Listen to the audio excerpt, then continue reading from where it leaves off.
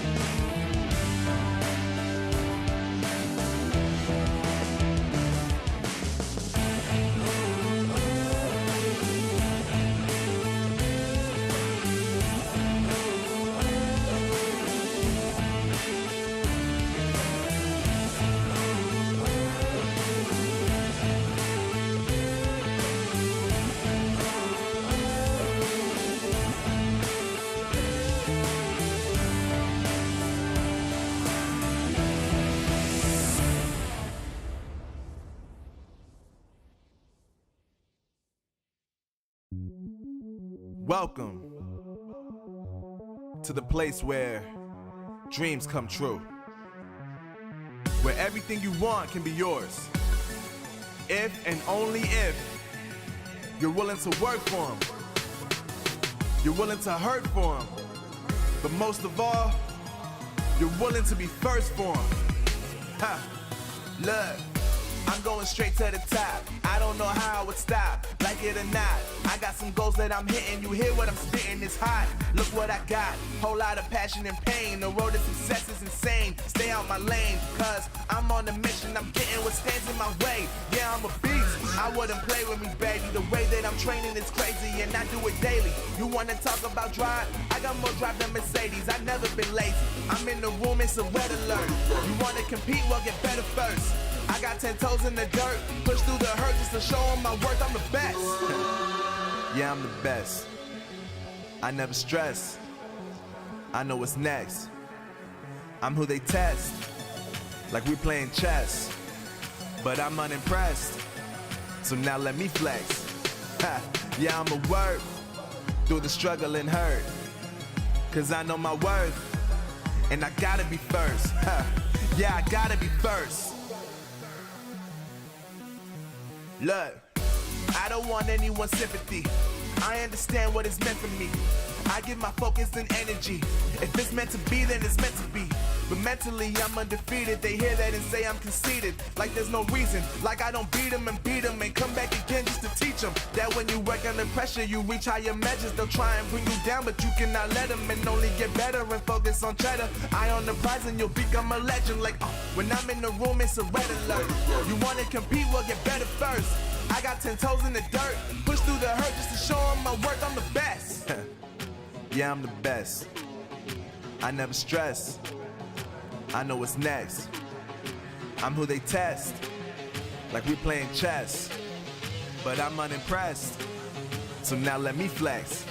Ha, yeah, I'm a work through the struggle and hurt, cause I know my worth, and I gotta be first. Ha, yeah, I gotta be first. They don't know what's gotten into me, how'd I turn pain into energy. Through all the struggle and hurt, remember my worth, and that's why I gotta be first.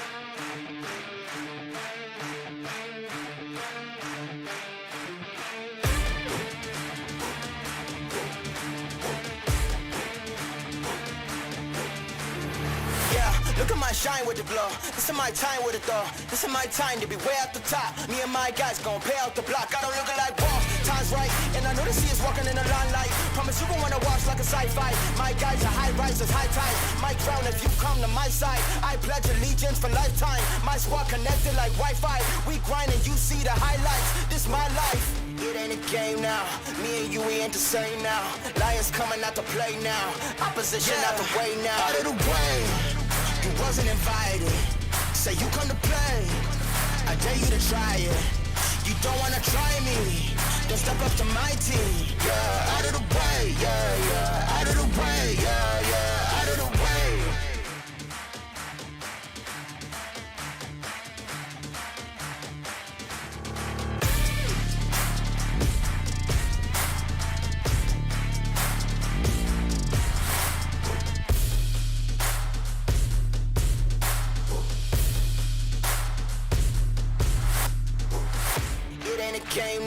Me and you, we ain't the same now. Lions coming out to play now. Opposition out the way now. Out of the way. You wasn't invited. Say you come to play. I dare you to try it. You don't wanna try me. Then step up to my team. Yeah, out of the way. Yeah, yeah. Out of the way. Yeah, yeah. Out of the way.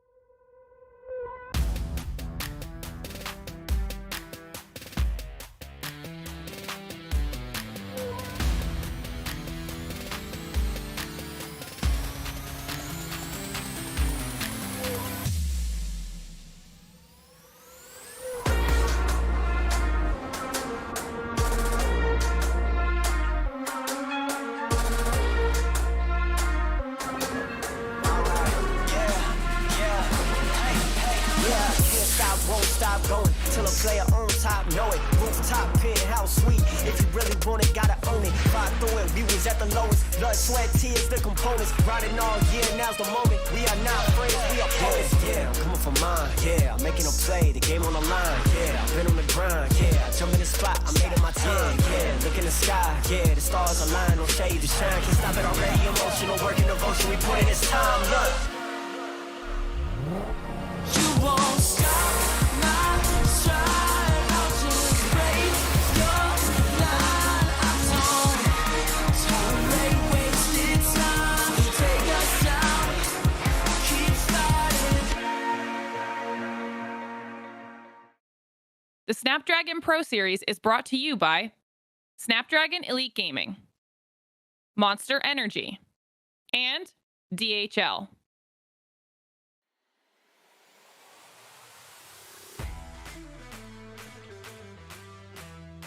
Welcome everyone to another day of the Snapdragon Pro Series. We got 8 of the best teams in the European plus MENA region. 4 fantastic matches today, and of course 2 of you know, the best casters in the game with me today as well. Trav, Ark, welcome guys for another show. Trav, how are you feeling today? I mean, first of all, I just want to correct you. The best caster in Brawl Stars. And I'm doing great. It's always a wonderful day for some Snapdragon Pro Series. It certainly is. Ark, yourself excited to be here again? Yeah, I'm going to stick with the modest approach. Very excited. I mean, we've had so many incredible changes just land today. So you guys are going to be on the ride with us, and we'll talk you through what we kind of expect to see from an esports perspective. But there is a lot we're going to talk about today. Yeah, certainly so. I mean, every single match day is ever so exciting, but yeah, was a lot of changes to the table today. It's going to be an even more special. They always love to see the teams adapt to an extremely fresh meta that changed actually just today.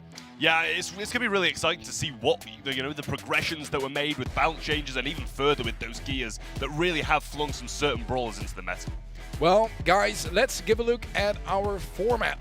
First of all, how does the SPS here work? Well, we had 2 splits, which was actually 6 open cups for each. That brings us to this challenge here today. We had a whole season of that before. This is going to be season 2 of the challenge now.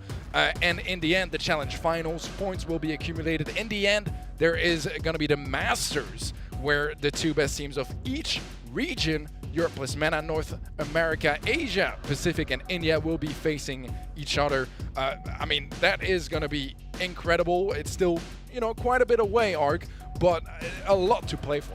Absolutely so. I mean, you know, every game matters, every point matters, and when it comes down to it, every team wants to make those challenge finals. And when you look at like the season 1 challenge finals and how well teams like Reply Totem, Tribe Gaming EU, and others fared, they want to be there again, and also they want to get a better result, hopefully. I mean, Reply Totem, of course, can't get much better than first, but so far still undefeated. We worked up prior to the show, 20 win streak now for them.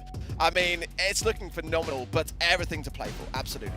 Yeah, 20 wins in a row here at the SPS. I mean, that's pretty much undefeated and unchallenged, you know, for a challenge season. But, you know, there's more than just obviously Masters, and all prize pool is also going to be available from now on for our players. And Trav, why don't you run us through it? Well, it adds up to a solid $50,000, which I honestly wouldn't mind taking on myself, but it will be left to the players. $20,000 for first place, $10,000 for second, $7,500 for third, $4,000 sitting at a nice $4,000, fourth sitting at a nice $5,000, and then $3,000, $2,000, $1,500. And as I always say, even if you lose every single game, finish the season 0-7, you still take home a nice bit of cash for $1,008 there. Yeah, there is going to be some motivation here across the entire leaderboard. We already had some teams, actually, that, you know, are looking to take that $1,000. But also some teams, you know, closer to the top, going for the big money here. Those sort of teams are going to be Reply Totem and SK Gaming, right? 4-0 right now, very nicely lined up to make it on top of this season, but not far behind teams like Tribe Gaming, Navi, Mystic Esports, all gonna be sitting on 2 wins, 2 losses. Chasmac Gaming and Panna starting the season a bit slow. That's gonna be 1-3 for them. And then Team Queso, Trav, they've had a bit of a nightmare of a season so far, haven't they? I mean, I'm not the right person to ask about Team Queso because we know how brutal I've been in the past few things, but I do want to touch on Reply Totem and SK Gaming today can guarantee their spot to the Season 2 Challenge Finals, which is just going to be absolutely massive for them, and obviously they're not facing each other until the last game day of this season, so it is another point of both of them can progress further on and make it to the Challenge Finals today, which is just going to be monumental for them. Yeah, both teams actually made it all the way in the previous season, so it would be a bit of a repeat, and I think it's important as well to state, Ark, how consistent those teams have been all across SPS. Yeah, absolutely so. I mean, you know, we bring the best teams in this region together and watch them battle it out. And when you kind of see the consistency of Reply Totem, SK Gaming, Tribe a little bit less so, but nonetheless, the team that, you know, made it to the Challenge Finals last season, had great results there, just came shy in that kind of rematch against SK Gaming. That top 3 bunch is honestly so closely tied together. But, you know, for SK Gaming as well, I mean, this season has been such a great run for them, and as Trav said, in that final play day, we're going to see them face off against Reply Totem. That I just simply cannot wait for. That is going to be a fantastic matchup. Talking about matchups, we got some great matchups for today scheduled as well. let's give them a quick look, as we will be kicking things off with Mystic Esports versus SK Gaming, Tribe Gaming against Panna Fresh, then Team Queso against Chasmac Gaming EU, and last but not least, Reply Totem versus Navi. Trav, I mean, you gotta admit it, it really feels like it's always the best match last. It really does, and you know, we've already said Reply Totem can go forward to the Challenge Finals if they win today, but it's also a massive game for Navi, and it's a game that they really do have to win. They're sitting at 2-2 at the moment. They've taken a loss against Mystic Esports. I believe they also took a loss against Tribe, so both of the people in that tiebreak area with them are sitting above them at the moment in head-to-head, so they need to be taking wins. They need to be hoping that teams take losses like Mystic Esports, and it looks like they might do today as they are against SK Gaming, but we've seen the fight that they're willing to bring to the Snapdragon Pro Series, and none of these teams in the middle of the pack are counted out at the moment. Yeah, I mean, Mystic sweep Navi, which is like absolutely crazy. Are there any other matches here that really stand out to you? I would like to see Team Queso fare against Chasmac Gaming EU because I feel like they've got to get a win on the board. You know, it really has got to be today that they do that, or that 1,000 in the prize was looking pretty tasty for them. And again, I think they've had a chance now to kind of reflect upon things. And, you know, it was a rough one, wasn't it, last play day when we saw them place off against their former teammates, you know, with Panna Fresh. 3-2. I mean, they came so close, but 4-0 is not where you want to be. They've got to get wins on the board, and they can do that. I think that's a close matchup that they can fare well in if they've learned from some past mistakes. Yeah, no, certainly. So it's been a tough season for them. I agree with you. You know, sometimes though there are teams as well that, you know, late in the season start popping off, even though they might not stand a chance at qualifying anymore. We saw that just from 7 and 8, that's a 50% increase to your prize pool. That's definitely going to be worth playing for, and they can still make it a little further than that. As a matter of fact, they're not out of the competition just yet either way, but yeah, it's starting to really solidify on the leaderboard side of things. We've seen a lot of teams like SK and Reply Totem getting close to qualify, but let's see now. A quick look at the roster of Mystic Esports.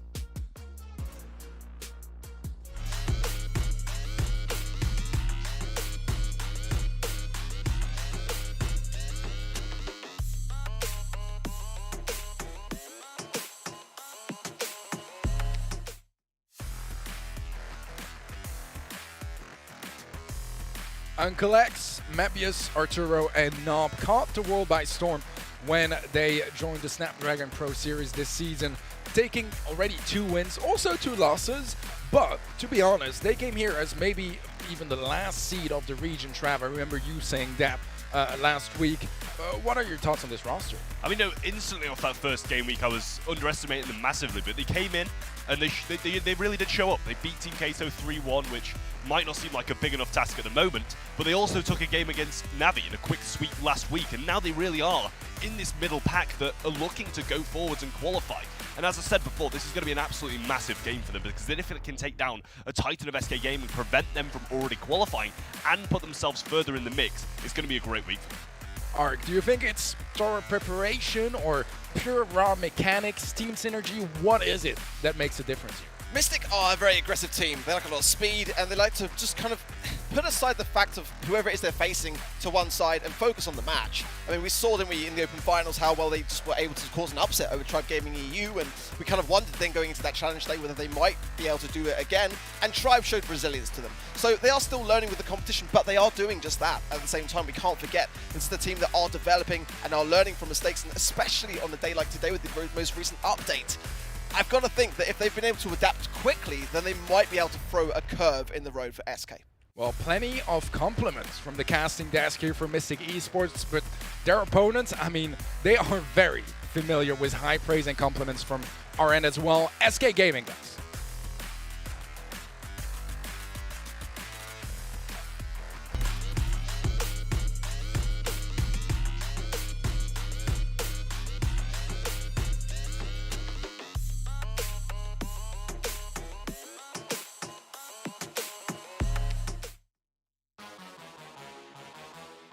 Very familiar faces indeed. Gia VGX, IKO Semantic, and Pedro on the coaching side of things. SK Gaming, a legendary roster at this point, and one that has been incredibly strong at the Snapdragon Pro Series. They placed second in the challenge season 1. And honestly, the only real opposition was Reply Totem that they were not able to defeat just yet. Trav, this roster, I mean, they've already accomplished a lot. And I'm pretty sure you'll see them coming in as a favorite for this matchup as well. Yeah, I think that's kind of undoubtable at this point that they will be coming in favourites regardless of how Mystic have been performing. SK Gaming, they're qualified to Worlds, they're 4-0 in this. This game would secure them for the next phase. There's no better way to finish a year than a couple of live events, and they're going to be pleased about getting to that next stage if they do manage to take the win, which might be, the driving force needed, especially when we're looking at the games later down the line of Reply Totem and stuff. If they don't guarantee themselves earlier on, it can come back to bite them in the future. Yeah, certainly so. I mean, this is going to be an important one for Mystic because, yeah, right now they're 2-2, but as we get in the later stages of the season, this could be one of those matches that if they win, it's kind of like, a way to solidify their position in that leaderboard. But their opposition is going to be very, very fierce. And SK Gaming, I mean, they're just looking to qualify today, aren't they? Exactly that. I mean, you've got to remember with Mystic as well, that they've lost to Reply Totem and Tribe. They're the big teams that you kind of expect to lose to. So they're in a really good spot, to be fair, even if they were to concede this game. But nonetheless, again, looking at their stats, aggressive-wise, against a team like SK, they're looking pretty decent. I mean, they're greater in damage, greater in kills, and deaths as well, we come to expect from a team that show that kind of aggression. So for me, the question today is, are Mystic able to get that controlled element that SK do so well? SK are a team that are so passive in their approach, but when they need to go on the aggressive, they do. But when they also need to defend, they really double down on their defenses and bring in brawler comps to match. And I think if Mystic get the draft right here today and really harness against that same idea against SK, it can work out well. We've seen SK crumble when a team have drafted against them and denied them of what they want to play. Yeah, when you have a very control-heavy team like SK Gaming that likes to just solidify their positions on the map and hold them, make it impossible for their opponents to get up close. Do you think there's a particular approach here, Trav, that works better than others when facing a team like SK? Well, I mean, I think, Ark touched on it a little bit just a second ago. The aggressiveness that Mystic Esports brings to the table is it's a tried and proved playstyle against SK Gaming. Reply Totem are the ones who adopted it first. They've thrived against SK since they've made that change. And Tribe have started to make the change as well, and it's made them seem a little bit better against SK as well. So if, as Ark said again, if they can get the drafts right, if they can get this playstyle locked down, and along with some of the balance changes, throwing a bit of a spanner in the mix, it might also shake things up for Mystic to win. Yeah, I'm hoping to see some great stuff from Mystic today. Well, guys, you're not going to escape it today. Predictions for this matchup. Art, I give you the honor to start for this one. What are your thoughts? I think it's always fair to say that you've got to go in the favor of the team that's the favorite. I think the SK are looking at the top of their game at the moment. We did have some questions earlier in the year about their consistency, but this season they've really shown us that they've knuckled down and focused on a lot of those things and ironed them out. You kind of got to go about 75, 25, I think is probably fair. But again, Mystic do have a lot going for them in the sense that we've just had a big update, one of the biggest updates of this year. Those gears now are actually kind of more the focus point for me over some of the balance changes. And if Mystic have really kind of got that down quickly, then they could then unravel. But 75-25, I think it's kind of got to be fair. Well, Trav, same opinion here as Ark, or are you somewhere different? No, I think the same. I think SK are always going to be the favourites going into this match. You've kind of got to look at the leaderboard as well. 4-0 versus 2-2. If you've not ever watched Brawl Esports before, they're the team you'd side with just looking at that. And I think, their ability to take down Tribe Gaming in the previous week and Mystic Esports not being able to rise to that occasion again, it's definitely an SK-sided affair. And I think, 75-25 is a fair point. Yeah, no, I kind of agree with you guys, to be completely honest. I think this is, obviously kind of a routine match for SK Gaming, but on the other hand, Mystic are a team that have shown that they can deal big time damage when their opponents are not careful and underestimate them. Do I think SK are that sort of team? Probably not, but our good point was the balance changes. It could definitely happen.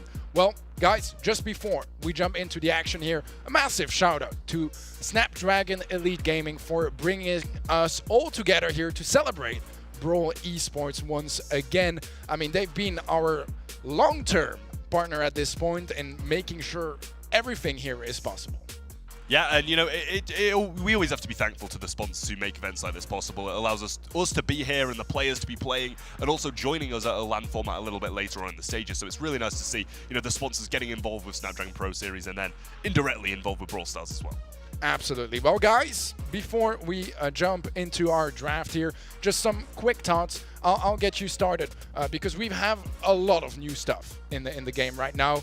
Gears, that's going to be all for you, Art. I feel like the reload gear today is going to be such a heavy hitter. I mean, I wrote down the ones that I feel are going to really resonate, and it's 8 out of 10. I mean, Brock, you know, with the 4th rocket, having that 20% additional buff to the reload, it's so powerful. You know, I was playing the game a lot this morning. That seemed really great. Bo, another great example of a brawler which is really, you know, quite in a solid spot. We saw a lot of Bo kind of phased out a bit. Now I feel like that one's going to come straight back into the mix. Rico, Griff, Amber, Bell, Lola, Eve. All now genuine threats. I mean, there's such a wide pool, a wide spectrum of brawlers now, which are really, you got to be careful of. And, you know, it's a new mechanic. You know, 20% buff to reload is huge. And at such an early stage in trying those things out, it's the teams that have got some real essence of, you know, strategy going into their matchups. I mean, that's not even talking about balance changes. I mean, Gus, I mean, that is going to be running absolute riot today. Barley as well.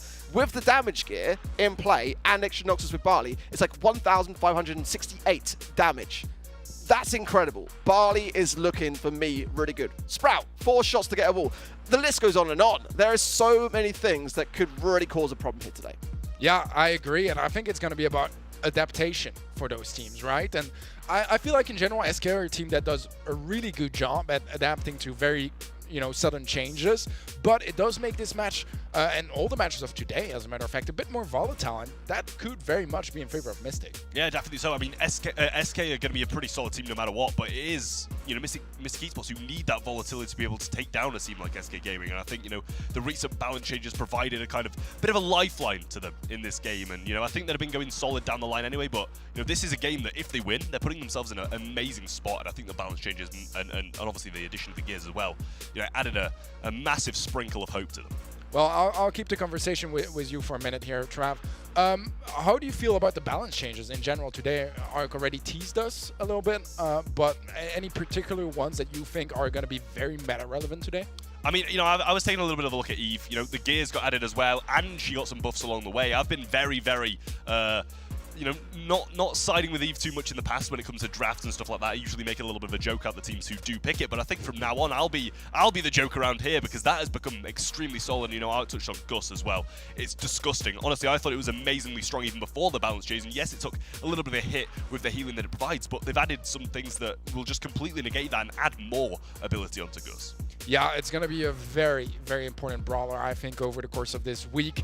Well, I mean, you know, a lot of news to take in here, and that is all going to be affecting our drafts for today's matches. Out in the open is where we will be kicking things off, and already on the side of Mystic, banning out Squeak, Max, and Piper. SK taking out Jean, Squeak, and Janet.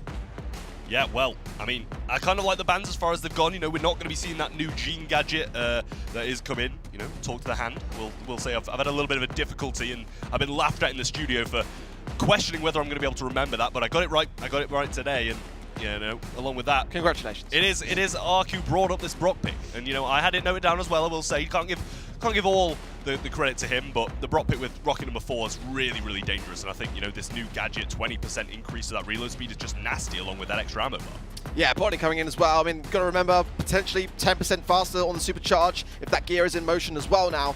I don't think it will make the biggest difference when it comes to Bonnie, simply because, again, with that super, you're a bit dependent as to when you want to actually go in and use it. But Gus, I mean, this is a pick which actually I think SK would have liked to get here. They've shown a great way of displaying how to use the shield aggressively, so I kind of worry a little bit for SK, especially if they combine that Gus with another brawler. That shield goes through walls now. I mean, it's so strong, and I definitely raised a few concerns because Gus was already being picked massively so in the draft prior to those buffs, and they are really big buffs. I mean, the healing has gone up from 1,000 to 1,200. The shield got up from 3,600 to 3,900. That's an 8% increase, and that shield going through walls is going to allow an aggressive brawler combination to really attach to that. You know, if they bring in a tank or something, especially in a map like Out in the Open, and go on the aggressive and get that shield going, it's going to be such a bad day for SK.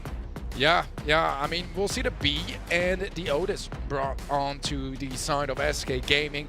B has been one of the most important brawlers in the recent meta, just because you know, it's not necessarily so overpowered or anything. It just deals very well with a lot of meta brawlers, especially something like a Bonnie that doesn't have a lot of mobility, is very tanky, so that high burst of damage and easy shots to connect here for B make it a very strong matchup for SK. And Otis, obviously, also a brawler that has been just really, really good lately. Tons of damage, and that super in the later stages of knockout can be devastating. And we have our final pick. That's going to be the Carl on the side of Mystic. Yeah, you know, we can't forget as well, B had this this change to Honey Molasses, which is no longer going to be staying at that HP. It's going to be decaying as it goes, and I think that was a great change as well. We've seen a rising rate in the opposing gadget being picked recently, Rattle Hive, and it's really been, you know, a bit of a thing that I was questioning just that little bit more, but now I kind of feel like it warrants it just that little bit. Otis obviously as well going to have a bigger charge rate with this new gadget, and that's going to change him massively. Looks like we've got a bit of a new environment here as well, which I wasn't too aware of, but I'm liking it. Very nice indeed. Very pleasing to the eye, Trav. But yeah, I mean, I'm kind of feeling like SK saw the threat of the tank and they went B. I love that from them. They were kind of very much aware that Gus carries that potential to really pair with that idea. 3 versus 2 now, Mystic on the back foot, but, you know, again, you know, this is a map which can be broken up very nicely with that Brock pick from Guille. They haven't chosen to break their side yet, but they could, coming in off the back of the next spawn if they wish. But now, look at this. I mean, you know, they can just sit here, wait for the aggression to come from Mystic. Obviously, they've got to be aware of Bonnie getting super over time, but realistically, SK are in a great spot. This is where they like to be. Just sitting back, waiting the timer down, and keeping the pressure on. Breaking up that right side just a little bit more. Now there comes the gadget. Not as much damage coming out of that anymore, but has his super now, which gives him a little bit of, you know, end-game assurance if he wants to go into this later stage, but at the moment just choosing to keep it. Guille's getting hit pretty hard though. Fat Splatter being placed down by Chaos, trying to ensure this round. Mebius has the jump, but now Chaos has his super as well, which is always dangerous against a Bonnie trying to jump in. Nob's going to be slowed and shot 3 times by Guille, who brings him down. 3v1 situation. Mebius is going to try avoid feeding these supers, but gets hit by Guille anyway. Yeah, Guille can't be far away from super now as well. And, you know, Otis, oh my word, it's felt so good today. I mean, this is probably a troublesome map to make it work and count, but the Fat Splatter there, really on point again from Chaos as the taps from the left-hand side from Semantic, connecting nicely. The slow connection onto X there as well, forcing out the flying hook. I love that play. Very, very aggressive there from SK, and, you know, back to being where we were in the previous game with Mystic in the spawn area. Okay, they've got 3 people still on their feet, but this chokehold is really going to cause them some problems. And look at the amount of, like, you know, just area control that SK got from this comp. There's so much against them right now, and with that continuation of the reload speed gear in force on the Brock, it's a really tough situation for Mystic here. They've got to get out of this position. Yeah, it's really not a good spot for them to be in. I'm surprised X isn't playing over that left-hand side with that flying hook over the water. That would probably surely be a little bit more flavoursome than this, but they're getting absolutely destroyed at the moment. Shots coming through, but Semantic gets hit, failing to hit X in return as well. Nob falls low. And now Chaos comes in with that mute. The burn down damage is there as well. Maybe it's the only one surviving, and he can't win this. He jumps in. Surely Chaos is going to be close to another mute after following up with a few shots. He jumps in low, over, and this is the SK that we expect to turn up. Solid stuff, really nicely done, and just looking composed. That's the most important message that I got from that game from SK. I think they got the comp that they want as well, and just know the importance of getting that early control. Once they have that established, then they can buy out the clock, and with nothing really of a wall break on the side of Mystic, they can't get out of that spawn area once they are in it. I mean, the flying hook sure on the side of Carl, but that's about it, and so far so good for SK, but Chaos is very low here. It does go down to Nob, and now Mystic, if they can get back out of this, Mebius on the right-hand side is just about hanging on. He does so, but now 2 versus 2. It's not going to be easy against that B. Nice stuff from Semantic over the left-hand side. The Ghost does remain on the floor as well, but surely they're just going to stay away from that and not let it get the value that Nob desires. Mebius needs to be cautious. Grass broken up as well from that last rocket fuel of Guille over the right-hand side to the mid. Mebius has his jump still, and it is going to be a lot more effective against these now that Otis is down and the mute possibility isn't there. But they're playing this range game. It's the game that they want to play, and Mebius just isn't going to be able to contest because of his slow movement speed. Well, it's looking better for Mystic. In fact, this is probably the best opportunity so far. Amplified shot for Semantic will definitely deter the idea for Mebius to even jump in, but they've got to get a couple of shots here and there, hence the damaged gadget pop there on the side of the Bonnie. But, oh, Nob goes down. That's going to be disastrous now. A 2 versus 1 in this position, very, very much, I want to say unwinnable, but definitely challenging. Maybe this is going to go in and try for it, gets taken down instantly.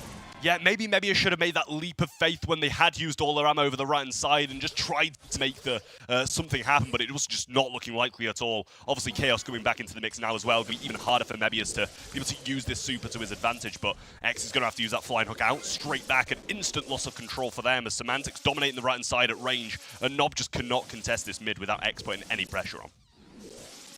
Well, we need to see a bit more here from Mystic if they're going to survive this first set. And so far, it has been very much SK. A couple of glimmers of hope here and there, but nonetheless, it's that controlling element that SK just do so well. Look at these shots from Gear on the left-hand side, by the way. Just connecting so nicely over the top as well, and he almost secured the kill, and he was not really in a position to do so over the lake, and just the pressure keeps mounting on. Shield passed over to the maybe it's there, but again, you want to see that kind of pairing with Gus to go something on the aggressive, and it's not kind of working in that respect. Okay, it's a shield, but you've got to then utilize it with some aggression to follow. Every time he's provided the shield to Mebius, it's been instantly taken out by a 3KB shot. The slow comes in from Semantic, in comes the jump from Mebius, though, and it's into the middle of nowhere. No man's land, and he goes down. So does Nob, and SK Gaming take the first set in the most convincing fashion we maybe even seen all season. Yeah, that was very, very strong on the side of SK. It felt very routine, right? It didn't feel like there was anything like, you know, completely just shining over their opponents.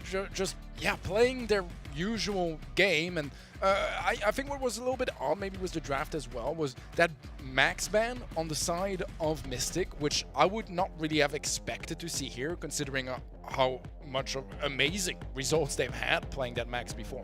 Yeah, the max has definitely been a staple diet for them, and you know, sometimes teams adopt that kind of strategy, and you know, we saw it a lot, didn't we, with Humble always banning out Crow, despite Gugu being one of the best Crows in the EU. You know, it's kind of one of those things where if they don't want to face up against it, they don't want to face off against it, and clearly they felt that that was kind of a threat to their comp. But in the end, you know, the SK comp was superior. Everything about it screamed SK. Yeah. I mean, the control and everything was just so on point. Just no chance as well for that Bonnie on the lane against the B. Just a bad situation to get yourself into. And damage-wise, I mean, it's over double on the side of SK Gaming. The healing is over double on the side of Mystic, but it doesn't make up for that gap.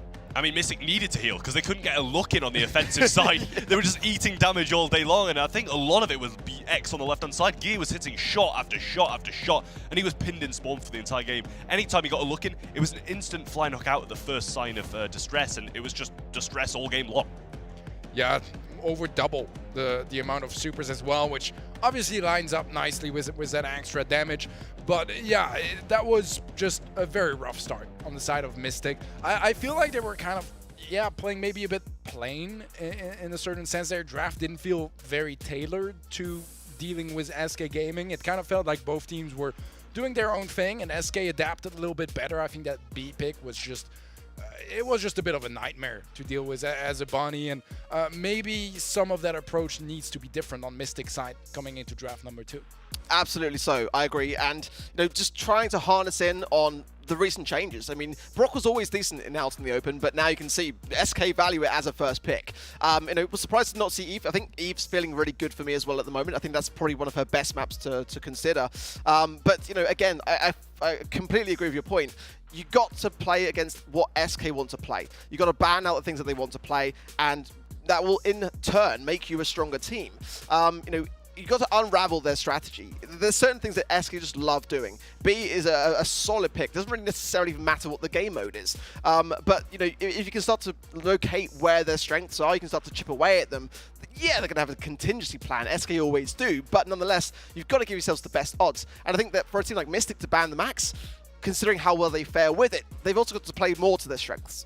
Yeah, it's kind of what worries me as well with this matchup is, yes, the volatility is going to be in the advantage of Mystic, but SK, they've shown as well, you know, how quickly they can adapt, how good their staff is at supporting the team and the research that gets into every single one of their matches. Our draft is lining up here for Kaboom Canyon, some heist action, and we won't be seeing any Daryl, Griff, or Colette, all banned out by Mystic. Colette also banned by SK, as well as the Bunny and Otis, and the first pick of Carl from Mystic, which I don't particularly love on Kaboom Canyon. Yeah, I mean, I was going to question, I was just about to ask you guys, I'm not the biggest fan of Carl as a first pick, but you guys might be, and you might prove me wrong, but seeing that you've agreed with me there, I feel I'm pretty heavily by that fact. And Gale, to counter out that, which is always going to be an amazing second pick. With Daryl off the board, it's still very solid, but you can't really play Daryl without Gale, and it's kind of a one-way pairing.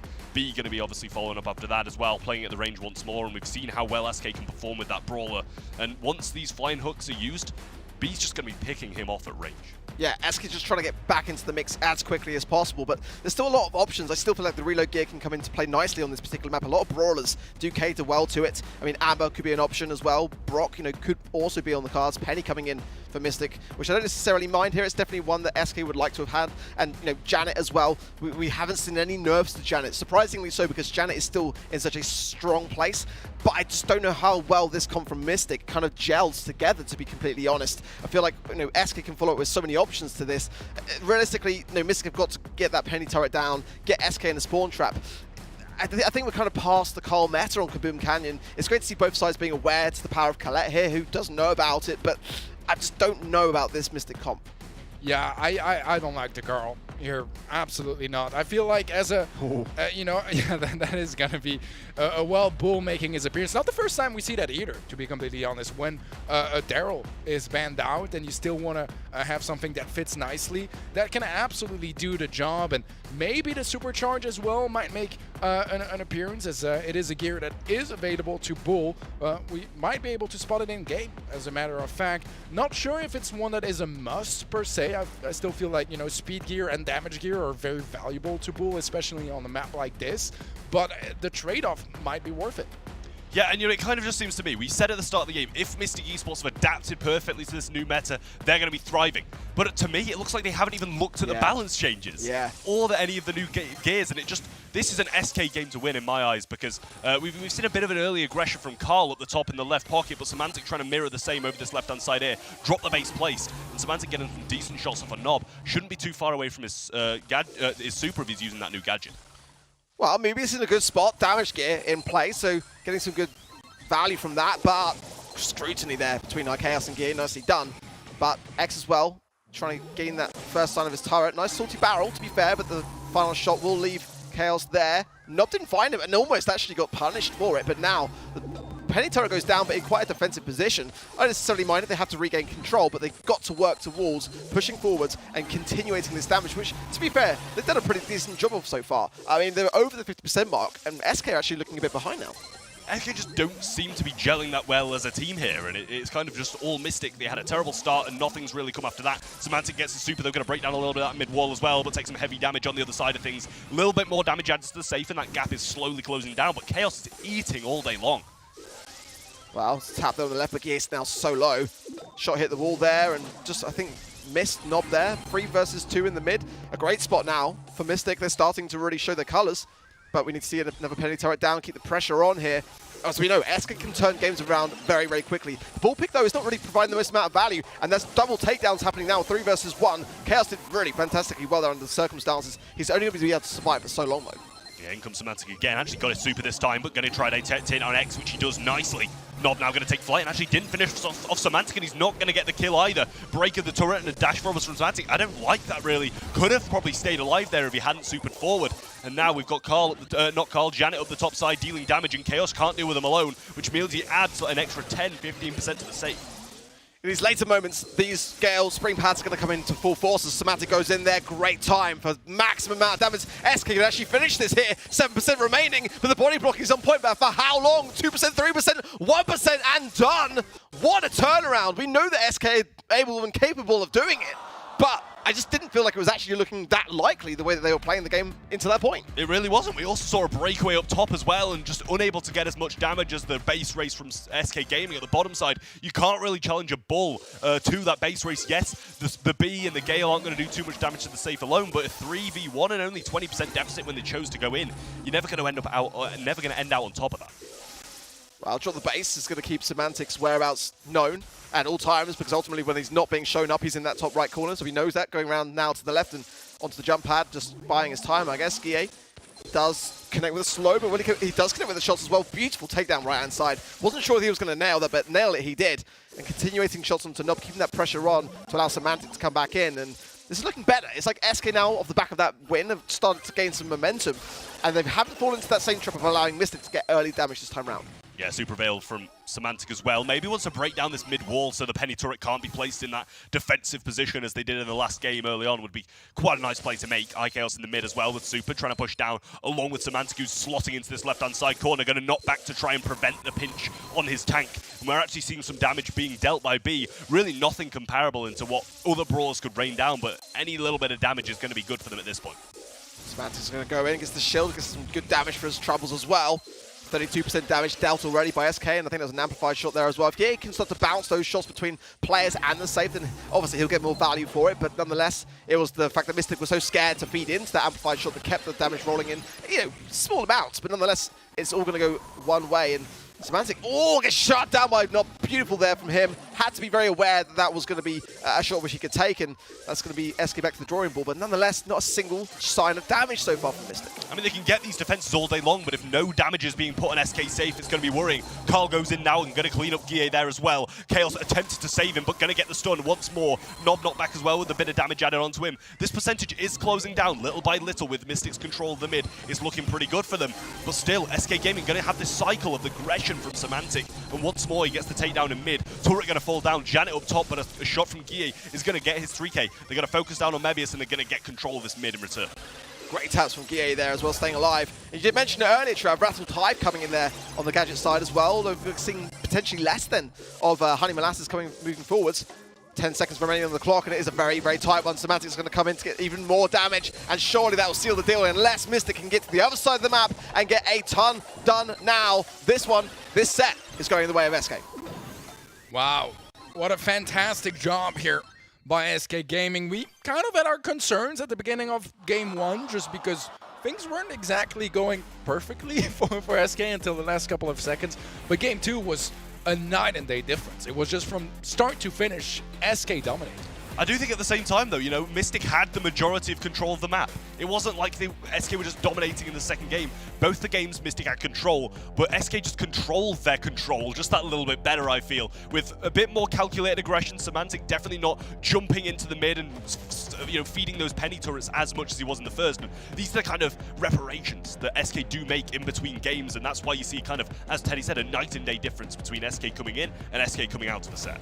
Yeah, it was a fairly different approach, and I liked what I'm seeing. I don't know if the new supercharged gear was the reason the bull was brought in. I've seen him before replacing Daryl in a few specific situations when you want to go for a similar idea, but I mean, it worked, and Mystic were not quite able to adapt here despite having 9 more kills, a lot more damage, about the same healing. But that's the thing, with those tanker brawlers like Daryl, like Bull, you can take them down, you can deal a ton of damage to them, but by the time you take them down, they're just able to come back to the action so quickly.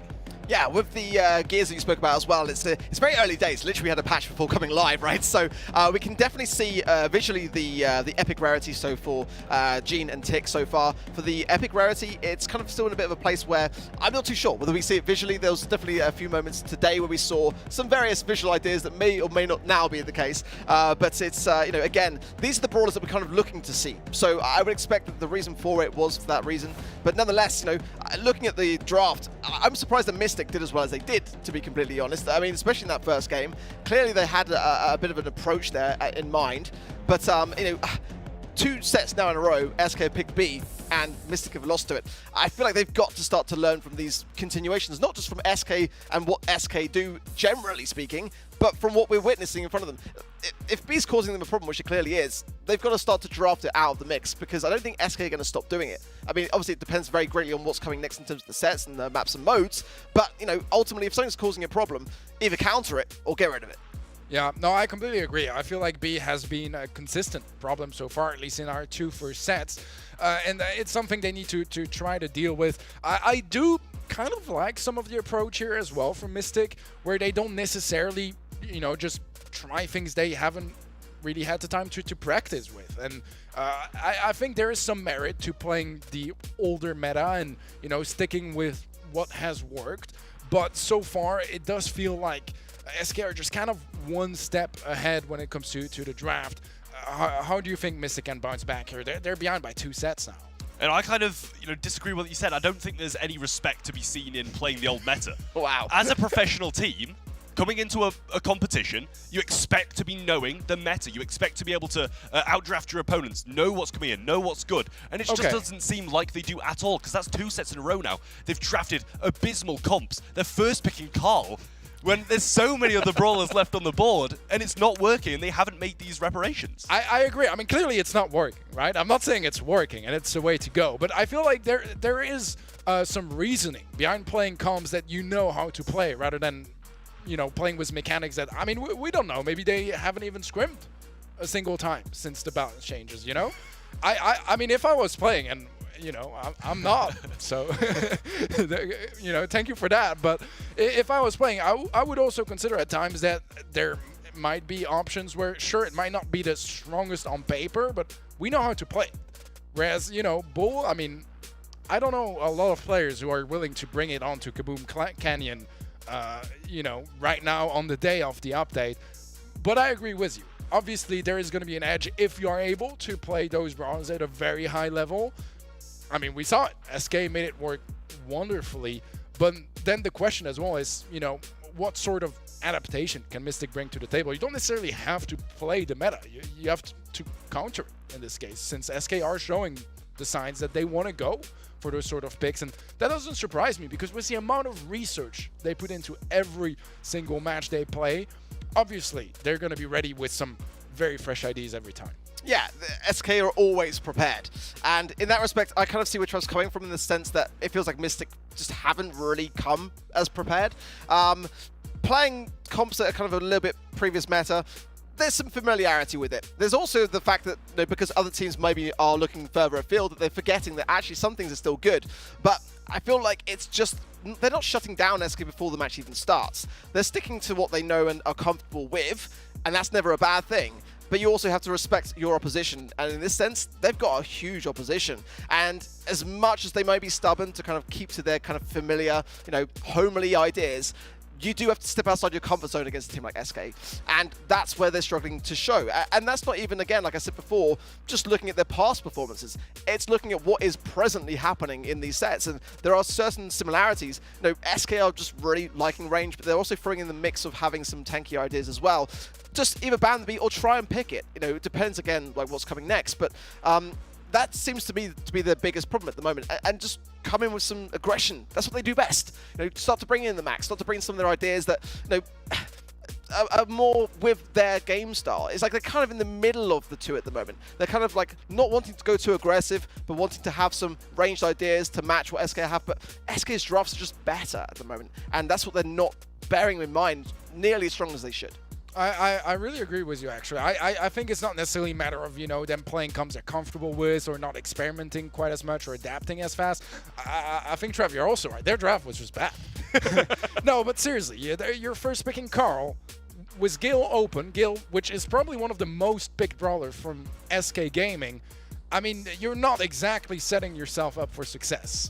And yeah, there are some adjustments here to be made, because clearly things have not been working so far for them. Yeah, and I mean, you know, it's with what Ark said as well, right? It's kind of like they're playing you said they're playing they're playing the old meta, they're playing this, they're playing that, but it doesn't seem to like they're playing their meta. And you know, you said it seems like they're kind of in between it. Well, they never really used to play the forefront of the meta anyway. They played what they were comfortable with, but now they're not playing the new meta, and they're not playing their meta that they're playing, like they're good with. And you know, against a team like SK, if you're coming in so indecisive, your drafts aren't that good, and you just genuinely haven't been playing the new update before you've got a competitive game in a big tournament like the SPS, it's worrying, and you know, you've got to question their commitment. Well, Art, you said earlier that you were the smartest Brawl Stars player. You did say it. You did say it. Yeah. So I'm questioning you particularly here, because we're talking about, you know, what sort of adjustments, but concretely, you know, there's been a lot of balance changes, some gears for some brawlers here as well, just thrown into the mix. Is there anything that you can think of where you know, it kind of sounds like a way to deal with what SK have been playing so far, or something that, you know, Mystic could bring onto the table to try to catch them off guard?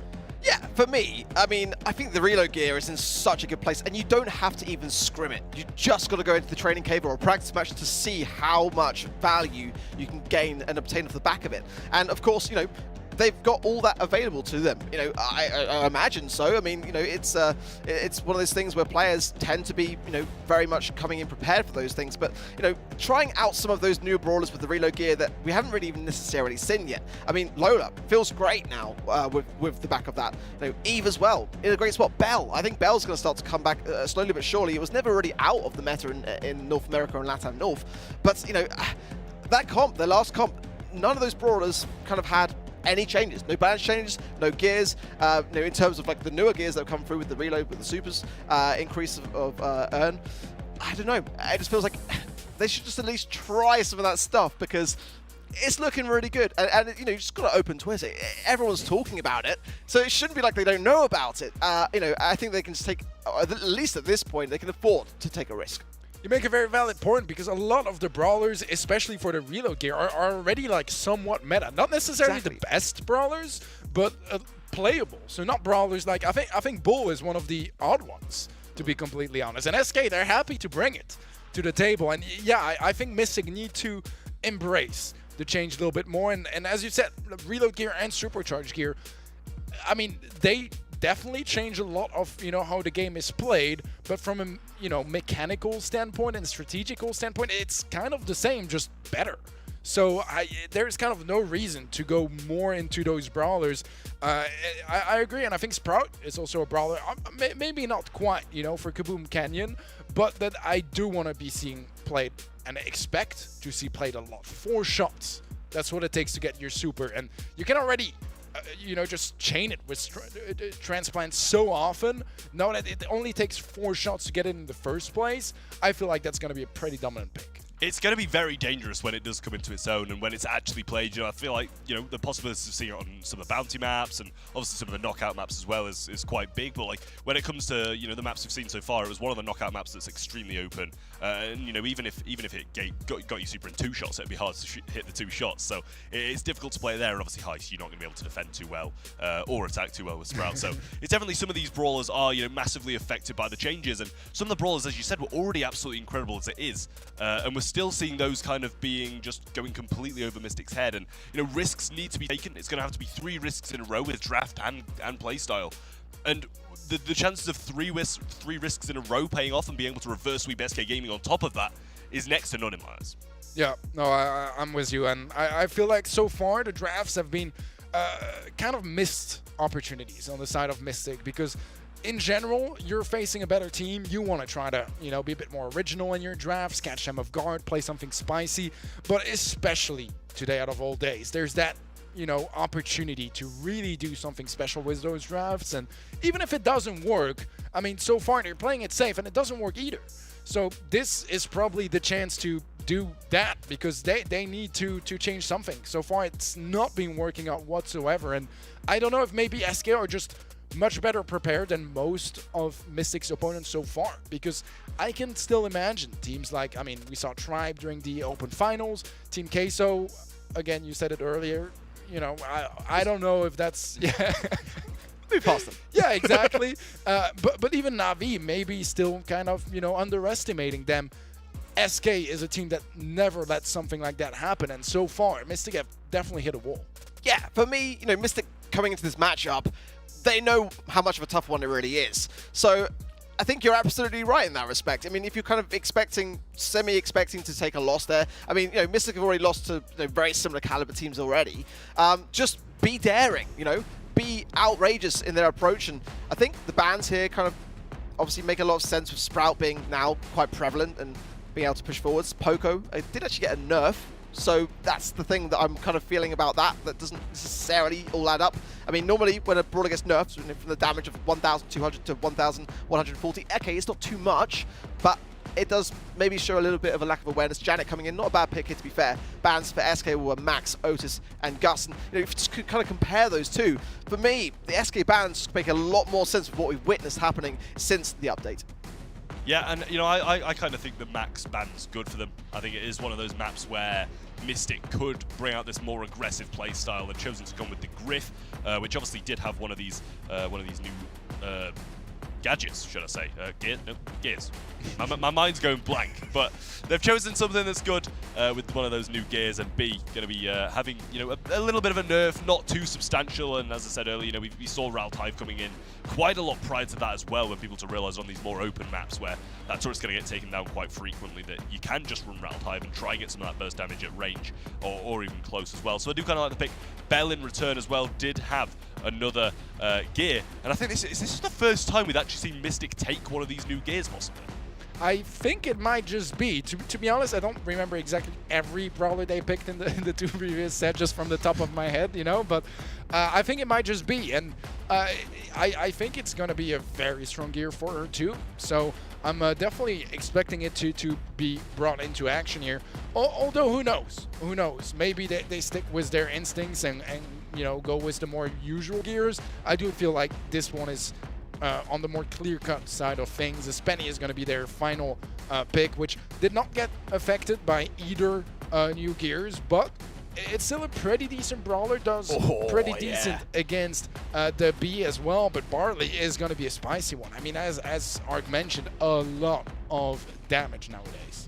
Yeah, I mean, 1,568 with damage gear in play. How much was out? Well, without, it's like basically like with no damage gear and no extra Noxus, it's 1,140. So the thing is, you're more likely to run extra Noxus because you want the damage gears to be coming in play. If you're using medical use, you're going to be healing off the back of the shots. It kind of eradicates the option.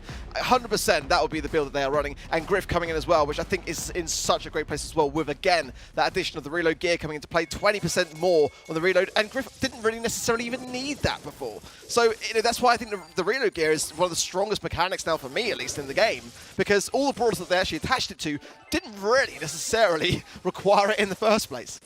The minecart has chosen its side for this match, and it chose to pin SK in the spawn quite early on, but a nice little fight back from Chaos and Semantic over the left-hand side wins them that lane and some gems along the way as well. X getting hit by Semantic, or wasn't Chaos, it was Chaos in the mid, but he walks over one of those mines, and he is actually going to be using that Honey Molasses there to tank shots and stay nice and healthy along the way.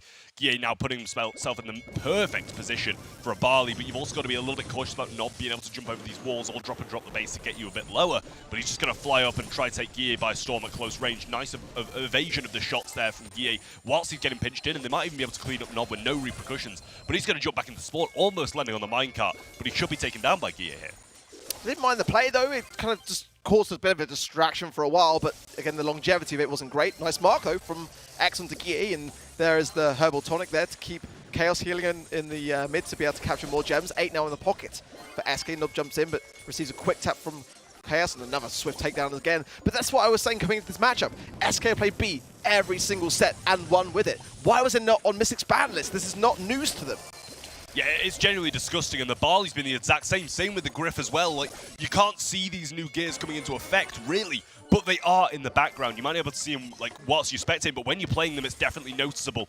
Now we've got Mystic Esports trying to fight back and get some gems back to their side, but it's just not looking likely. Nob falls one shot, and that should be a Barley takedown I've ever seen one. Doesn't manage to get it, but it doesn't matter. He sent him far enough back, and SK Gaming are going on to match point. Yeah, and looking very comfortable in the process, got to be said. I mean, they just look like it's another day at the office, and the scoreline reflects much that same story. I mean, they're just rinsing and recycling what they know and love, and this is not kind of new stuff to us from SK. I think that, the Bell pick's actually probably my favorite brawler on the side of Mystic, because, again, it shows some awareness of the changes, but loving to see Barley here coming back into the meta. I think it's a great brawler which has been out of things for a while, and for that same reason, teams are kind of forgetting about how strong and powerful it can really be. And you don't expect it to slot in on Minecart Madness either, of all maps really in the map rotation at the moment. You don't expect Barley to be coming in here. Nice shots coming through though, and it's keeping Mebius back nicely. Can't use that Salty Barrel. Can't use that Supo anywhere near Guille, which is going to be an issue for him. Little Bell mark coming in as well as the trap, but no connections were made. Shot now from X as well, and the follow-up onto Guille brings him down to one shot, but he's just going to be able to retreat, heal up nicely, and Semantic does his job for him. Both Chaos and Semantic there were so low, and just like one little tap of damage and would have done it, but that was a great super from Semantic, and just able to keep that mid control all the way so far. Slow didn't quite connect, Nob takes to the skies, and this is where you've got to be very cautious, and SK will be communicating definitely to get Nob taken down as quickly as possible. He might gadget over the wall here as well and try to do that with 2 gems though in the pocket. You've got to question this aggression.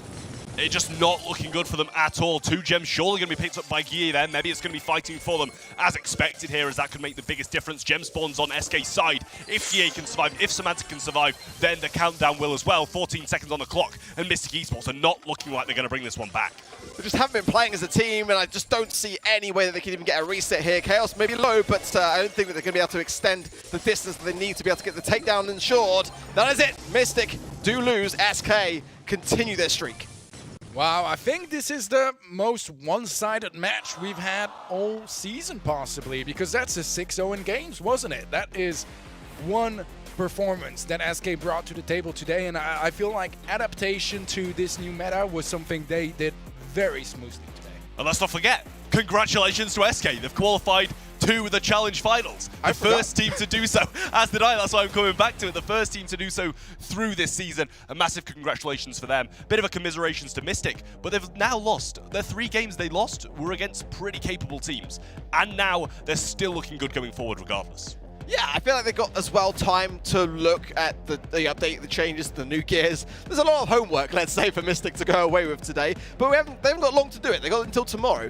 But like Trevor rightly says, you know, some of those big names are out of the way now. At least they've got that as some kind of comfort to start to have the time to develop some kind of strategy.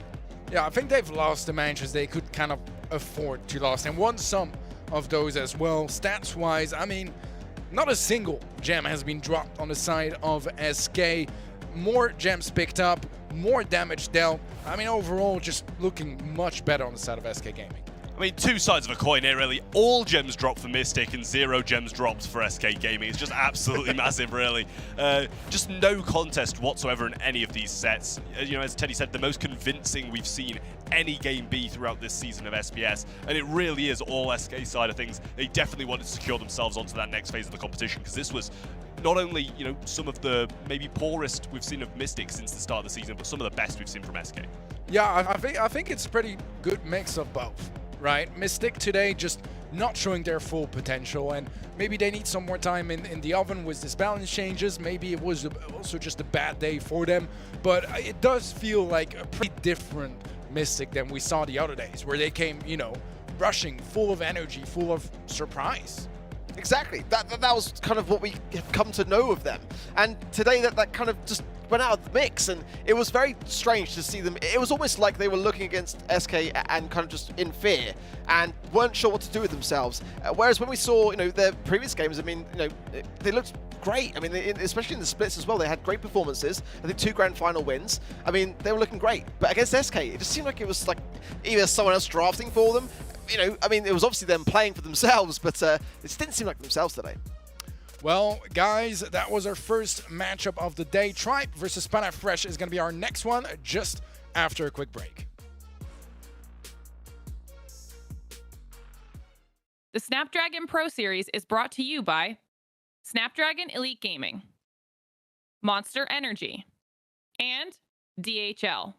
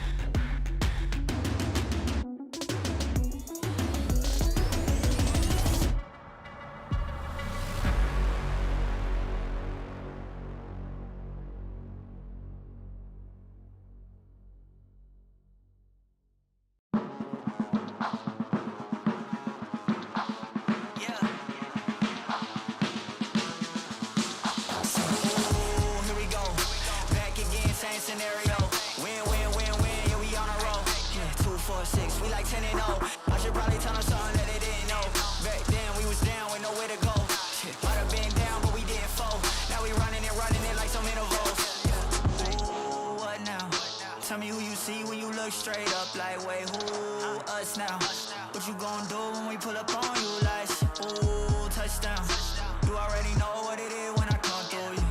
Ooh, shut down. Say, ooh, shut down. Say, ooh, what now? Tell me who you see when you look straight up like, wait, who? Us now. What you gon' do when we pull up on you like, ooh, touchdown. You already know what it is when we come through you. Ooh, shut down. Say, ooh, shut down. Say, ooh, give me that crown. I need that now, right now. Ooh, don't make a sound. It's my time. You hear the crowd. Hey, we need that rain. Me and my team. Deja vu. This here a dream. We done all seen 100 times over. We are just coming back from one of the most convincing matches in this entire challenge season. A 6-0 in game, Strav, where SK Gaming just looked like a whole other breed. I mean, SK just looked absolutely incredible, but on the contrary as well, you know, it's kind of Mystic Esports being not so great at the same time. Yeah, man, it's sad because Mystic, they've shown so many signs of promise. It's not of the end of their seasons whatsoever. They still have plenty of opportunities to make it, but yeah, I kind of was hoping for them to maybe adjust a little bit faster and better to the meta. It kind of felt like they were suffering the meta today. And who doesn't love an upset? You know, how great would that have been to see them just come in and just completely wreck it and cause a problem for SK and have SK go away thinking, ugh. But, like, it didn't happen. And I kind of expected that was a team that possibly could have caused that upset, I feel. Like, a lot of people maybe look upon Mystic and underestimate them. I don't think SK are that team, but nonetheless, I was hoping for a bit more. I think it would have been the natural evolution of Mystic, right? They beat Tribe, they beat Navi. Who's next? It's SK. Yeah. It should have been SK. Exactly. But it's not quite going to be the case here. We got a fantastic match lined up for you guys now. Let's give a look at our first opponent. It's going to be Tribe Gaming.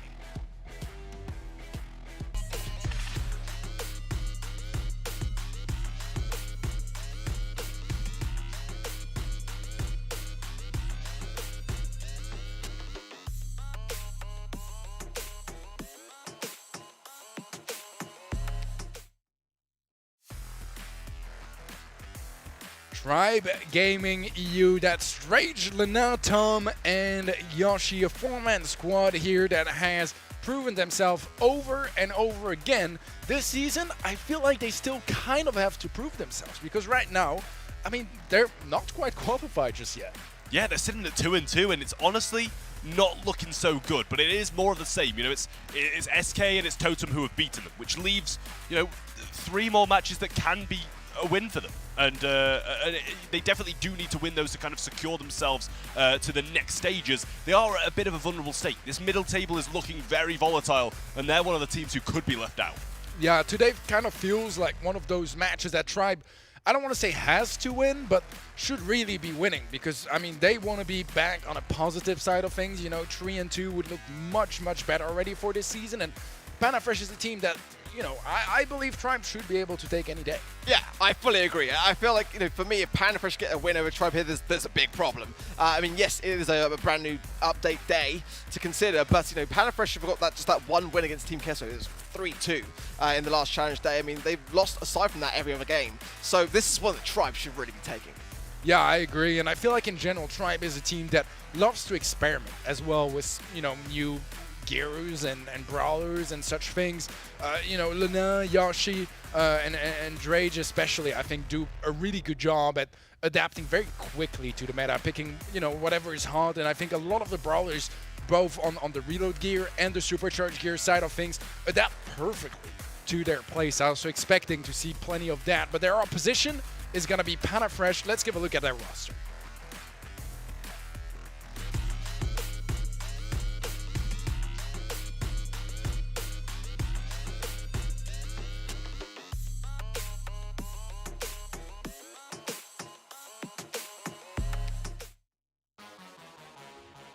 The Spanish FA roster here consists of Rafa, Blacksea, and Jaime 16.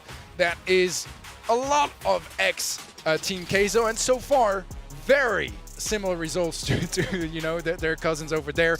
But it is a team that does have talent. They have players that have experience, that have had tremendous success in the Brawl esports scene, just not this season. Yeah, you know, a win today would be huge for them. They prevented themselves being knocked out of this phase in the last week against Team Queso by reverse sweeping them.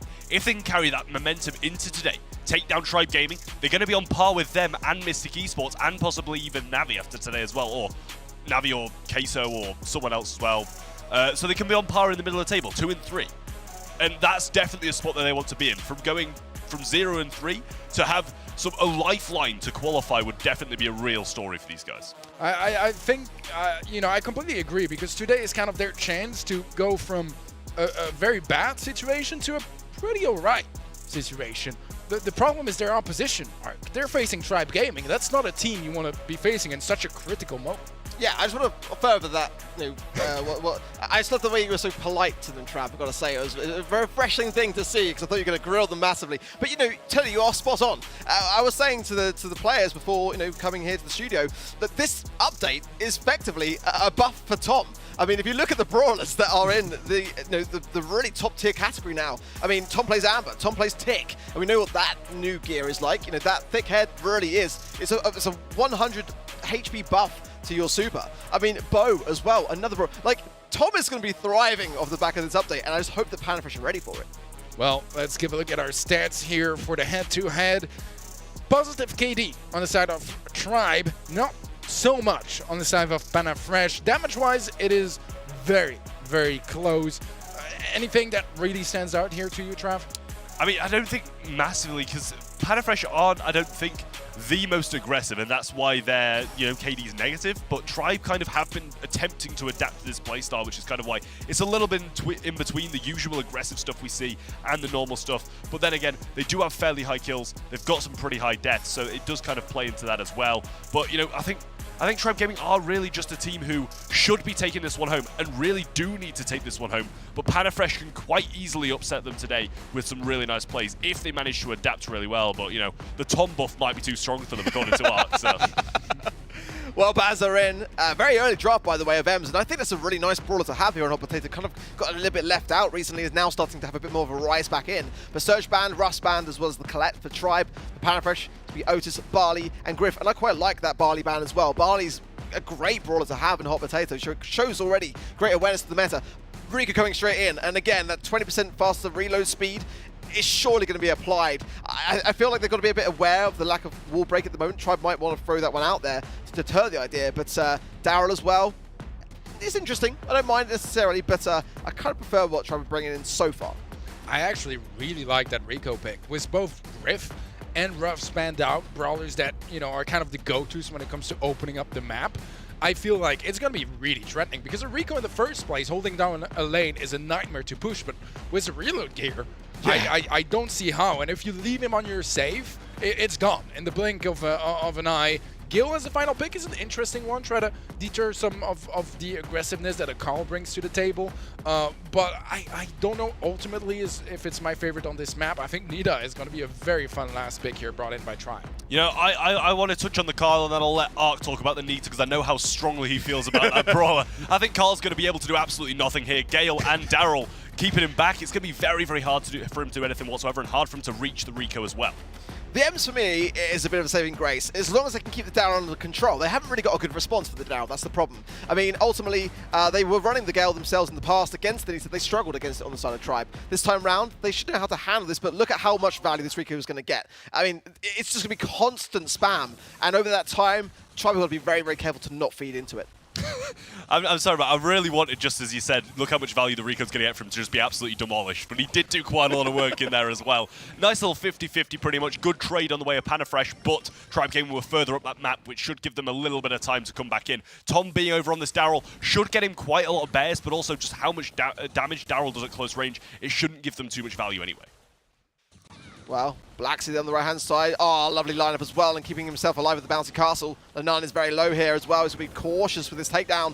Another bouncy castle, so there is utility being exacerbated quite early on here by Blacksy, but now, again, the super bouncy against the wall, getting maximum damage into the safe, is a really nice position for him to be in. In comes Lene once more, and should get the kill this time. No bouncy castle for Blacksy this occurrence, but Tom going aggressive now. Faux fur popped as well, giving that bit of a shield there, but Daryl has picked up his super along the way. Nice little pinch in from Tribe now, but Blacksea popping off, gets one, gets two, and Jaime gets the defense. Tribe with 3% damage, and Panafresh adding more to the 30 they already had. Yeah, Blacksea, it's just absolutely popping off. Nicely done there from Lenan, though. Gets stunned out, but no more further damage to follow, and Tom defending this pretty nicely for the most part, but Tribe need to get damage. At the moment, Ruff is low in the mid and does get taken down now. If Drake can push forwards once his Twister goes down and start to, use that super to really isolate Blacksea, but the right-hand side's cleared up by him. Lenan goes down, and that's going to reverse the pressure. Great stuff from Tom, but almost goes down. Nice tank for the Bear, and he's got it once again. Black's clear up the right-hand side, though, but in comes the damage. And we've got a little Hyper Bear on there as well. Fofer popped to Jaime, can't tank it, and he's not even going for it now. Go for the Bear, Jaime. It's just wailing away at the save. Massive damage comes down, and Drage cleans him up once more.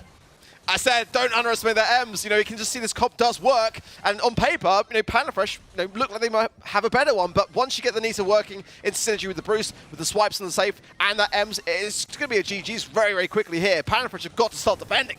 Knockback from Drage and a slow onto it as well with that friend zoner. Nice little knockback. Lenane going to gadget over to the left-hand side. Last one that he's going to be using, but he's just deflating pressure. He's wasting time. 15 seconds on the clock. Rafa uses that knockback onto Lenane, and that leaves an opening. Tribe Gaming take the first game with a massive turnaround, and mistakes were made with letting that Hyper Bear go on the safe. And that's the thing that Panafresh now have to greatly consider, was that I felt like they lost that game more because of their own mistakes than anything else.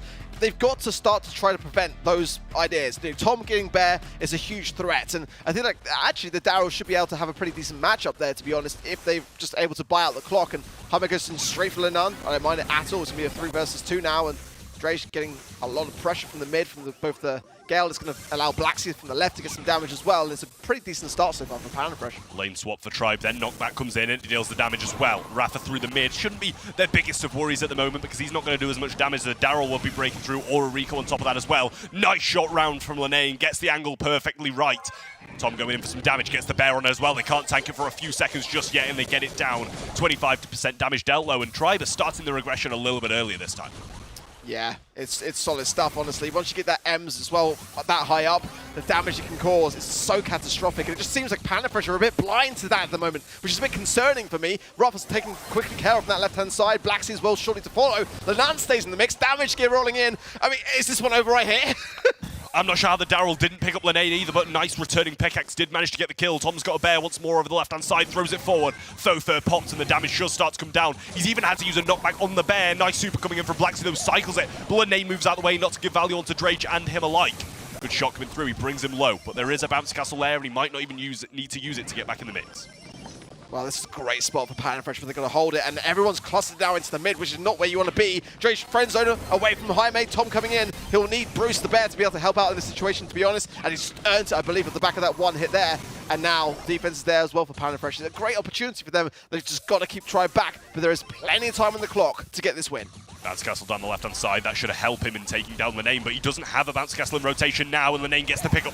Bear coming down the left-hand side. Drage with a super through the mid. Lenane just like that with a super down the right. TP's up. Shots on safe. Damage gear on it as well. Bear getting some shots onto Gale, and he's got another one in hand. He uses it. Drage gets the kill. They push forward, and Tom should finish this one off with a little bit of help from Drage and the Bear. He does just that, and Tribe take the first set. What a strong showing here from Tribe in that first set. And I'm going to be honest with you guys. I kind of prefer the draft on Panafresh's side. I feel like it was a bit more, meta relevant in a way. But I think their execution, a couple bad decisions. And I think as well, Heist is probably the game mode about decisions, right? Do you defend this? Do you go for a counter offense and try to base race things? And I feel like there were just some poor decisions here and there. I mean, you mentioned it earlier, Trav, leaving that Bear for ages on the safe and just not really dealing with it. Well, I mean, just look how long it's just sitting there, getting tons of damage.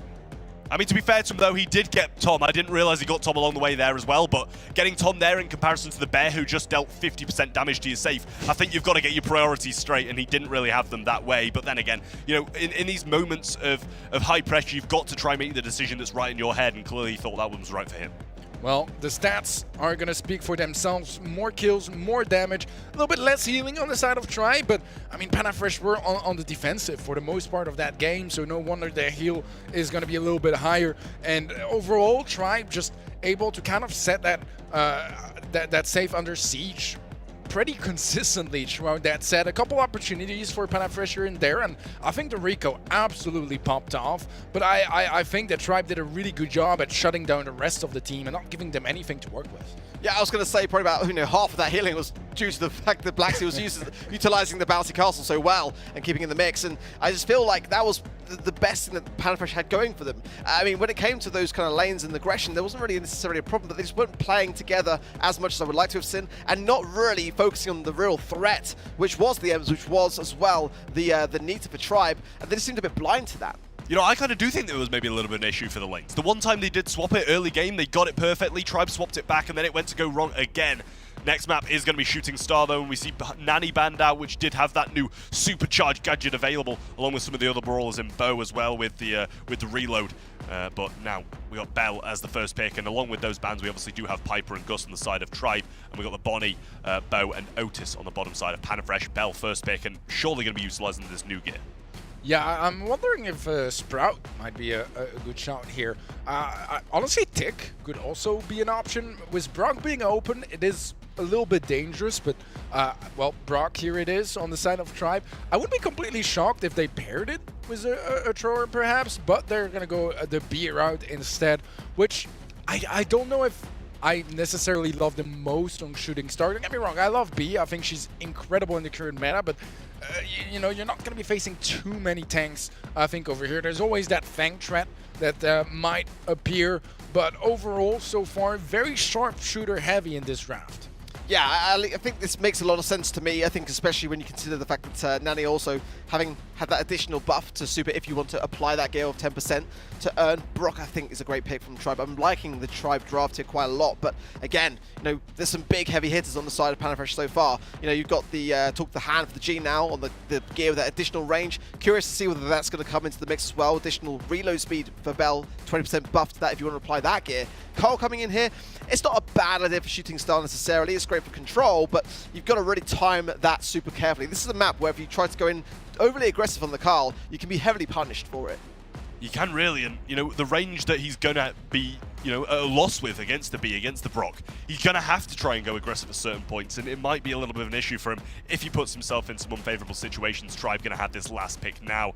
There's definitely space for a thrower in there. There's no wall breaks for Panafresh, but they've chosen to go with the max. A little bit more versatility, mobility, and aggression available there. And obviously, if you've got a B along with it, which does have that hard-hitting shot of 3k, 3.5 nearly now with some levels as well, Brock obviously going to be pairing up with that quite nicely as well. Yeah, I think there's maybe a bit of a missed opportunity to get the max instead of the Carl on the side of Panafresh. Great pairing with the Gene and does good against sharpshooters, which Tribe has plenty of. So, not entirely sure why prioritizing the Carl over the max in that sort of situation. Maybe you disagree, Trav, but I find it a little bit odd. Yeah, maybe a little bit so as well. I kind of agree with you there, but, I think largely Panafresh don't have a bad comp. I just think Tribe's maybe just that little bit better. They're going to have the control of the lanes you would imagine for the most part, and then they're going to even further that with a little bit of a super from Lane, which could put them in an even better spot. Honey Molasses being placed, and you can see that new change. Decay is going to be there, and Drage isn't going to get anywhere near as much value out of it with that one, with the new Decay, so needs to be a little bit cautious about that one as well. Wow, again, this is a comp that Tribe know very well. Having that max is going to apply a lot of pressure. It's a good start for them, just getting their positioning power here, but let's see how it fares. I like the way that Panafresh is starting to move forwards, and it's putting Tribe into a bit of a spot here. Tom will choose to break that opening into the mid.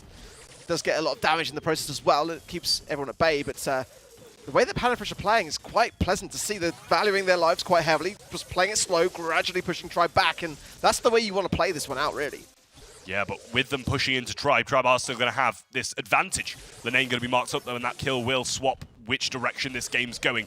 Drage with the super in hand, 3k as well, but didn't manage to get any connections. Has to use that Honey Molasses to tank. He needs to heal up as well, though. Lane looking like to try and tank some of this stuff. But Drage's only got one Honey Molasses left, which allows Raph to be in a good position with this gene pull. Tom's got another super in hand as well, but Drage uses his to no avail as he misses it completely. Raph trying to push up into a favorable position with this pull, and Blacksea still has some flying hooks remaining with the super. Pair up nicely with some good timing. This could be a turnaround right now. Yeah, it really could. Honestly, if Panafresh get the timing here, just one... Oh, Lannan had to phase shift away there to stay alive. 94 HP now. Blacksea's forced away though, while Strange just tapping away to the mid, just keeping the pressure on. Tom gets to take down the right-hand side and is single-handedly carrying Try right now. Really nice stuff from Tom there, and as you said, the Tom buff clearly taking effect with this Brock down the right side, but in comes Blacksea, he gets one, Drage trades it out though, and that advances him into a position where Tom is the brawler required to spin this one around. Tribe win it, and they move one game up once more. Got to be said though, it didn't look nearly as comfortable as it seemed to be in Heist. So they're going to have to consider that, but the patience was there. And they didn't feed in to the strategy of Panna Fresh, despite it being a really good one, to be honest, exactly how you want to play things out, to be fair in Shooting Star. So they were able to keep composed enough along the way.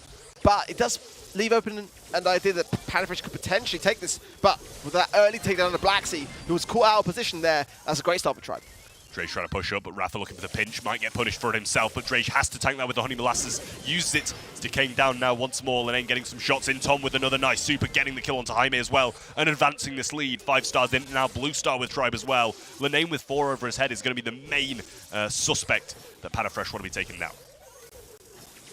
Well, Rafa's getting tapped by Linane here, and Blacksea just buying out the clock. Throwing his pickaxe at the wall just to keep displaying his position. Not the greatest of strategies, but nonetheless, clearly feeling like this one could be going downhill. 10 stars to the one only of Panna Fresh, and I believe that was the blue star off the back of the flying hook at the beginning. So no takedowns at all, but Rafa needs to hit a hand here realistically, but he needs the support as well, and that's why I kind of prefer to have maybe the Gene to the mid. But the push coming through now, they've got to be careful to time this correctly and utilize a lot of those healing puffs from the Gene along the way. I have no clue why Black's shooting this shot backwards. It might be him giving up. He could be utilizing it to get some control, forcing Drage to move and dodge into an unfavorable position against Rafa's magic hand, but unable to do too much so far. Linane getting hit pretty hard, and the pickaxe just slightly misses. Tom doing a good job with the right-hand side, still taking some damage along the way. Rocket Fuel going to be popped. Has to try and get some use out of this now, but in comes Blacksea. Shots come through. He gets one. Linane's low. Speed given, but 2 stars in it. They do have the blue stars, so Tom or Drage can die, but both of them can't die together. Very cautious position, and Tribe need to be on edge here. It's a commanding lead, honestly, and I've got to see a lot more promise from Panna Fresh. They're going to turn this one around. Flying home from Blacksea. They're not really playing as the team, and that's the problem, but great taps there from Rafa. It's actually rings around the left or the right-hand side. Oh my word! What? How did they turn that around? On the right-hand side, I mean, obviously the bell taps, but I thought that was unwinnable. So did I. As soon as Drage got that return kill, I thought that was going to be all Tribe Gaming. And they started off so strong. It was 10-1. How they managed to fold a lead like that and maintain a lead like 2-1 in the other one when they were under the same scrutiny is a mystery to me. But Panna Fresh fight back. They're now 1 game away from tying things out. But Tribe, they're still 1 game away from taking this 2 sets up and putting Panna Fresh in a very, very tough position to bring this one back. All comes down to this. This is make or break, I feel, for Panna Fresh. And they need to show up strong. Big taps from Tom on the right and a big tap as well from Drage on the left. It's keeping everyone pretty low, but we haven't really seen Tribe go too aggressive on this particular map so far and really harness the spawn trap. On the other side of things, Panna Fresh have been doing a better job of that. So we need to see a bit of a shift, but this could be a set going the way of Panna Fresh if they play this one right. And it's never an easy thing to say against a team like Tribe Gaming, but it can be done, and it could be very much level soon if they do.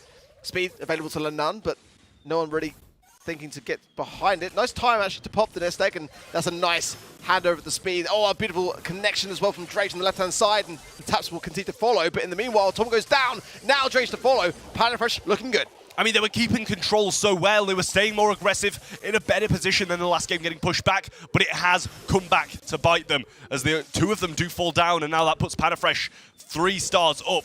They're going to need to try to take down either Jaime or Blacksea to flip this one, as they do still have the blue star in hand. Tom with some good taps over the right-hand side, forcing them back into a tough position once more.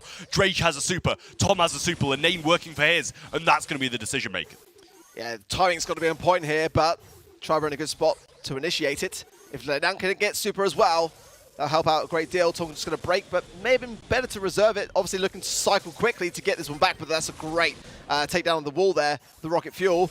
Blacksea low in the mid, speed from Linane, may need to keep himself alive as well, but Drage will not really be able to utilize it either. He's low HP, 15 seconds. Tribe still need to get a turnaround, and that's not helping. The pull hits, and they open up this scoreline even more. Tribe falling apart now, and it's just Tom remaining. They're pushing him back, and there shouldn't be any signs of a comeback now from Tribe Gaming, as Panna Fresh surely got to be securing this set, and that they do. Bringing it back to 1-1 as Tribe, from an amazing position, have quickly crumbled.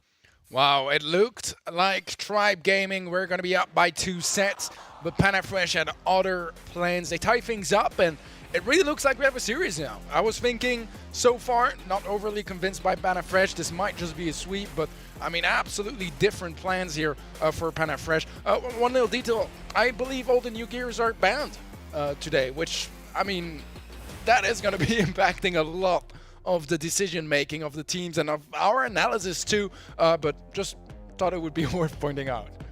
Always good to know. Yeah, absolutely so. I mean, ultimately, I still feel like there's some value to the brawlers that we're seeing a lot of the time, but it definitely seemed to throw Tribe off. I mean, on paper, comp-wise, it seemed pretty good.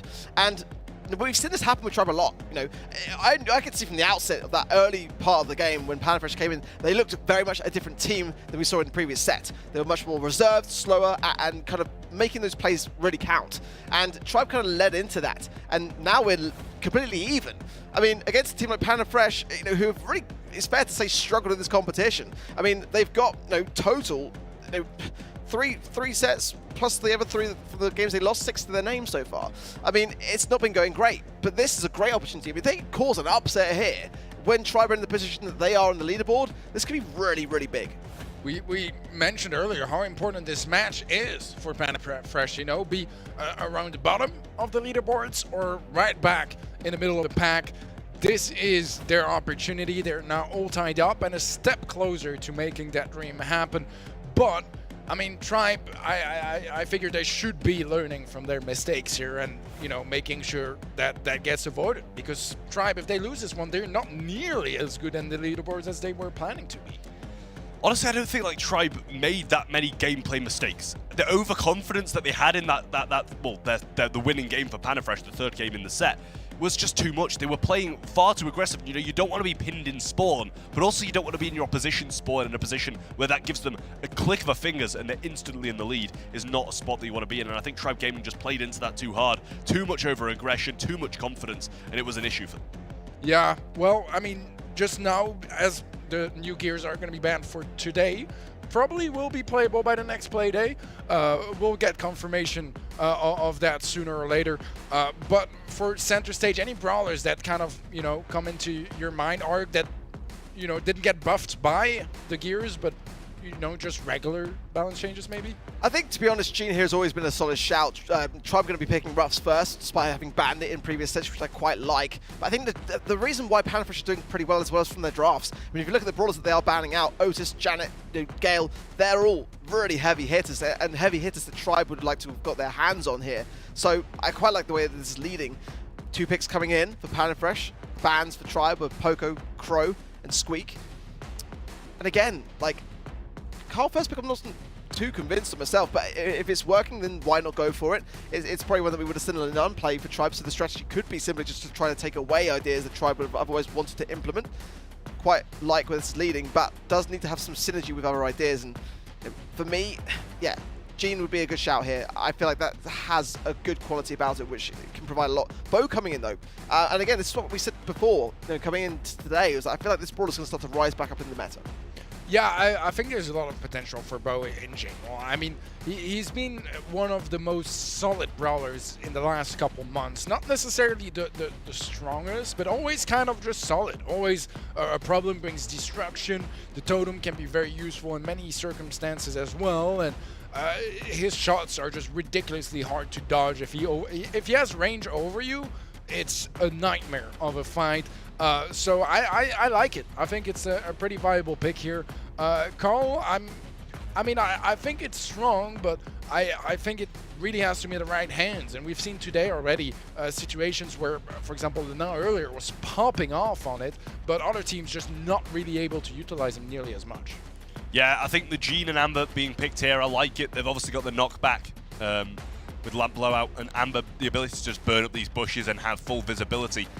It kind of doesn't go hand in hand with Gene with the vision gear, but all in all, I think you want greater vision of the map rather than just having it when Gene connects those shots. Mac's going to be picked to go along with the Bow and Carl to the side of Panna, and they're kind of just feeding into this thing of, you know, the underdogs need to try and play speed, something that's going to surprise the opponents.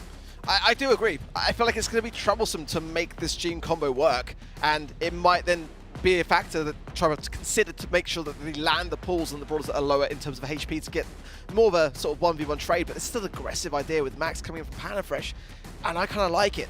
I mean, you know, especially with the Carl combined with it, Bo as well, just able to break open the map so easily. Bush is going to be going down pretty quick off the back of that as well. I feel like Panna Fresh has got a better draft here. I mean, despite the brawlers that Tribe have, and the people that are playing them as well, Tom again on the Amber, what a great person to have on that thing. But they've got to play it right, and this could be troublesome if they lose control. Nice heals from Drage though, and he does have the pull as well. Tom going to burn forward, and he actually clips Carl with it there. Blacksea needs to go down, and Tom might have a goal-scoring opportunity here, but with the respawn of Rafa, he can't quite get anything just yet. He's going to go retreat back into his oil and try and get some super from that with the star power. Rafa getting hit pretty hard now, but Jaime flying hook in, takes down Tom, and should maybe take down Lenane as well. He does just that. Drage baiting out the mines nicely. Still one remaining, which they've got to hope just doesn't come back, and what a ball from Drage. Wasn't 100% blind, as I'm sure Vision Gear was showing some part of it, but still extremely rangy on that one. Yeah, beautifully done, honestly. And again, we know without the help of the Talk to the Hand gear as well, so again, a brawler which he's been playing a lot this year and getting great results from. But now, Tribe in a tough spot. Jaime with the takedown, Drage. Oh! I'm surprised he managed to catch that. Beautifully done with the land blowout there to cancel out the Carl and still get the takedown on top of that. Ball to the side for Tribe, but I'm not liking where this is going. Panna Fresh have just upped their gears, no pun intended. I think at the same time, though, Tribe have had such a good start. The wall breaks coming in now from Lenane, only gets a couple of those mid-walls. Could have been better utilised for Drage's range here, I feel, but it does fall low. Rafa having to retreat now quite far back. Mines being placed, and Drage going to pick up this power up, and he hits another pull onto a speeding Max there. Nice stuff from him. Jaime low as well, but two mines remain. I'm losing my words here. For Lenane to stop him from pushing up. Meteor's going to be popped, and they're going to be raining down, stopping Rafa from being in this prime positioning. But Tribe have got a stronghold grip on this Panna Fresh defense. Good connection there from Lenane, and the healing puffs coming into play as well. Takedown followed up by Drage. Like, he wanted to call Dragey because he's changed his name, but I'm gonna refrain. He should be able to get a pull here, and she does. Surprised he didn't go for the Max, but nonetheless, Tom is able to really scrutinize the mid. And this should be a goal-scoring opportunity for Tribe. They don't mess it, and that was a bit questionable here. Passing going all over the place. Oh, dear Tribe. Oh, dear Tribe. Can Drage do something? No! It's going to be a defense, and that should have been a goal. The first one should have been a goal, the second one should have been a goal, everything should have been a goal for Tribe, and it all has fallen apart. Speed available now as well. We've still got some flying hooks on the right-hand side from Jaime. Does pop it going forward. Rafa got the super in hand as well. Might want to go for a goal on it, but now they push forward. The wall breaks there, but it doesn't matter. Drage misses the pull, loses all availability. For overtime, and the slot throughs there. Rafa scores, and Tribe fall behind now. Oh, dear. Oh dear, Panna Fresh, and I felt like it was going that way. Good question as well. Was that a 2019 pin from Lenane? Is that available to everyone? It's if you swap your brawls, you keep the pins. Ah, I was gonna say, like, what's that about, right? Because that really threw me off.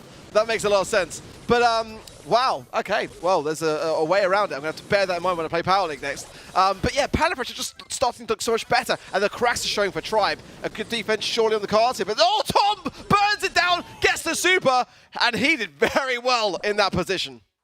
I mean, the gadget might not be there, but the Tom buff still remains. Clearly, as he plays the brawl, he's so strong on. Nice play from him, gets two and scores as well. Did use his super along the way, which means he can't burn down more of these bushes. Going to have to try and get it once more. Super available from Lenane, going to break these mid walls. Shots coming through now from Drage, trying to keep them low, and the visibility is there in the bushes as well. Power up plays too far up for anybody on Tribe to contest it. Jaime going down this left-hand side now, same with Rafa. They're trying to push this one through, but more comes in from Drage. Lenane throws another super, and Tom's just doing such a good job with his positioning here. Falls low and has to retreat. Bow mine's placed, and this could be an opportunity for Panna Fresh. Okay, well, it's a good push coming forwards. Jaime, not actually going to heal, but a great connection for it. It was well worth it. But can they finalize it? Tom with the pickup, and now Lenane going to push the ball to the right. And it's unusual to see Lenane on a brawler like Ruffs, to be honest. It is normally Tom. But obviously Tom likes to play Amber, so it's kind of a different kind of unusual position for Tribe to be in comp-wise at the moment. But Panna Fresh are looking quite at home so far. Will Jaime get the takedown? No, beautifully done there from Lenane. I'll take it all back. He's great. Best Ruffs I've ever seen. Did get the power up along with it as well, but no gadgets left for him, so the zoning's just not there. More bow mines placed over the right-hand side, and they're looking to open it up. Lenane sprays out a couple more shots. Super gets baited out, though, but Drage and Tom over the left-hand side take down Blacksea and make it a 2v2 once more. They are 1-0 up, and they need to maintain this defense, and it doesn't seem like Panna Fresh are trying to pass this ball into an aggressive position. It's just Rafa holding on to it, and nothing really coming from it. Yeah, little time in the clock as well. Time it goes in. Too much HP there to really contest it. He actually does really well. Just a little bit of chip damage here and there. Can Rafa bring this ball forward straight as much as can, and that's going to be a really tough thing to go up against. It's a 1v1 scenario that is just not going to happen. There's the pull. Rafa just jukes around it. Got the takedown as well. Speed coming in. This is the best chance the Panna has got to even this one out. We know the famous Amber auto aim, it could not connect for Tom there. Linane trying to get some shots through, but the shot on Blacksea is there and he gets the trade before he goes down. Tribe pushing up now and keeping them in this lock position, and it was the 2019 pin. I know for a fact I'll be playing some Power League with Tom and swapping brawls with him from now on. Beautiful stuff. Honestly, though, it's a good comeback potential. But can Tribe hang on? That's the question. I mean, it's unusual to see them behind against a team like Panna, to be fair. I mean, at this moment in time, they're going to have to really up their gears. That was a bad joke. I'll take it back. It was. That's the second time you've done it as well. It didn't hit the first time, so he tries it again and he misses once. Nah, it did not. He tries it again and fails once more. Ark's banter is a lot like Tribe's gameplay at the start of this game as they push it forward and Panafresh take an early lead. A very convincing goal. I mean, that's 19 seconds on the clock and not where you want to be for Tribe, who've got to... I mean, this could be them losing another set and being a set behind Panafresh. Not just a game, but a set. Let's see now. The HP's all low. Dre's one shot away. Hamid just missed it. Saving grace there. It's Tom all alone. What can he really do with an Amber in this position? It's it. It's a set. Surely. It is. Panafresh going to take the set and they're going to go 2-1 up now. Tribe looking increasingly poor, but some of their gameplay was definitely very, very good. But the games that Panafresh won, they take commanding leads in the start and carry on the dominance from there on out. It feels like the second set where Tribe were kind of, you know, doing a really good job. And it was looking like they were going to take it. But then Panafresh somehow make it happen. Incredible stuff from them. And I mean, to be completely honest, this one was even more of a robbery than the Bounty set. Because that first game, Tribe should 100% have closed that one out. And they failed to do so. Panafresh punishing them. And it's something we haven't seen too much from them, to be completely honest. On neither side, Tribe usually are fairly consistent against teams like Panafresh. And Panafresh, they've had an awful season. Let's be honest, they've had a really, really tough season, but yet they're ahead now by a set and one away from taking the match. And we said coming in, you know, this is not a match that Tribe should lose. You know, it just realistically isn't. And, you know, Panafresh had some great results, sure, in their split. No doubt about it. I think 3 grand final wins, actually. Cup 2, Cup 3, and Cup 5. But Tribe have just got so much more experience behind them as players and definitely credentials to match. You know, they're just not looking themselves at the moment. And it's kind of at a really risky stage in the competition for them. I mean, you know, they are in danger, dare I say it, in this position now. Yeah, I mean, the season isn't over just yet. This match isn't even over just yet. But if Panafresh win this match, then they're tied with Tribe, you know? And obviously the head-to-head here goes to Panafresh as well. So technically, they're ahead of Tribe if they win this match. They're a set away now. That is some scary talks for Tribe Gaming fans.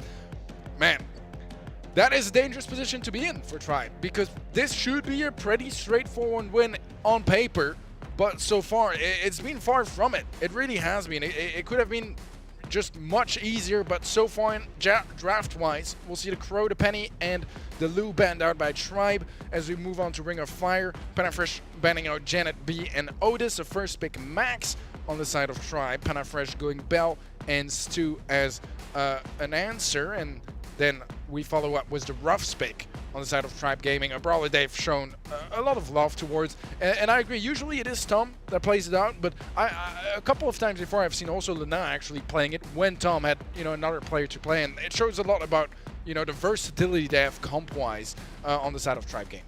Well, we've got Carl coming in now as well, and clearly don't want the availability to pierce through these sandbags with that brawler going to Panafresh.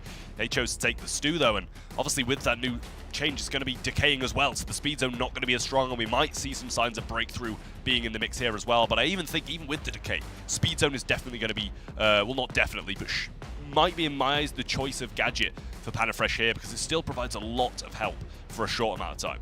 Well, I said it last time when we saw Max and Ring of Fire said GG's. I mean, dare I say it here? I mean, under the circumstances, I feel less entitled to, but I do feel like Max brings a lot to the table in any match of Hot Zone. So Ring of Fire, I feel like is a really, really solid pick here for Tribe, but Gale coming in, I'm not sure how convinced I am of it. I mean, you can get the Spring Trap in a way that's pocketed into the mid. I've seen it done before. I can't remember the last time I did see it, to be fair. Bell, not the worst of ideas, but draft-wise, Tribe should have this. Do I say that? I mean, I kind of feel like I might be even jinxing it in the process, but I mean, what are your thoughts on that draft, and who do you think has it, Trev? I mean, I like the Gale. It's got to be the matchup against the Carlo, as I feel that's the only one it can really do so well against. But they are heavily stacked through mid, and Lenane with a great pinch here should be the demise of a lot of these Panafresh players. It is on 1, it is on 2, and Lenane doing all the work around the right-hand side now for Tribe Gaming. Black's the only one who remains, and Tribe take the lead. And the controlling power in the mid as well. Drake though low as well. Lenan goes down as well from being low himself. Good tap, so Drake just gets that beautifully, honestly, into the mid. Speed quickly there for Lenan back into the swing of things, and meanwhile, Tom doing work onto Jaime as well. The takedowns are thick and fast for Tribe, but look at the scoreline. It's actually not that far apart. It really is the lanes doing a lot of work here, but Dre's doing a great job of avoiding shots when they do fall as well, so a really nice team play from Tribe all in all. Blacksy falling low and can't contest this mid once more. Rafa getting some good shots down the left-hand side and mid, though. Tom gets stunned out by the Gale. Shots come through, Lenane has to retreat, and now it all falls apart for Tribe as Panafresh re-establish themselves in mid, and Lenane goes down as well. That is a team wipe, and Panafresh closing down on Tribe's percentage. And Drake needs speed here. This is exactly where you'd like to bring in the Let's Go, but he just can't get the range close gap to obtain it. 2 nest eggs as well in the mid from Rafa, just making great use of his time to put those gadgets into good use. Blacksy though, 1 shot away and does go down. Tom staying alive on the right is very important here as Lenan pushes through the left-hand side as well, trying to get this pinch off, and it's worked out beautifully. Tribe need to now pop these nest eggs in the time that they've got, because this could be crucial to do whilst the respawn is not there. But they're too low to do that as well. The takedowns are there, and Rafa's going to be the one sat on the hot zone. This should be tying up the game here. 10% needed. They're going aggressive. They're going forward. Mark going to be missed, I believe, by Rafa, but Tom's going to fall down over the left-hand side. Panafresh going to be on match point, and Tribe are really not looking good right now. I am scared. I'm really, really scared for Tribe. If you told me at the beginning of today that Panafresh would have a match point against Tribe Gaming EU, who are the #1 seed in this region, I would have said, like, you know, the update's gone to your head or something, because that is just not what I expected. But they are just playing it better, and Tribe are making mistakes which they really shouldn't be. They've got a great comp here to make this work, but the pressure now is on. They've got to get consecutive games just to stay in the mix. Jaime coming forward and getting the kill. He's on the pitch now, but a great tank with the phase shift from Drage, but he falls also. Tom, the only one remaining on the side of Tribe Gaming now. Lenane with a little gadget forward, gets some shots in and gets the spin as well. This is what Tribe Gaming need to do, and they need to maintain these positions, but Lenane got burned. He's not in a position to do so. Getting some shots on him from Rafa as well, and he's in a bad spot. Speed provided, but he's going to go down anyway. Drage keeping the mid nicely, and Tom with some once more wonderful position. Sandbags down, and Tribe need to keep this spot. They really do, because again, like, the scoreline is pretty close. They've got to extend it. They've got to put the pressure onto Panafresh and allow those mistakes to start to take their toll. And there are some good takedowns on Tribe's side, but it's just when things start to crumble, the whole wall comes coming down.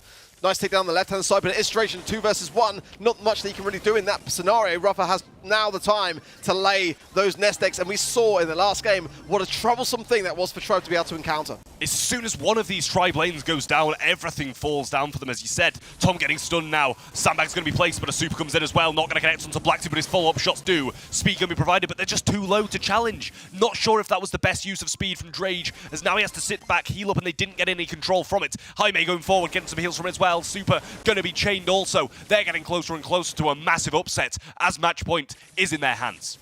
Panafresh with the lead now, and it continues to close in as Jaime just dancing around his zone. Rafa as well there for support. Drage as well, pretty low on the side of the Nun.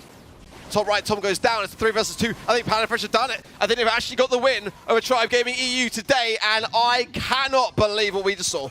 Yeah, well, it's definitely not going to be enough for Tribe here. They get the shots in, but the takedowns aren't there. Panafresh take it, and Tribe Gaming are falling further and further down the leaderboards, as now they're equal. They're the same as Panafresh, who started off so badly in this competition. They bounce back up, and now they rise back up once again.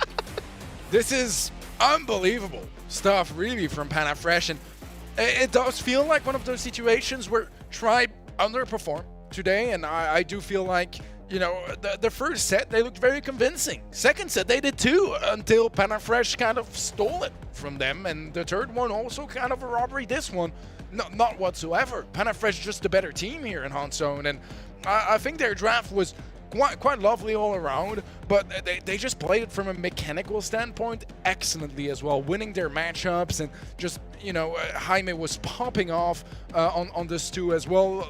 Just great stuff from Panna, and I mean, this takes them back into this season in a phenomenal way. Yeah, they looked much more like the Panna that we came to know throughout the Cups and the Splits. I mean, you know, it's kind of been losses to big teams, to be fair as well. Reply Totem, SK Gaming, Chasmac probably should have been a win for them, but it might come back around later. Let's wait and see. Ultimately, this is a catalyst for them. I mean, this is a huge, huge win. If they take this momentum into tomorrow and into the final play day, then there's no telling what they can do in this competition. Yeah, and you know, the way they do it is fierce as well, because they reverse sweep Team Queso last week, which, I mean, it's Team Queso. They've had a really tough season, but here as well, you know, you start the series one set behind against Tribe Gaming EU, and yet you manage to, you know, steal the show in sets 2, 3, and 4. Just the mental aspect here on the side of Panna is very solid, and right now, I mean, I'm shocked, because I expected this after our first set to be a pretty smooth, quick series for Tribe Gaming EU. Wasn't quite the case, was it? Yeah, no, I agree. I mean, we saw Blacksea shooting backwards with his pickaxe, like he'd given up in that bounty set, like he didn't even want to play it. But then they bounced back from that and came and took 3 sets in a row against Tribe, 2 of them looking very Tribe-sided as well. As you said, the mental resilience just must be all there for Panna. As soon as they saw a glimpse of the win, they seized it. Yeah, well, guys, again, another special shout out here to Snapdragon Elite Gaming for making all of this possible and bringing us the sweetest reverse sweeps to our eyes. Incredible action already so far today. I mean, you know, unexpected stuff, and we love those sort of upset and storyline, because right now Panna, they went from being in one of the worst places in this season to being absolutely competitive for the rest of the season. It's what I love about the Snapdragon Pro Series. Anything can happen. And, you know, we have an idea. I'm sure everyone watching at home thought exactly the same as we did. That it was just going to be smooth sailing today for Tribe, and they were going to be looking in a great spot going to Thursday. That was not the case. Not even close to being the case. I felt like a lot of the times the drafts were more in their favor after Heist, actually, which they won. I think that actually Panna probably had a comp which looked better on paper. Especially when you consider as well from the BSC perspective, coming away with the last grand final win of the year, you'd expect more. So, I mean, after today, some discussion has got to be had, I think, for them moving forwards. Absolutely so. Well, Panna are straight back into the mix now. 2 other teams that are kind of hoping to get back into the mix are going to be Team Queso and Chasmac Gaming, and they're going to be facing each other just after a short break. The Snapdragon Pro Series is brought to you by Snapdragon Elite Gaming, Monster Energy, and DHL.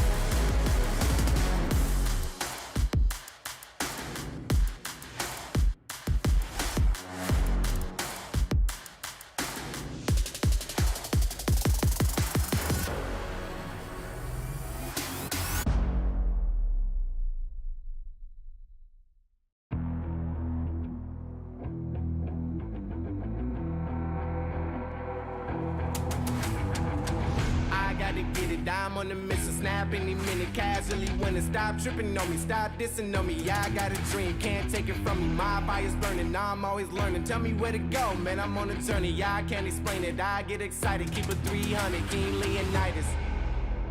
Strap in, cause it's gonna be a long ride. Working on me every single day and night. There comes a time when your worlds will collide. If it's holding you back, push it right to the side. Ain't got no time for no fear. I work too hard to get here. Ain't got no time for no fear. I work too hard to get here. I don't got the time, put me in, coach. I've been going hard, time to let it show. Everything raw, give it to me now. Let me have the spot, man, it's going down. Gotta get it here, I don't wanna wait. Take what I want, then I go train. Gotta get a win, I won't lose the game. This is my year, I ain't gonna break. Strap in, cause it's gonna be a long ride. Working on me every single day and night. There comes a time when your worlds will collide. If it's holding you back, push it right to the side. On another level, I will never settle. Mind over matter, get the gold medal. On another level, I will never settle. Mind over matter, get the gold medal. Ain't got no time for no fear.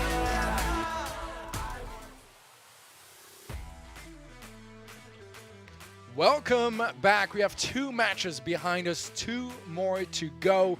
We just come back from a huge upset here at the Snapdragon Pro Series. Trav, just sum up what just happened.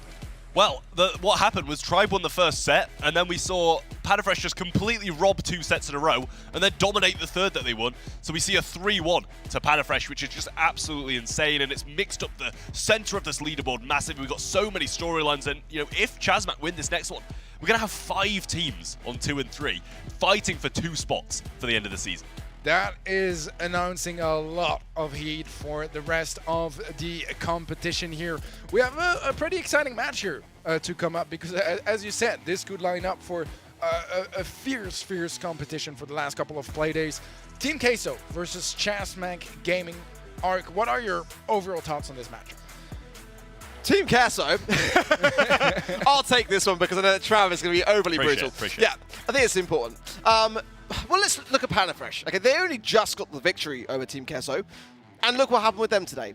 You got to give them a bit of the benefit of the doubt, but they haven't got a win on the board yet, so that has got to be today. If they lose this match, I mean, it's fair to say that they effectively cannot make the challenge finals.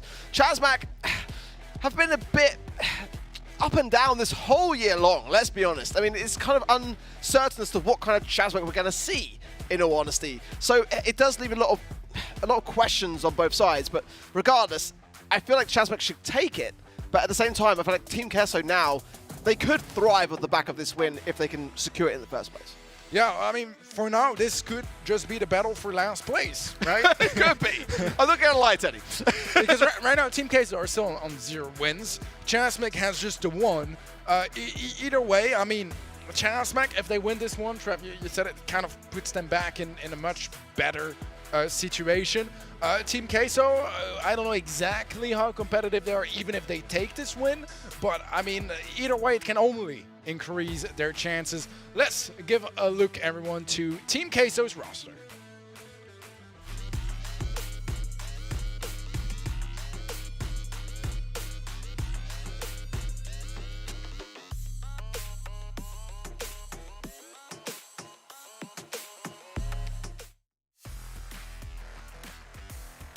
Team Queso, the all-Spanish roster, qualified for the World Finals in a little less than a month now. Ali SSJ, Boss, and Navi, those guys have tons of experience, have played at the highest level, but Trav, I feel like at the moment they're not quite on the highest level. You know, I think if they're going to win any game, it was either going to be last week against Panna or this week against Chasmac Gaming. Chasmac Gaming have been very, very underwhelming as well. On top of Team Queso, these probably are the 2 worst performing teams in the SPS. It's going to really be, as you said, a battle for last place, because if Team Queso win this one, they'll be on the same as them on the leaderboards, but they'll have that head-to-head win against them. And at this point, you know, it's the difference between $500 between these teams. If Chasmac win, they're going to be catapulted back into the contention for even first place for the end of the season. But if they lose, they're going to be pretty much on par with Team Queso and knocked out the competition. Yeah, well, talking about Chasmac, let's give their roster a quick look.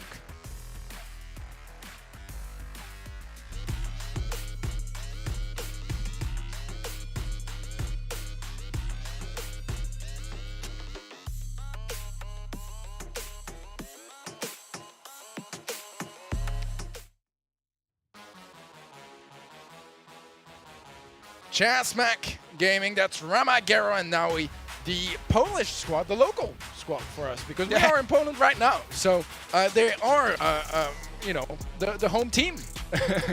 But let's see how they perform today. Chasmac, been a bit of a question mark. I think Trav already introduced them a little bit. They've been underwhelming, but it's been kind of, you know, the case for the most part of the year. They popped off when they had to, but only when they really had to. And I feel like right now, this is a moment where they kind of have to. Yeah, it really is. We've seen some great things from them, but also they've been unreliable at best, I think it's fair to say. They started the season off pretty well. I mean, they lost the Navi in Playday 1, but it's the win against Panna in Playday 2, which put them on an even scoreline. But since then, it's been going downhill. I mean, losses to SK, losses to Reply Totem, which, again, we kind of come to expect from the number 1 and 2 on our leaderboard. So this is make or break for them today. It really is. And, I mean, you said it, Teddy, this is the Polish team, so therefore we've got to be biased casters as well. So just bear that in mind, guys. Yes, obviously. So it's still such a question mark on the side of Chasmac, but those two teams have something in common. Outside of SPS, they're kind of the two teams in the MEA that qualified for the World Finals, which, you know, they are a question mark. That's really it. Yeah. A lot of teams in other regions, when we had the chance to talk to them in Colombia, they were hoping to face them in the first round of their bracket, and that's not a good sign. It's definitely not a good sign. There's a lot to prove, and so far in our first 4 play days, I really feel like both sides have failed to show us, you know, that they're a World Finals quality team, and it's not too late to get, you know, started. But it's kind of their final chance to, you know, still have a solid shot at qualifying for the next stage of the competition. So I want to see both teams perform. I don't personally care who takes it, but I want to see a match from those guys, because so far they have been quite underwhelming this season, and the stats kind of go in that direction. Chasmac are going to be literally on a 1 KD, straight up 1 KD, which is not exceptional. It's not the end of the world. Outside of Team Queso, it is quite, you know, further in the negative side of things. Damage-wise, very even. But yeah, I don't feel like it necessarily speaks the whole picture either, as Chasmac, they've struggled quite a bit, and this should be a match where they can get started and build up some confidence. On the side of Team Queso, I'm hoping for them to show something more than just losing so far this season. I mean, in terms of KDs, you know, Chasmac are 1, it's acceptable. Team Queso, on the other hand, you know, in some game modes, yes, it doesn't matter about KD. You do have to sacrifice your life for some damage on safe, or even getting some kills on the other side of things. But they haven't really got kills on the other side of things anyway. 2.18 in comparison to 2.72 deaths really isn't a statistic you want to see, even as, you know, little as KD matters in Brawl Stars. You definitely do want to have more kills than deaths, as, you know, it kind of just is a good omen for those teams who do have it as well. But Chasmac Gaming, you know, they're not inconsistent, but they're not consistent either. They haven't had the best start to the year, the best start to SPS. They haven't had the best start to the year, but they started to rise up towards the end of the year. Actually, no, it was kind of the opposite on both parts. My whole point's just completely gone out the window. But I think at the end of the day, I'm siding with Chasmac here. I just think they've got what it takes to take down Team Queso, but I also think, like, they have something to fight for, whereas Team Queso don't, which gives them the edge. Yeah, you know, when you look at teams like Reply Totem, for example, and they very often had a negative KD, I'm fine with it. I don't think stats mean everything, but Team Queso, they've won 3 sets out of 15 this season in the SPS, and in this case, the stats do speak for themselves quite a bit. It's a worrying sign on their end, but again, you know, every day can be a fresh start. I'm really hoping this is going to be it for Team Queso, but I feel like we've been saying that for every play day so far, and they have yet to really show up. Yeah, I was going to say, and add to that, that 2 of those sets were in the last play day, but I'm not sure that makes my point a good one, that moving forwards they're looking better or looking worse. Ultimately, though, you know, it really is going to come down to this. The draft ever so important now for both teams to get this one right. Hot Zone, Ring of Fire, our first map. Second map, double switch for Gem Grab. Shooting Star for Bounty is our third. And if we get to the fourth and fifth, it'll be Heist and Safe Zone, Knockout and Bell's Rock. Bands already in for Team Queso, being Bell, Otis, Poco. Chasmac going with Penny, Poco, and Gus. Interesting to see that both teams really valuing that Poco ban, and the first pick, thick and fast for Chasmac will be Squeak. Well, we're coming off the back of some Ring of Fire in some more Ring of Fire. We've seen Panna show us kind of what the best comps are on this map, but we're not seeing really any of that so far. Max was pretty solid for Tribe, and that wasn't banned out. It wasn't picked early on, which is quite surprising. But B going to be the pick from Team Queso, followed up by Carl as well. We did see that it came off to a good start, but when they face a loss of control, everything starts to fall apart. Yeah, you know, Squeak is going to be the king of the early game. And I do think he offers so much value early on. Those residue gadgets are incredibly strong, especially at controlling the map. And obviously in Hot Zone, it's all about controlling that zone. However, past 30, 40 seconds, when those gadgets have run out, I do fear that it might start to be a bit underwhelming. Gil is going to definitely help to that extent. But I like the B pick a lot from Team Queso, and we've seen today how successful it can be. Tribe showed it on quite a bit, and especially SK actually. Every set they played, they brought it on with a lot of success. Carl, I think is a bit tougher, especially with Gale open. That does offer a nice counter opportunity on the side of Chasmac, and they'll mix it up with the Max as well, which I think is quite nice to have on your team. When you have the Gil as well, you just make sure there's not that Gil to stop you on the enemy side.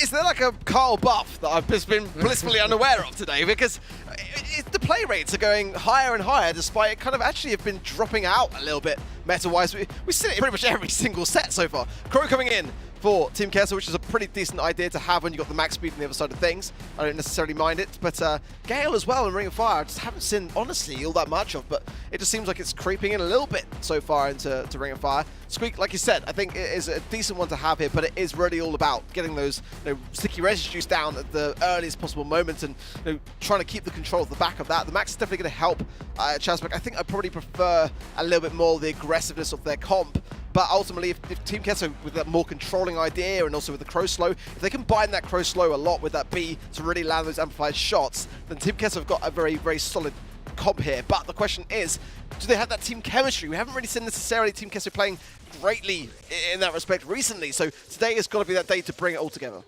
Yeah, Residue is thrown in the mid now, and they're getting some good shots on Alice. Jay falling low and a nice pinch coming in. Rama surely got it heavy here. He can't get the shield back with the honeycoat that he wanted. Phase shifter away from that shot from Boss as well, and Chasmac Gaming starting off strong. And Team Queso seem to be the exact same Team Queso we've seen for the past 4 game days so far. Fighting back now, though, and getting some control. Residue going to be popped once more, thrown right into the mix, and instantly just with that one gadget, Team Queso had to run away.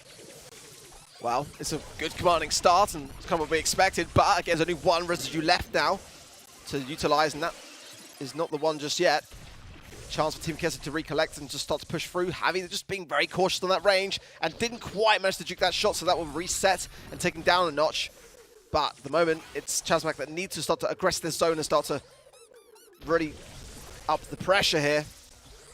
Queso just kind of utilizing a lot of just kind of shots for aggression, but these need to start landing, and that's where you start with. Now it goes down, and now Boss just weaving his way forwards, coming back now. But Queso now have a bit more control over the mid, but for how long? I mean, I like what Jiro's doing here. Is what Drage wasn't doing in the previous game, saving these supers till he's healed up, till his teammates are back in the mix, and I'm loving what he's bringing to the table. Uses his last phase shifter there, though, doesn't really do too much. Jump comes in. Behind him, LSJ goes in, but he gets traded out straight away. They are 35% down now, and Rama in their bush with control. Boss trying to challenge a Carl. Not the matchup he wants to challenge at all. Super thrown in, it connects with Javi, and it might even hit LSJ as well there. No team synergy from Team Queso once again, and they both get hit by that singular shot from the super. Boss did well there, but I don't think it's going to be enough, to be honest. It might be, if they can start to really land these shots and just get swift takedowns. Not going to happen, though. Chasmac will take it, and they looked by far the better, in my opinion. Just looked a bit more together. Still very early days, and we'll have to see how it goes and fares, but the comp that Queso have got is not a bad one. They're making it work, and again, there's still options there to be had, but Chasmac just looked to be playing better as a unit. They really did, It's just all about team play on this map, especially with that Max, when you give these supers, especially when you can stun out with Gale and get some plays there. Nice shots early on from Team Queso this time, though. They're avoiding that residue, but Javi walks onto it and instantly gets tapped twice by the Gale, forcing them back. Boss going to get knocked back, and some shots follow up as well from Navi on the right-hand side. Giro slowed down, but still Javi's not connecting these shots, even with the use of that Crow Slow, and no value comes out of it. Residue place once more, and Boss going to have to super to avoid that. And he might have been better off going down, because he's going to fall down regardless and feed some super along the way. Great placement, by the way, on that sticky residue. Just really landed the mark and a nice phase shift away. It just feels to me like Chasmac are just playing really nicely at the moment and just really valuing every interaction. Good pressure, though, from Boss, and a follow-up from Javi as well. We'll keep Navi to the left pretty low as well. Alias J doing work on the right, but now forced to heal, and that's going to allow Navi, now he's at full HP, to push through this left-hand side and start to exert some pressure. Now Chasmac just doing a great job on the mid. Boss overly aggressive, will be punished for it, and now Javi is sitting duck. Slow going to be on him as well, and he just gets taken down by Giro, who's able to avoid those shots so flawlessly with that super. Rama once again takes control and seizes this bush. Boss is going to fall, super comes in. Javi avoids it this time, but still, it doesn't really matter. The lead is just lengthening and lengthening. Chasmac are even running off the zone and not even collecting it at this point because they know they've got this much control. Boss can't get out of spawn, and he's just going to have to super this. He does use it and gets a nice little two-piece. Not bad from Navi, though. Just trying to keep the zone a little bit more. Gets the trade on Boss, but Alias J is now the one with the control of the opposing side. And Javi's going to have to do so much work that Boss went down. He would have been able to have a bit of a helping hand there. And that early amount of area control from Chasmac Gaming now just really working full circle. Boss goes in and gets instantly blown away. Gets super for his troubles. Alice J jumps in, gets some taps, but it's going to keep Chasmac off the zone for now. Now it should be pretty much time to close shop, as this is looking so good. Chasmac just really were working this comp so hard, and nothing the Team Queso could do about it. Solid work here from Chasmac Gaming. Pretty one-sided set, and yeah, a slow start for Team Queso. Definitely not the one they were hoping getting into this one. But on the side of Chasmac, it's exactly what they needed. Kick the series off with momentum and honestly an explosive start. That was quite a dominant first set. It seems like this is just the Team Queso we've been seeing over the past 4 days. The start is just not there. I'm not going to be as brutal. That's all I will say to Team Queso. But it's just not looking good for them yet again. Yeah, it looks like a struggle, and I think some of the ideas in the draft, like the Crow, for example, I really don't dislike. I think Carl, though, is still a brawler that it's really specific to bring into a draft nowadays. And when you pick it early into your draft with a Gil open, every single time we've watched it, or at least a very large majority of the time, it gets absolutely shut down, and it's one of those occasions. Double the kills here, pretty similar damage, but triple the healing on the side of Chasmac. And it makes sense because on Team Queso's side, whenever they were getting hit, they were getting taken out. So no opportunity to heal whatsoever. Chasmac constantly in that zone and really not giving much of a chance here to Team Queso. Yeah, and like you said, we've seen Gale so much just simply because of Carl coming in so much on Ring of Fire. Ultimately here, Team Queso have got to show more. I just want to put it out there because ultimately, it keeps Trav under control. If they keep going down this line, it's just going to get more and more, aggressive towards them. And I just want to protect them a little bit here. Ultimately, though, I think they've got so much skill. As individuals, they're also talented, but it's just not looking like a team. That's the thing. Whereas we've seen Chasmac have their good days and their bad days, but today so far, I know it's still that first set. We were saying similar things to Tribe, having what looked like a great start, which then didn't go down that same path. Let's say that to put it lightly. Here, Team Queso could bring this back. We saw some resilience a little bit, in that previous play day, but double switch up next, and the ban's in already. Amber, Max, Squeak for Team Queso. The bans for Chasmac, EU, Penny, Otis, and Janet. Nice stuff from them, and I just want to say, I'm not aggressive to Team Queso. I don't feel aggressive. I don't feel aggression towards them. I just like to put it the way it is, and I feel like people should respect that, especially you. Respect me. I will. I agree though. Team Queso, they're a great team. The players are really, really solid. But at the end of the day, it just hasn't been gelling as well with Boss for them as it was with their old team, who they were playing so well with. They had maybe a bad month or two, and then they decided to basically swap everything in the team. Getting down to this draft, though, obviously Gene is the first pick there from Team K, so I kind of do like it. Obviously going to be able to get such good vision, going to be able to hit pulls, which turn the game. But also we've got a turret from Bo, more than likely, which is going to be able to tank, an Ego from Lola, which is going to be able to tank, and it kind of just seems like they're accounting for this Gene really nicely. Yeah, I think setup time is going to be quite important here in this matchup already. As Bo, I assume, so far is going to be the mid on the side of Chasmac. They could always swap and play him lane. I don't think it's completely unheard of. But so far the plan does seem like he's going to be played out mid. And once those mines set up and those bushes and walls are taken out from the side of Team Queso, the Gene is going to lose in value. Yes, an open map is good, but he's going to be running most likely speed and vision gear, so losing some of that value and not being able to get close enough to actually connect the pool will help Chasmac build up some more control as Gus. And it's a threatening brawler, and right now he is in a very, very good place. I'm looking forward to seeing how Team Queso actually, apply him once it comes down to the game. Yeah, I mean, we've expected to see more of Gus already today, actually, but again, it's kind of what you apply it with as well, and I don't really kind of see that much of a threat in what Team Queso have finally drafted.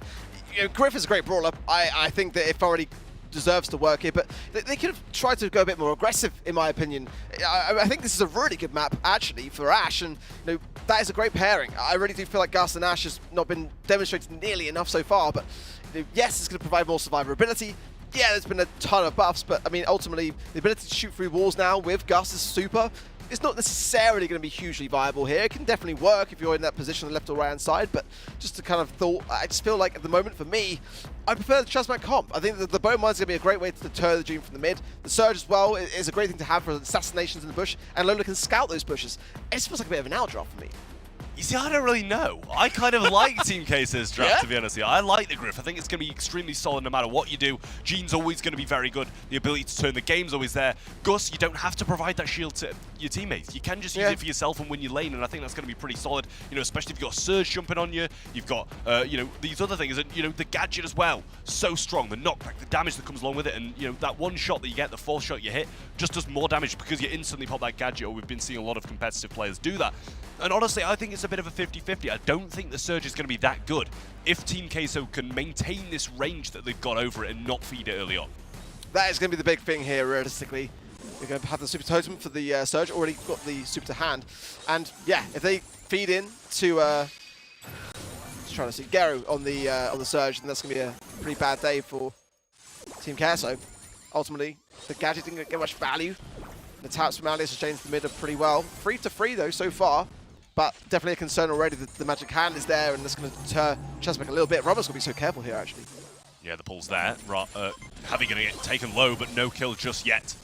See Gero over this right side now, got his level 3, but doesn't want to use it without too much value. Nice play from him, that's lovely. Alistair J baits out the pull from him, gets the shots on as well, and maybe I underestimated Surge because that was an absolutely beautiful play. Rama adds to his count, making it 6. Ego aggressive as well, Boss falling low and has to even take a couple of these gems. Now they're split, it becomes increasingly worse for Team Queso, and now he's getting another one. Team Queso falling apart, and Chasmac walking over them.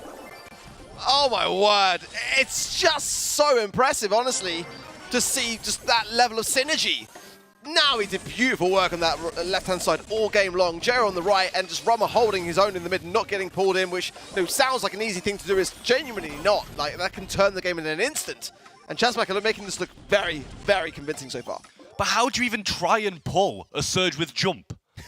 Like, it was a nice play to avoid the pull, but he's going to do it. As soon as he sees that pull, he's going to be jumping up in the air and avoiding it. It's just the biggest waste. You lose so much control by using that pull. And the amount of control it provides was just instantly gone when Team Queso used that and didn't get the pull in with it. I like what they're doing here, though. Early plays with this Bo Totem. Gero knows if Javi pushes up, he can get shots on him. He's going to feed him a super even quicker. Yeah, it's working out pretty well, but the piggy bank will break open that right-hand side, and that means that Gero has to go more on the aggressive. But we saw last time he was not afraid to pop this gadget and just try to go in and get that super. A few missed shots here, though, so far. Speed gear, obviously, hugely important for Double Swoosh and helping a lot in this moment of trying to earn those stacks. Goes down now, having a great spot, and actually picks up a kill. Rama goes down the top right-hand side and going to leave Boss. Probably the shield for himself there, but again, that ego is such a tough thing to go against when you're playing Gus. Now he's playing brilliantly, surviving a 2v1 over this left-hand side here, but does remain at one shot, still choosing to shoot rather than heal up eventually. Getting some heals off himself, but Rama now in the mid. No cover available. Alias J in a prime position to hit a pull, and he hits it on Navi. Gets the ego down, though, but he survived for so long there again. Wasted a lot of their time. Jiro getting his level 3, but doesn't want to waste it. Knows he can come back stronger. Having taken some damage, but also healing that up quite quickly. Star Power's doing a lot of work for him there, and now he getting some shots off a Boss. Brings him low, but the shield was provided to Alias J. Allowed him to stay in that mid a lot longer. But now, CMG starting to reclaim a bit more control. Well, this is much better so far for Queso, but I want to see a pull here from Alias SJ. I want to see the support there as well. Quickly done, but the ego is going to deter that idea greatly. If they can get that taken down and take care of Navi, he pops the gadget and just keeps himself in the mix. Beautiful work from him so far. I guess the takedown, Alias SJ does pull in at just the right time, but it's allowed a lot of gems to be retaken by Chasmac. Mines into the mid as well. It's going to cause even more of a problem for Alias SJ. He needs to get that magic hand again quickly, and he needs to get some value off the back of it. I mean, he gets a gem back, but took some damage for it as well, and feeding even more super towards Rama and Jiro as well, who wants to claim another shot so he can get this level up off spawn if he does go down. Now he's throwing an aggressive super once more and getting some good damage off with it. But Alias SJ wants this last gem. He sees the opportunity, the ghost there to cover him as well. But Rama picks up an 8th, which means they would have to stay in the mid longer. Gadget from the left-hand side from Boss there gets Navi in a bad position. Rama has some more mines and needs to throw them forward and prevent that 11th gem from being picked up. Yeah, I like that. Really nice play there, and Jero clearing up the right-hand side. These gems can be reset quite easily from the mid, and very quickly, actually going to be leading to a countdown here for Chasmac if they want it. Alice J moving into a more aggressive stance here, but the mine, ooh, just dodged there by Boss. Got off lightly, I think, there as well. Javi just, so low, but able to get the healing of the back of things, and it's now level 11 gems each, and the first team to show sign of weakness here is going to be going down, and that could be the start of it. I mean, it's got to be. Jiro's playing perfectly over this right-hand side, takes him down, the mine as well, doesn't connect, but Alice J too low to aggress. Boss gets stunned, surely got to go down off the back of that, and Alice J's too low to contest. 13 gems in the hands of Chasmac Gaming, and this is, almost hit the pull though. Jump onto him over the right-hand side, they take him down, and Chasmac takes set number 2. That was a terrific set here from Chasmac Gaming. Team Queso not looking bad in this second game, but I have to say, all around in this set, every single player here from Chasmac just really showing up, you know. Garo, what a fantastic surge performance on that right-hand side, dominating against the Griff on the left lane as well in that first game. Dude, the Lola plays and that two-piece that just won them that first game was incredible stuff mechanically. And obviously, even just holding up against a Jean in mid, yes, Bo is a really strong brawler, but no matter what you're playing against Jean, it's always very stressful because you make one mistake and it's the end of that game. Just like that, you lose every single one of your gems, and Rama did a fantastic job at creating space, keeping, you know, safe distance between himself and that Jean. And overall, I feel like Chasmac, every single one of their players just popped off in the set. I was going to say, I think the stats will reflect it as well, and they did perfectly. 2 gems dropped by Chasmac, and I don't think... maybe the 2 gems were dropped by Rama, but he was back in the spawn. He was not even, like, minding about going down, and 31 kept by him, allowing him to get those countdowns that won them the games. Really, as you said, every player of Chasmac played that so perfectly, and Team Queso just not the same. Yes, they look better in the second game, but overall, not the best. Yeah, that's the problem as well, right? It's one of the few instances where Team Queso looked competitive, and even in that first set, they also played better on the second game, but even that wasn't nearly enough. And here we come to that situation where they have some opportunities to do damage to Chasmac, to try to stop some of that momentum, but they choke again, and Chasmac now up by 2 sets. They're looking fantastic here for this series. And it's a testament to Chasmac as well, because before, they were working so well as a team, as a unit working together. I mean, in Double Switch, you're pretty much all spaced out, but it just goes to show as well they can handle their own. You know, there was great work being done, and when they all came together to, you know, contribute towards the end, that's where the team chemistry really shone. But, you know, on that left-hand side, like you said, with the Lola, on the right-hand side with the Surge, and just holding in that mid-control, it's really looking like it could potentially be a sweep here for Chasmac. They keep on like this. Bans in already, though, for Shooting Star. Team Kiss are going to be banning out the Max, the Bonnie, the Carl. For Chasmac, going to be banning out the Piper, the Nanny, and Bell. Yeah, the first pick of Gus on the side of Team K. So I don't know if it's my favorite here for Shooting Star, to be completely honest. Gus is not bad when it comes to range. I just feel like there's a lot of sharpshooters that are gonna have more damage, and I don't know if that super is gonna be the most valuable on an open map like Shooting Star. I think Gene is kind of just a much more well-rounded option here. Magic Puffs, absolutely ridiculously strong still to this day, but in general the pool, the spotting capabilities, chipping away and resetting your opponent's heals, it just brings everything to the table. It's not like you can just easily counter it either, so I feel like it's kind of a stronger early pick, at least to my eyes. I think after the last game as well, Gus just didn't prove itself that worthy of the hype that it's been getting, and you know, even with the balance changes as well, it's just not doing too well against Chasmac at this point. And they've gone with the Lola once more, which was the thing that was dominating the Gus over that left-hand side on double swash. So hopefully trying to do the same again. You know, that Ego can tank a lot of the damage, and because his burst potential isn't that high, I don't think Lola's a bad pick, and a lot of these longer range balls have been banned out, which kind of adds to that as well. Yeah, I agree with the Gus idea. I mean, I just want to see it combined with something that can really carry its own, and Janet coming in for Queso, it's not the worst. I kind of like to see a Brock here myself, and we saw it getting a lot of value earlier today. Ultimately, you know, they've got to have something of a quick and swift takedown to combine with the Gene on the side of Chasmac. The Lola's not a bad shout here, but it can put pressure on the lane for sure. Queso coming in now, the third and final pick, and ultimately, it's just about whether they can make it work as a team. They haven't been really showing or demonstrating that so far today. They've got to start here, they've got to start now. Eve coming in. They've always been a team that should like Team Queso Eve. They always love it. They always do. But here in Shooting Star, I really don't know about this. I mean, out in the open for knockout, sure. Canal grinding for bounty, sure. But this is Shooting Star. I don't know whether there's really...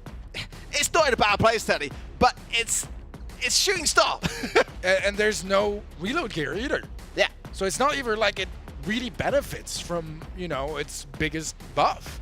So I'm kind of questioning it. I mean, I was thinking, you know, for the future, because they love that pick so much, that it would be very beneficial to them with the reload gear, but they can't even play it today. So I'm really uncertain about that pick. We'll see if they make anything off it, but we'll see the Brock as the final pick from Chasmac, and I think it's one that makes sense. I think they could even have maybe going for a Sprout or a Tick in this situation.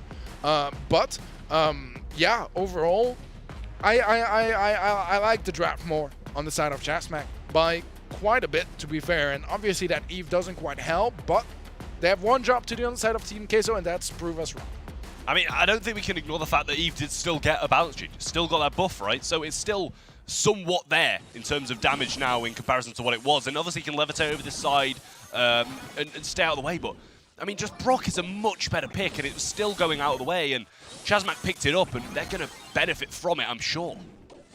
Yeah, I mean, it's a decent buff. You know, it's not definitely... I think that you'd want to combine it with some of the other attributes, to be fair. And so far, Chasmac have just got a lot more going for them. The Brock, I think, is in such a good place at the moment in general, you know, even without the new implementations of the gears that would be favourable for him. Good spray damage there from Navi, and just holding back Alice, not feeding him, more importantly, as well. And it's a really important thing to mention when it comes to Janet, is like, ultimately you want to have that escape mechanism and a nice you know, deterrent there, placing the drop of the base to keep himself alive. But this is utility that Team Queso wants to actually kind of go and utilise on their aggressive, not on the defensive. Super comes forward, not going to get the finishing blow, but now we're pushing forward now, drop the base. Going to be tanking some of those shots and keeping him alive just a little bit longer, but they don't need that kill. They don't want to over-aggress for it like Tribe did and get punished for it, because they're in a position of pure power right now with this lead, and they're going to have to push into them. That they do when Javi goes down. Ego thrown forward, freeze frame popped as well, and Alice Shea still low. Boss still low, 40 seconds on the clock, and Team Queso need to aggress, but they're just locked down. So little that they can realistically until they can start to gain more aggression, utility as well. Alice Shea needs to get his super ready to be able to go more on that aggressive and have an escape plan, but it's just its ability to hold them firm in the mid that's proving to be so successful here for Chasmac. Javi's shielded up, but instantly eradicated. Rama, though, could go down here if he's not careful, and he does! Boss picks up the kill, but Queso are not done yet, or they can't be if they want to continue on this game. It looked like Boss was maybe starting to retreat. They're thinking they'd got the win in their hands. Alias J goes down. Javi trying to push forward, but can't just yet. Too low. Rama gets the kill over the left-hand side, and Chasmac Gaming going to match point. Team Queso yet again taking another loss. And now Chasmac Gaming in a position of power, as they're only one game away from taking it all. No, I don't want to focus all the attention on that Eve pick, but it does feel like it's just a bit of a weird place to play it for me, even before the balance changes. So is it like just because they like it and it just doesn't feel like it can't be tried and tested, not at this earlier stage in the update. And I just wanted to kind of see more from it, considering that it was quite a bold pick to bring in. Let's see though, because again, Alias needs to do a bit more on this right-hand side. He's really struggled in that previous game to deliver on that side of things, and this comp is a tough one when it comes to big control. It's all Chasmac, so Queso really need to come together now as a team if they're going to be able to turn this one around. Well, I don't think it's that much of a bad matchup for LSJ over the right-hand side either, and it just seems like now he's the one usually in control of it. Missing some shots here, which shouldn't be happening with Janet as well. Pull available from Rama though, and he's starting to push himself into the spot where he can use this and get some good value out of it, but now he has this ego behind him now. See a bit of a low Giro over the left-hand side. They are at a deficit, obviously, as well, thanks to Javi getting in and jumping out with that blue star early on, which is definitely much better from Team Queso in this one. The hatchlings coming in will help to push back somewhat, but every time that Queso have done, they've lost that control very quickly, and that's it happening all over again. Boss going to shield up Javi, but ultimately, I kind of prefer the shield to be used on the aggressive. And that's kind of like the story for me of how Team Queso have been playing this one. It's just very much all about the defense. Drop the base for defense. Everything's on the defense, but they need to get takedowns. That is going to be 3 stars in favor of Chasmac at the blue star, but swapping back over to Team Queso as finally they get some momentum. I mean, now he's the one making moves. He got the kill, but there was nobody to back him up and get him out. They're still down now. 3 stars. It's Boss, the prime target for Chasmac Gaming to turn this around and take the entire series. Alias J getting pinched over the right-hand side. Nice shots coming in as well. He's got the ego. He's still got a freeze frame in hand as well. Vengeful Spirits come in. Javi falls low. Super over to the right-hand side. Completely missed, but the trickle-down damage. Javi's one shot. He goes down. No jump away, but the trade's there as well. Boss survives. 9 seconds. The ego's still there, and Alias J is at risk. Needs to be careful. The pull's there though. Can Rama hit it? He can't, but the kill's there as well. Team Queso walk away with it, and that was a risky position for him to be in. Such a risky one. And like, honestly, that's not what you want to have to start your turnaround, is it? Like, I mean, it could have been like inches away from being the other way around and it just being over. But no, a lifeline, a valuable one for Team Queso, but I just don't know whether it's one that's going to bring them that much confidence moving forwards. Yeah, we've seen the Lola in the mid off the start this time, and Jiro's getting some good work done on the right-hand lane, but now he's getting the same treatment done to him by Javi. Missed shot, but the rocket fuel did connect, and Javi remains alive because of that. Alias J now getting pitched over the right-hand side. Obviously doesn't have the jump out, has the drop the base, so can't really tank a proc shot unless it's quite far away from him. Now pinch in, nice Vengeful Spirits, and the pinch is there. Javi falls low, Boss gets brought down low as well. 1-star lead for Chasmac Gaming, and they're in control, the same as they were in the first, and this is a much better position. Yeah, this is exactly where they want to be. Super to hand as well in the mid for the Brock, and that's why Team Queso really need to just inch out of this position. If Gero hits that, then it's going to help out so much, and he's got a lot of it hitting. Oh my word! Beautiful work from him. I was worried about it, but I didn't think he was realistically going to be able to secure it. Beautiful, beautiful team play there. 6 stars and that blue star there from that explosive run from Chasmac. Yeah, now we got the one over the right-hand side on Javi, who over-aggressed, trying to save his teammate as well. Super comes in, but really nothing out of it. No cycle, no hits. Boss fell over the right-hand side, though. Couple of shots come in, and he goes down. 8-1 now, and Chasmac Gaming lengthen their lead, and Giro's sitting with 5 stars. Yeah, high and mighty, honestly. If Team Queso can get a play on that and get him taken care of, it'd be the start, but only the start of things to come. Hopefully for them, 30 seconds on the clock. They've got to make this happen, or Chasmac will be taking it, and look at that again. So much aggression from this Brock pick, and it was open for Team Queso to have for themselves. They didn't go for it. They chose things like Eve. Giro's too confident. Look how confident Team Queso are. Look how confident Chasmac are. They're pushing up. They're getting more kills. They're getting the pull. They're getting the super in. Boss uses the shield, though. Can they turn this one around? The shot and the gadget are there. They're going to need both of these remaining players to get this turnaround. 6 seconds on the clock. There's a lot of tanks there. Rama's aggressing as well. Gets Javi down. The kills are there. Giro's low, though. Doesn't go down, and that actually would have changed it if he didn't go down in the corner, but Chasmac Gaming walk away with it. And Team Queso now 0-5 in this SPS season. I mean, I have to admit it. Chasmac impressed me today. We said they have their off days and their on days. This was definitely one of those better days. A strong performance from them from start to finish. Team Queso, you could see the adaptations. Usually in those 3 sets, the second game was always the better one from them. They actually won one here, but that's the only game they won in the entire match, wasn't it? Still a very underwhelming showing from Team Queso. Not the day where they start popping off. And Chasmac Gaming, I mean, looking very strong here overall. Just a solid. Garo, I have to say, this entire match had a phenomenal series. His teammates played really well too, but he particularly just shined. I mean, stats difference here, all going to be in favor of Chasmac Gaming pretty much.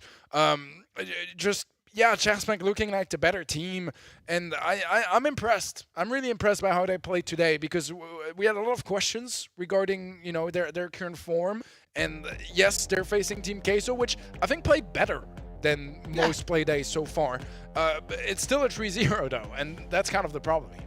Yeah, exactly. I completely agree. I don't think it was a bad day for Queso, but I kind of want to be a little bit less harsh on their draft, but to do that, I've got to see it work. That's the thing. And you know, if you're going to be taking in those kind of ideas, you got to make it count. You got to put your money where your mouth is, and it just kind of wasn't working. Chasmac today played out of their minds. I mean, like you said, like everyone just shining in, you know, whether it was, you know, in a lane on their own or together as a squad, it just looked better. And not because Team Queso looked worse. I feel like today Team Queso just kind of making continued mistakes that we've seen them do time and time again, but ultimately it just didn't look like it was everything coming crumbling down today. It looked better, but Chasmac looked better. Yeah, no, I'm completely with you, and I agree with the draft as well. I think their 2 first drafts were quite alright. I think this final one was kind of like a bit of a freebie, to be completely honest. And as you mentioned, Brock was available, would have been a great pick.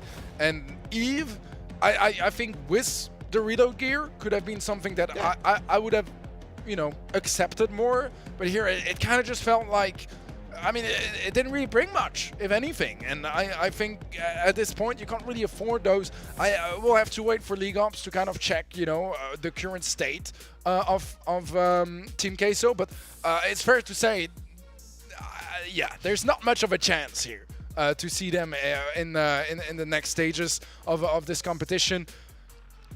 Yeah, again, an underwhelming performance on their end. I'm still hoping, you know, to see a bit of a spark before the end of the season. So often I've seen teams, you know, in any sort of league, when it's the last couple play days, they know they're already out.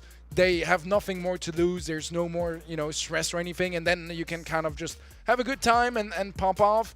Still hoping for that to happen on their end, but Chasmac, they're straight back into the mix now, and looking fierce doing so as well. Yeah, I mean, like we said before the game, that makes 5 teams on 2 and 5. That is possibly 2 and 5, 2 and 3, sorry, and that is, you know, it's a little bit worrying for those teams. At the same time, they have got a lifeline. You know, Panna have come from the bottom and rose to the top, and you know, Chasmac have kind of been doing a little bit of the same. They were a little bit better off than Panna going into, you know, some of the previous match days, but today they were on the same, and it's given them a lifeline. Seeing Tribe lose, you know, possibly even seeing, you know, Navi and those kind of teams lose as well, with Reply Totem being against them up next, it makes this position it makes the position a little bit stronger for them. Team Queso, I believe, are pretty much out now. 0 and 5, you can't come back from that, I'm sure. The most wins you can get is 2. And even at that, some of the other teams in the middle of the pack are going to have won another game, because they'll probably play each other. And, you know, the middle pack is just so... the storylines are going to be absolutely phenomenal. There's going to be a lot for us to remember, because, you know, certain teams beating certain teams, we've got different head-to-heads. I'm sure there's going to be a lot of teams finishing 4 and 3, 3 and 4, and stuff like that. And it's just really all up for grabs at this point. Well, maybe Team Queso needs some sort of, you know, an upgrade to their device, and there are no better devices than the ones powered by the Snapdragon Elite Gaming chipsets, and they are our proud sponsor of this show, making all of this possible, getting us all together for some amazing Brawl Stars matches. I mean, this has been already a crazy day. We've had a huge upset, we've had some stomps as well, let's be honest.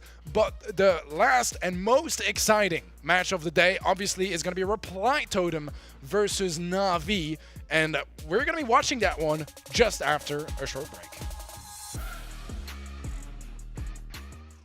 The Snapdragon Pro Series is brought to you by Snapdragon Elite Gaming, Monster Energy, and DHL.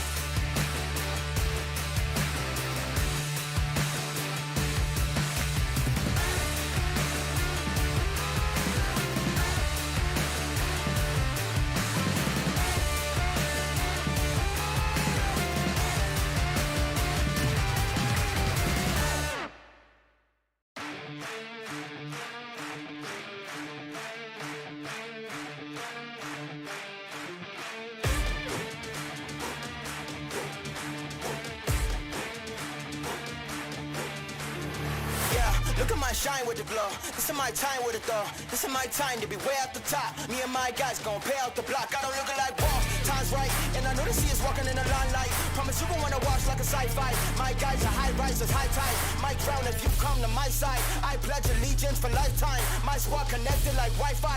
We grind and you see the highlights. This my life. It ain't a game now. Me and you, we ain't the same now.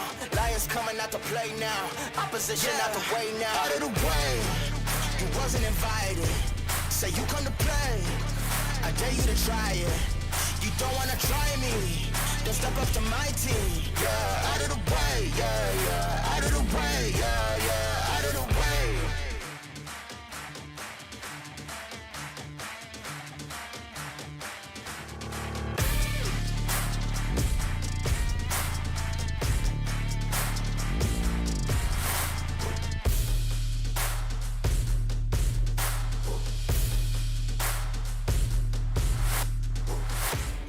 Game now, me and you, we ain't the same now.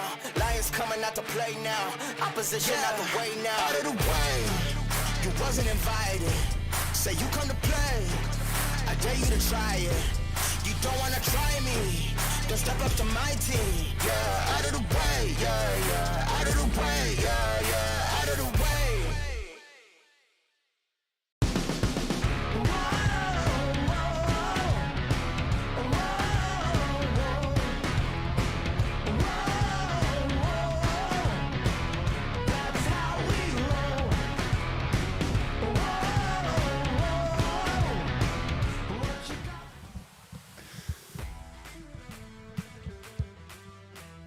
Welcome back, everyone. We have 3 matches behind us, but the most exciting one is going to be starting in just a couple of minutes. Reply Totem versus Navi Arc. I mean, what a matchup. I mean, what could you ask for? Nothing more is the answer for our final match of the day. I mean, I'm really looking forward to seeing a close affair. We saw Reply Totem last week looking a little bit flaky. So, you know, is this going to be the end to their streak? I mean, I'm sure they've had time to brush off the dust. But Navi have been climbing pretty well until, like we saw, their matchup, I think it was against Mystic. They looked a bit shaky there. That surprised us all. With this matchup, I think maybe a couple of weeks back it was going to look much more straight edge, but now not so much. Yeah, it's kind of what I was thinking as well, you know, because Reply Totem, I agree. They look like, you know, they're on the, how do you call it, like the peak, but like reversed, you know, like on rock bottom. Downfall. Yeah, kind of like on the weaker end of this win streak. You know, it looks like it's likely there's going to be an end to it sooner rather than later, but on the other hand, Navi, they just got swept by Mystic. So I don't know if, you know, they might just be using your terms, even more flaky than Reply Totem. I don't know what flaky means, but I just feel like it was a good way to use it. But I agree with you. Trav, do you have a different opinion on this matchup here? I mean, I honestly think that Totem are surely going to take it, but I also think at the same time, you know, Navi do have a shot. Like, we've seen upsets after upsets after upsets, which is why we're so close net in the middle of this table. And it might be another one, and that could really throw some more storylines in the mix and just make it even more of a flurry of stuff going on in the mid-table, because genuinely, everything is so close here at the SPS, and this could be exactly the same. So you think Reply Totem are surely taking it, just like Trap Gaming surely took their Well, that's what win. I mean. Everything's up in the air. Who knows at this point? We might see, you know, some... Actually, I was going to say Team Queso qualifying, but that's just out of the Wow. Wow. Okay. That wasn't even meant to be. That wasn't even meant to be a roast, but it turned out to be one. Yeah, just last resort it goes to bullying Team Queso again. Beautiful stuff. When I stumble on my words, number 1, bully Team Queso, and that's it. That is it. That's the my automatic recovery. response. That's my recovery. Well, guys, I don't think they need much of an introduction at this point. A 20 win streak. Let's give a look at Reply Totem's roster.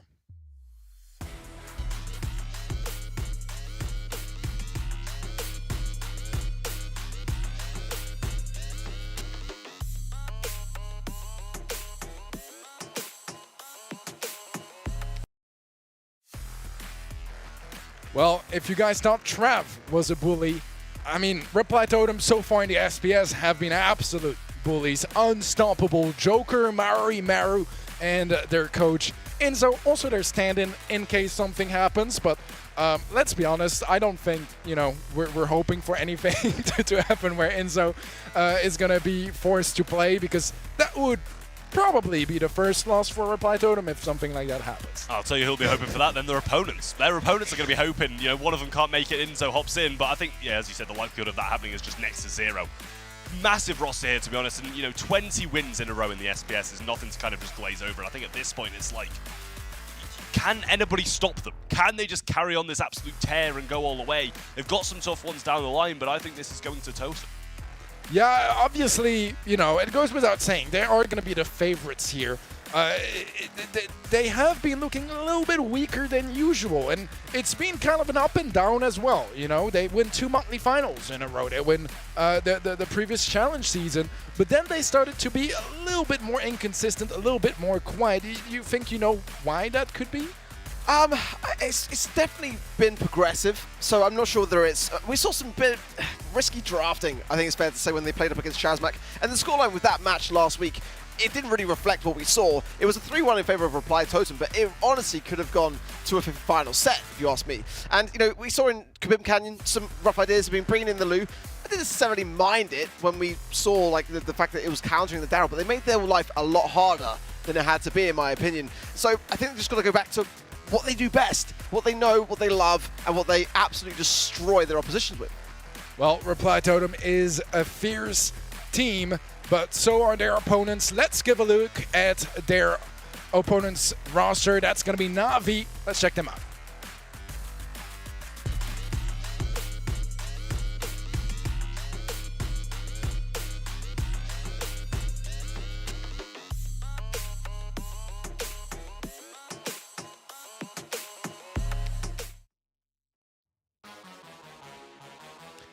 Navi, they honestly surprised all of us. This year was phenomenal performance after phenomenal performance. It was a slow start to the year, at least when it comes to the BSC.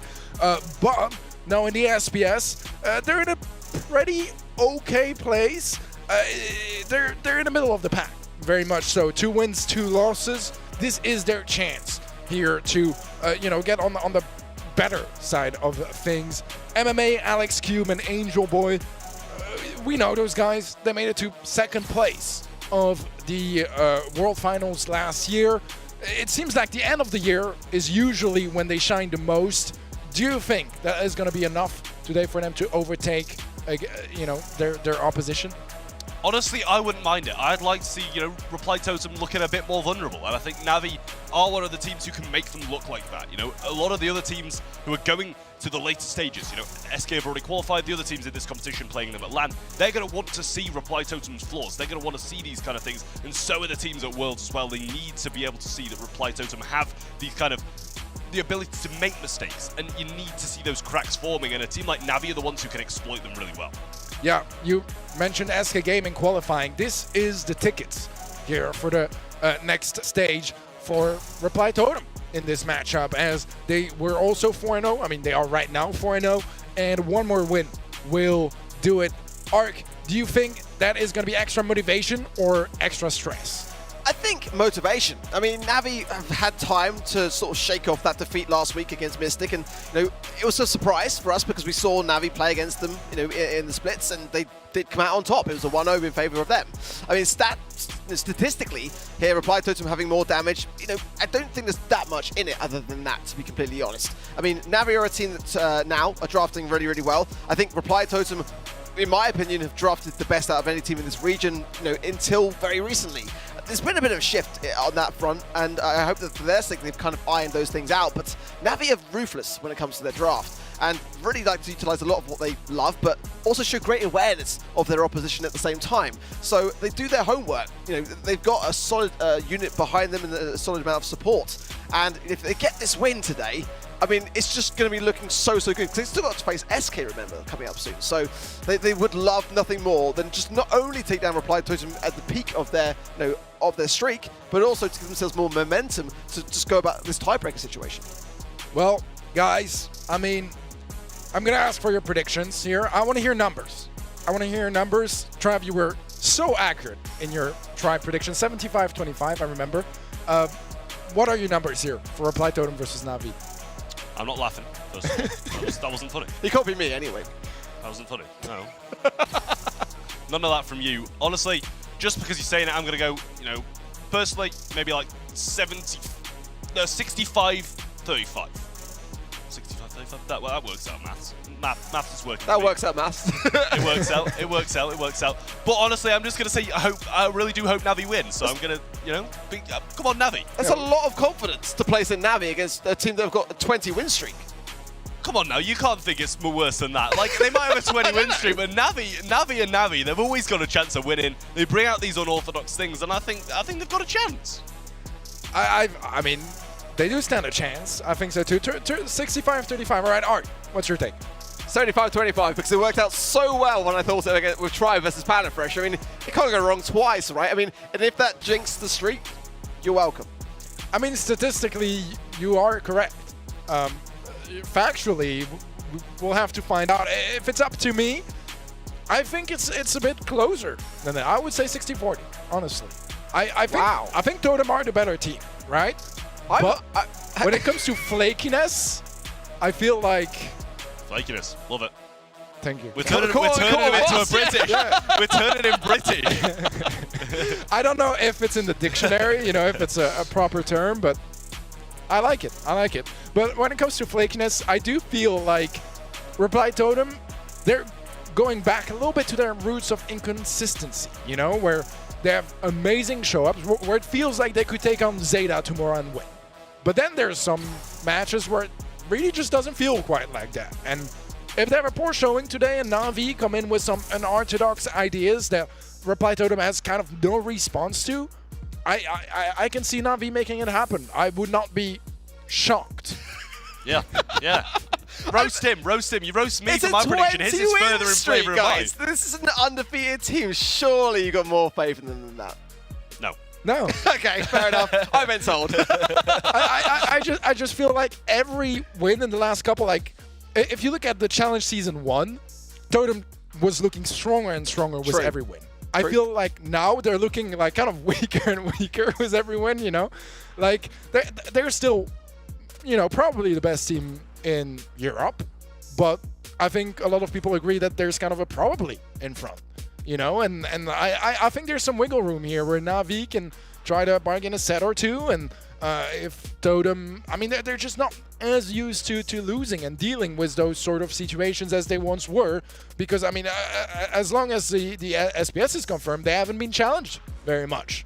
It's been a very open path to winning that first challenge season, and the second one, they have yet to face SK, which I think is going to be their fiercest opponent, but Navi could very much be the one to dethrone them. Well, let's see as we get into it. Hot Potato and Heist is where we will be kicking things off.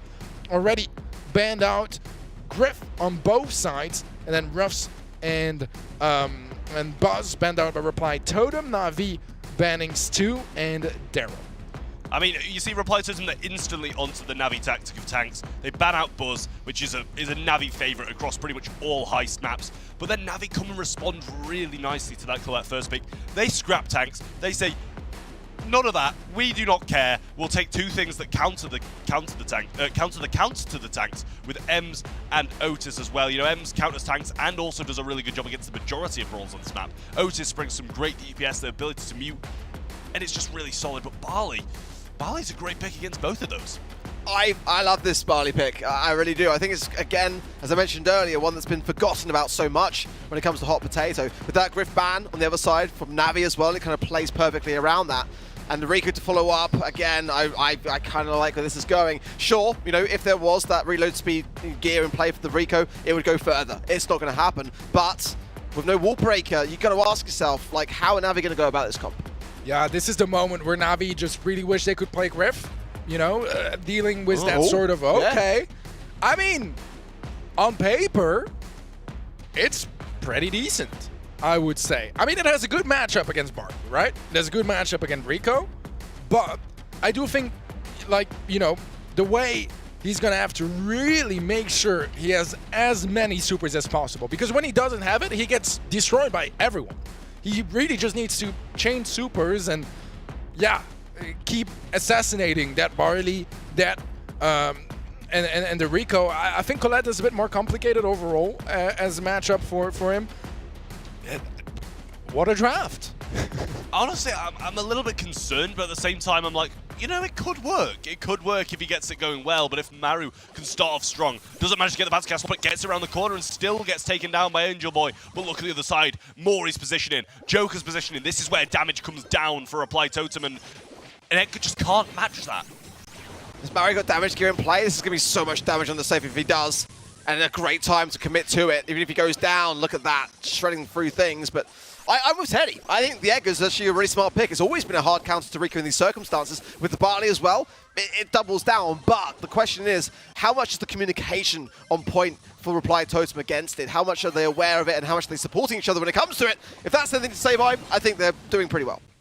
Maru now looking for the shots through mid. Cube picks that up and gets a nice super off as well. Nice knock back in there also. And, you know, Totem do still have a damage lead, but up comes Angel Boy once more. Joker gets the super off against him. Angel Boy's going to jump into Maru, not going to get in range though. Gets taken down, and now MMA falls as well to Mori. That's going to be damage raining down. Ems needs to try and recover, but is going to fall to Joker. Uses his super, not sure if that was really necessary, and probably could have finished off the safe with it. But now Angel Boy jumps onto him. Can't get the gotcha off in time, but 11% remaining on Navi's safe. And Totems is coming down. It's crumbling, but still, they are in the lead, and Maru's putting some pressure on the right. Nicely done there from Joker. That was better as his thumbs gets warmed up, as well as Maru just absolutely demolishes the safe at the back of the super bouncy star power. Really like that angle there and just really capitalizing down on things. It's working out well so far for Reply Totem, but again, this comp does have some flaws against that Edgar. If Angel Boy can really start to make that work and provide some opportunities for his team off the back of that, then this could not be necessarily as straightforward as it seems so far. I mean, Edgar really did get some serious damage down off the start when Maru activated his damage gear, and then he went forward onto the safe and started killing him over and over, and it looks like you might see more of the same here. Bounce Castle does absolutely nothing in that situation. Just purely tanked out by the Edgar. Joker looking for the kill onto Cube. He gets it. Maybe could have just followed up with a shot on super safe. Gotcha Gadget not getting too much value, and Maru cleans up the defense with no shots on safe to show for it by Navi. There are some mistakes, some quite obvious mistakes from Reply Totem so far. You've literally just mentioned every single one of them. You know, they've got to try to be a bit more resourceful around these situations here. Maybe it's because they haven't necessarily played against Edgar that much, and that could be a reason why they're a bit rusty against it. But Angel Boy's doing great. He's down on the bottom right-hand side and just going to buy his timer out. But Mario, that's safe, getting the first line of damage, and it's quite a fair amount. 33% dealt by Reply Totems. Now Navi are all over this safe. Fat Splatter as well is going to add to that damage. Ems, Navi. And Joker, he used his super before he went down as well. Going to need a lot more shots. Mori throwing super out to try and zone them. Gets one kill, and Cube stands in it just a little bit more, but they're trying to focus for it. Cube's going to get taken down. Nice place from Maru, but the damage lead is astronomical here. Navi miles ahead at this point, but Totem with all the control. Barley on safe. Joker now down the lane of Angel Boy instead of Maru, which means he's going to kind of jump to the mid and maybe a little bit easier to be pinched. And we've still got the Barley up top absolutely destroying. Well, Angel Boy almost got through. This is the thing now. The Totem have got to be really defensive around this situation. There is damage trickling in for them, but with the scoreline that there is, little time to be able to continue this kind of idea, but like great value from Mario. Oh my word, the lineup's absolutely disgusting. Cubic there, they're just going to sit there with super, and now he pops it, and didn't get actually much value for it. Joker gets the angle, and now Totem are starting to really make this work under immense pressure. Playing the time game, though, on the side of Navi now, but Totem eventually getting forward and getting some damage on safe, adding to it. He's still up there as well. Speed gear in there, but gets muted, and this is the first thing we've actually seen from him. Super coming for, he's just given him the safe. He's pushed him towards it, and he gets it down. Navi take the game, even things out against Reply Totem, and it is mistakes galore. Yeah, I mean, and that was by far the most obvious of them so far. But again, the Edgar was always going to be that kind of like pushing power for Navi. It was just simply a matter of time, and they were hoping to get the damage before that went down. But ultimately, a lot to kind of talk about, which they can't. They've just got to get straight back into this game, iron out the mistakes, and just make it count through the plays. Better shots off the start, though, from Maru, which means Angel Boy can't jump in quite yet, meaning Totem should get pretty much complete control of the map, especially with a bit of this help from Joker here. Gets some pitch. Super comes in. He cycles it, but doesn't use it again. Maru should be able to get the kill, though. But did he auto-aim there, or did he just go for the safe? Not sure how I feel about that one, but they are in control. No damage to show for it, and it's a 2v2. In comes Angel Boy, though. Super from Joker, but they still get no takedown. Angel was just playing it perfect, isolating at every given opportunity onto Maru, who's doing a great job on the Rico, don't get me wrong, but it's just, again, Navi's awareness to the comp and how they're able to really counter out a lot of what Reply Totem have got in mind. And now again, Mario on the right-hand side alone. He's probably going to go for the jump, but maybe not actually, going for Mari this time. Interesting, baiting out a little bit, I guess, for the sticky syrup. Not sure about the follow-up. That was a bit obvious that was going to go their way, but the damage running in off the back of it, it's working pretty well. Kill coming in from Joker and using those supers very defensively, I will say. He could be getting a lot of damage from it, but Mori's doing that part. Mario getting a hit now. Bounce Castle failing once again, and honestly, probably just shouldn't use them when he jumps in. Gotcha Gadget being popped, gets the super, gets the kill, gets muted on return though, and doesn't get any value out of the Gotcha Gadget on that side. But 16% remains for Reply Totem, and they are steaming ahead. Yeah, it's so much in the bank already. Navi can finish this on a big final push if they want, but there might not be... Well, that's... Oh, Cubic. This is going to be really good value for Navi. It's going to really reduce the gap in the scoreline and exert more pressure onto Reply Totem, which is far from what we had a minute ago. But as they creep forwards, will he be able to shut down a lot of those ideas? Again, Angel Boy just always finds the timing. Perfect. Spot on from him. Joker trying to defend, but Angel Boy now left in the same. Mari, though, bringing it home for Reply Totem, as you'd hope and expect. But not the cleanest of sets. Got to be set for Reply Totem. Yeah, I feel like the Edgar is kind of like high risk, high reward. I think there were moments where he got so much value, did so much for his team. And I think the pick is really smart. The thing is, if you mess up one jump, you're in so much trouble because it takes so long to get another super again. And we saw in both games they lost moments where he jumped either into no one, in that third game he kind of had an odd jump and then took forever to kind of recover from that position. And in the first game as well, there was a moment I think he jumped in the middle of all three players and they just had enough damage to take him down before he healed up. So yeah, once that happens, as an Edgar, it's kind of over. It takes so long to recover, it takes so long to restabilize the situation in your favor that your opponents win the game, and Reply Totem did exactly that. A really solid job on their end, because I think it's a nightmare sort of brawler to deal with that draft. It takes a lot of teamwork, a lot of synergy, and trying to push him to make a mistake. Stats-wise though, it is incredibly even. You know, generally, I do think the Edgar did a lot of work. I think the Edgar was one of the better parts of that comp. However, you know, Otis really didn't thrive too much on the other side, and it wasn't even his fault. It was a good pick, and it always is off pretty much the start of the draft, being first or second pick for Navi.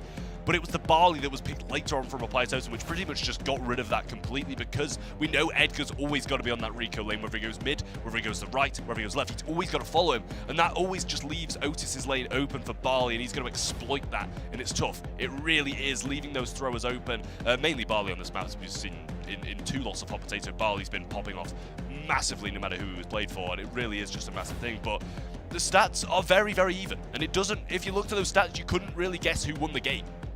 Yeah, I agree with you. I think it was, I mean, it was very close in the end. It absolutely was.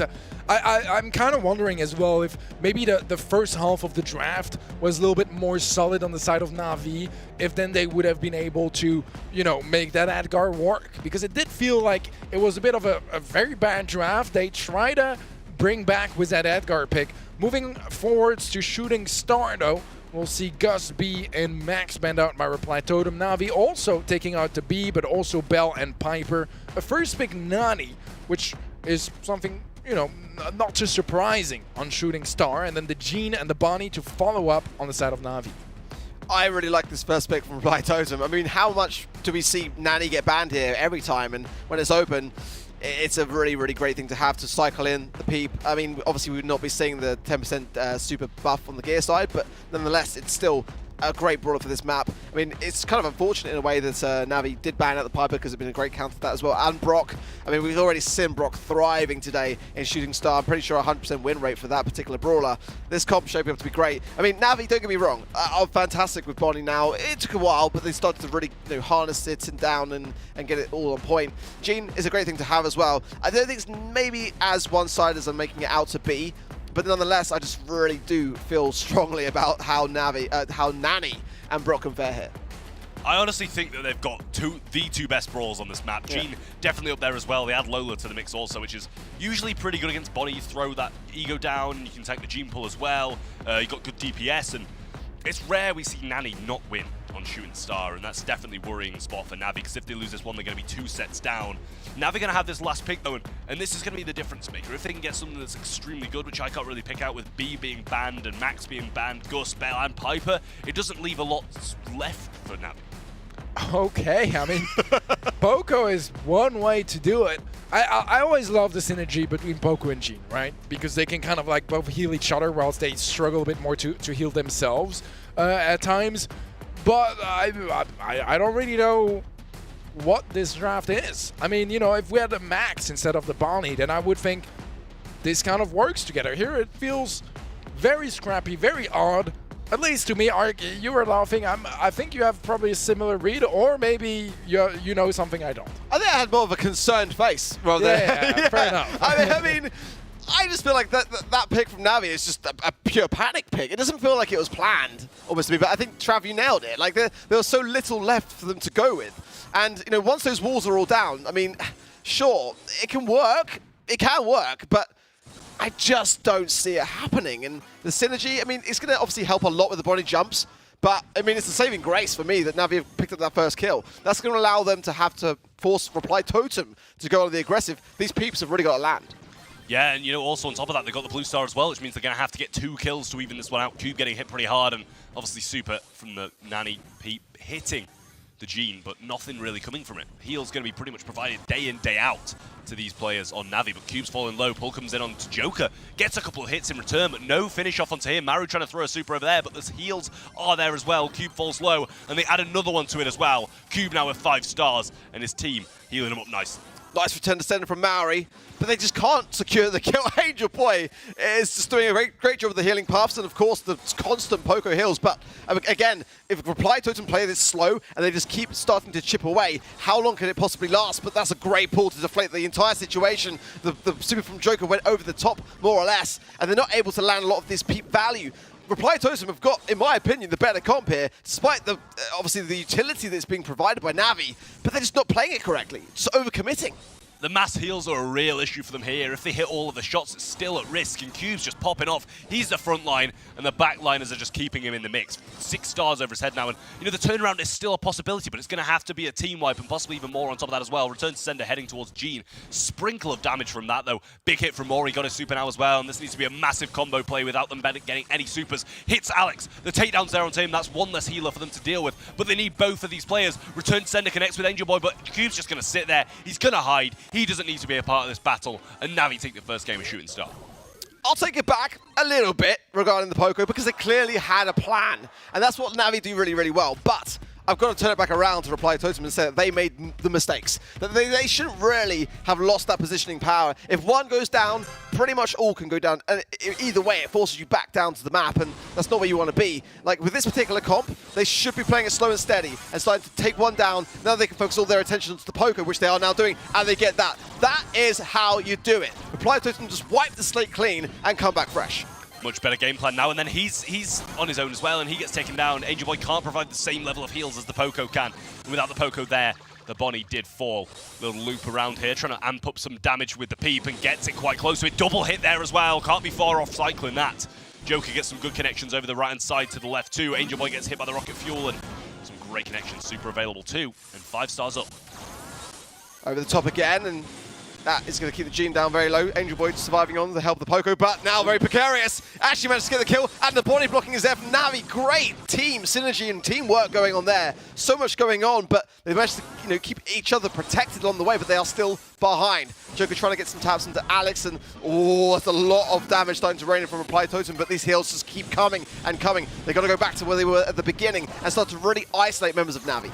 Yeah, return to sender was there, and there is the isolation. Alex goes down, and Angel Boy just trying to heal up Cube as best as he can, but 400 every second is not going to do too much. Nice little peep there from Mori once again, and he's getting some great value out of this game, but Cube's got his jump. They've got the heals behind him, but Angel Boy's going to fall, and they're just deflating it bit by bit. What a jump, though, coming in. Alex trying to look for the cleanup, but Maru denies him it. He gets one, but they extend the lead even further. But there are 8 starts. If Maru goes down and Joker goes down, this could be turned very quickly, and Maru survives on freeze frame as well. 18 stars to 13. Navi is starting to bring it back very slightly, and Joker knows that he has to push forwards into that mid. Knows he has to get some good time to their side, because this push coming from Navi could be gnarly. Great shot though, and gets super along with it as well. Alex going to get connected by that, and he goes down.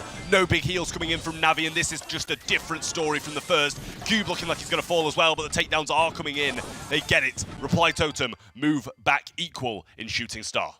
And this is kind of what I expected to see from the kind of way the comps are devised and also knowing how Reply Totem go about these things. But it does make you a bit fearful going into this next game because Navi have demonstrated that they can make it work. Reply Totem have come with an answer and responded and made the adaptations. But if they go back into bad habits, this could easily be a set going the way at Navi. Really good. Nice little rocket fuel over to the right side, hitting Angel Boy there and not really bringing him too low as he heals up nicely after. Blue Star looking like it's going to go the way of Navi once again, though, and this is the position that Totem were in the first game, and we know how that played out. I was hoping to see Navi push a little bit more there, but as both Joker and Maru were low, super over the top, Angel Boy weak. Didn't see where the peep landed, to be honest. I lost track of it, but didn't seem to do much on the side of Navi. But now the push coming in, and Kubik has jump as well. Maru's low, returned, oh, beautifully done there. But can they get another? Joker goes down. Great work, Navi with 5-star lead now. Peep coming in though, and he's looking like a prime target. The Poco hits Angel Boy, and he can't get the kill just yet. Shot from Joker follows up though, but the heal is there, and he refocuses him. He gets pulled in. Angel Boy takes him down. Cube still in this other form though, weaker form. Short range, and that's not going to be too good for them. Peep coming in now from Mori once again, and he just gets the cannon form off in time and survives it. Maru with the freeze frame, ego up as well, but 7-star deficit. Not going to be looking too good for them, but they get a kill back. Yeah, this is what Reply Totem struggled to do last time, was hold their position and not go down and just keep cycling the kills in. Starting to learn a bit, but it was a bit shaky for me at the beginning. They looked like they could have crumbled even more, so Kubik very low here. The spray from Maru is great, and he does get the takedown. 5 stars to 7 now, just 1 takedown in it. Realistically here for Reply Totem, if they can get the blue star as well, it will go such a long way. Peep's there, but 25 seconds are all that remain. Cubo's down again, and 1 kill is needed. Not turned around just yet. The super, the Peep, everything comes in, and Totem band together to get the kills. Yet another one as well, 13 to 7. 15 seconds on the clock, and Navi have got a lot of work to do.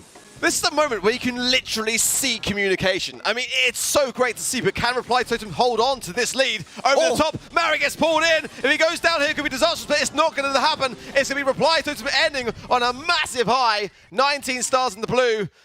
Nicely done from them.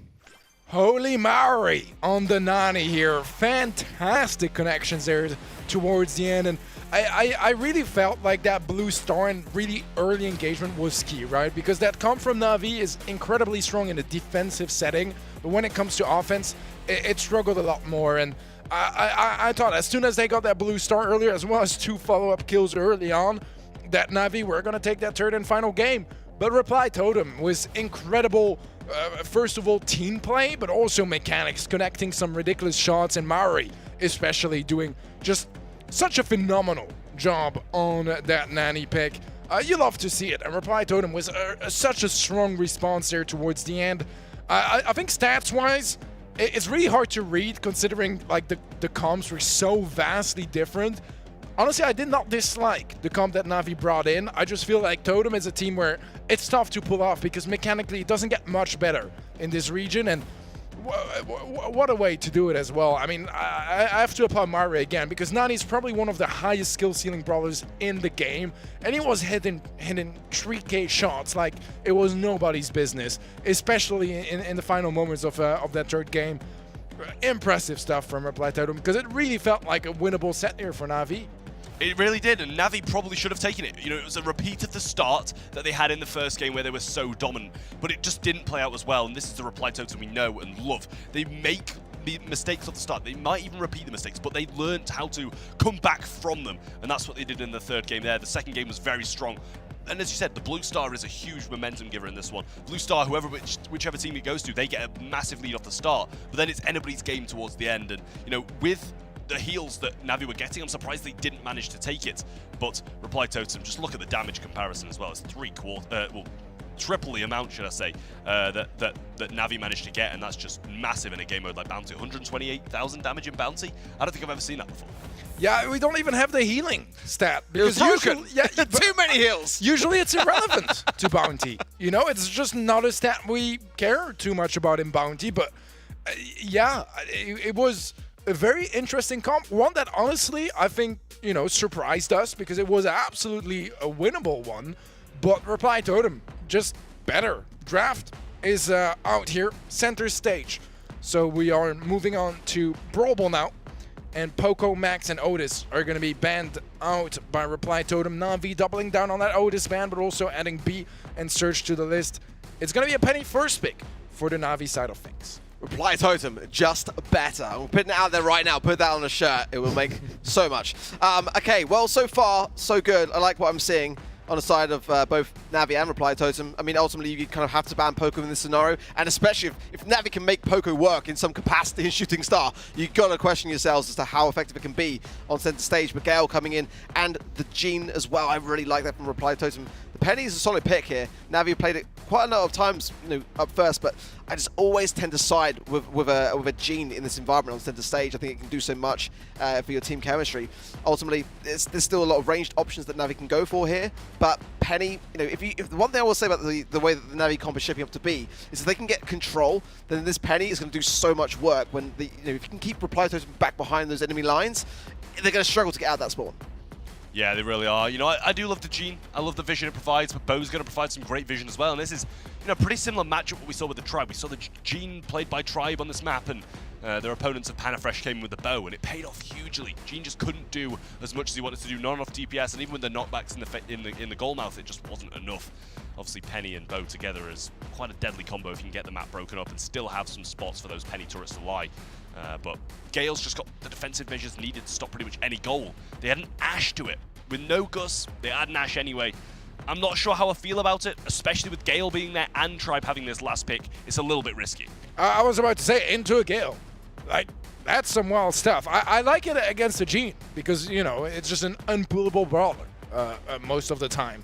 I don't know, man. I feel like Totem, they have a very, kind of standard approach here, I mean, Gale against Navi is just kind of a given when it comes to Brawl Ball. They're going to go for Rosa. I mean, it's one of the brawlers we see the least in competitive. One that I think has a decent matchup against. I don't even know if it has that good a matchup against Ashe, because when do we see this matchup, right? I don't have much of a read on this draft. I'm going to be honest with you guys. A lot of matchups here that we just don't tend to see very often, but I'm all down for it. I'm here to learn, so teach me. I mean, potentially, the plan might be to have Rosa just distract the Penny turret a little bit. It's a tanky brawler to have. I mean, with the speed gear, it does do a lot of suppression and can be very aggressive. They haven't got the max to combine with it, so they're going to have to really rely on that. And there's not too much on the side of Navi that can break the bush, except for obviously the bow. Push already coming through, though. Angel Boy thought better of it. Yeah, he has super to be fair on the side of Maru, so you can understand that. But yeah, it's a risky thing. I mean, risks all round, really. Navi picking Ashe into to Gale. Totem going with Rosa. Quick and early goal for Navi, even 30 seconds. Looking good for them from now then, and Totem need to respond. They have got 3 supers to do so. The pull's there as well.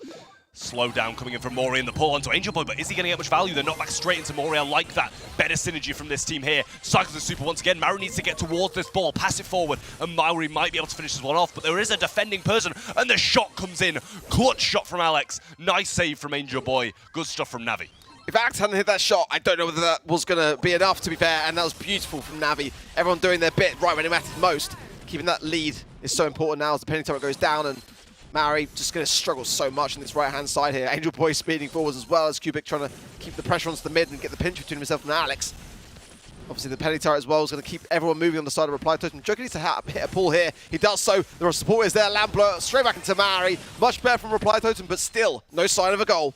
Yeah, the synergy from Totem's very good, but at the same time, they're just not getting the stuff needed. Bowmine's laying down on the ball in the top right, and that's why Cube's holding off on throwing them out once again. But Joker's got this pull, he's looking for it. Gets splashed on now, though, and a big pinch coming in from Navi. Looking good for them. But Totem still just respawn cycling for 45 seconds, and they're a goal down. Yeah, Maori's going to really struggle here. 3 versus 1, they're going to go one way. Maori's just going very hard the left-hand side to try to get the pinch off, but at the moment, there's bigger problems in the spawn side. Angel Boy gets to take down Joker. We can't even see it so far apart from each other. And Reply Totem just don't seem to be working as a unit, and this Rosa pick, it's not working out so far. Not paying off for them whatsoever. Joker's got his pull, though, needs to pull someone in. But we've got an Angel Boy super, we've got a Cube gadget still there. They've got a lot of stuff to tank this penny turret down as well. Pull comes in, nice pull into Maru here. Needs to get the kill effectively, quickly, and get going. The knockback, the stun into Cubic, but the mines are still on the ball. Doesn't have time to get off, and I don't even know if he knows they're there. He doesn't. Tries to get the ball out, gets killed by the mines. And Navi, first sign of life, for a decent amount of time, but it looking pretty decent for them after this first game. Instant goal, and then a corner of the ball, SK style. Love to see it.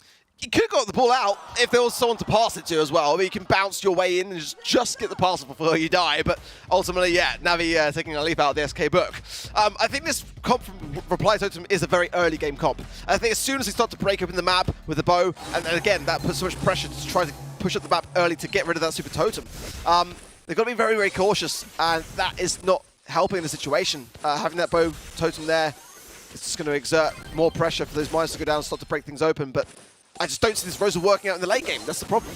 Mori's getting absolutely tapped over this left-hand side. Penny, Bow, anybody will be getting the kills, but Maru's there. He's found the breakthrough, the super shot, the trick shot goes in. He sees the opening, uses his super, and he brings the goal back for Totem, and the early game comp works in the early game.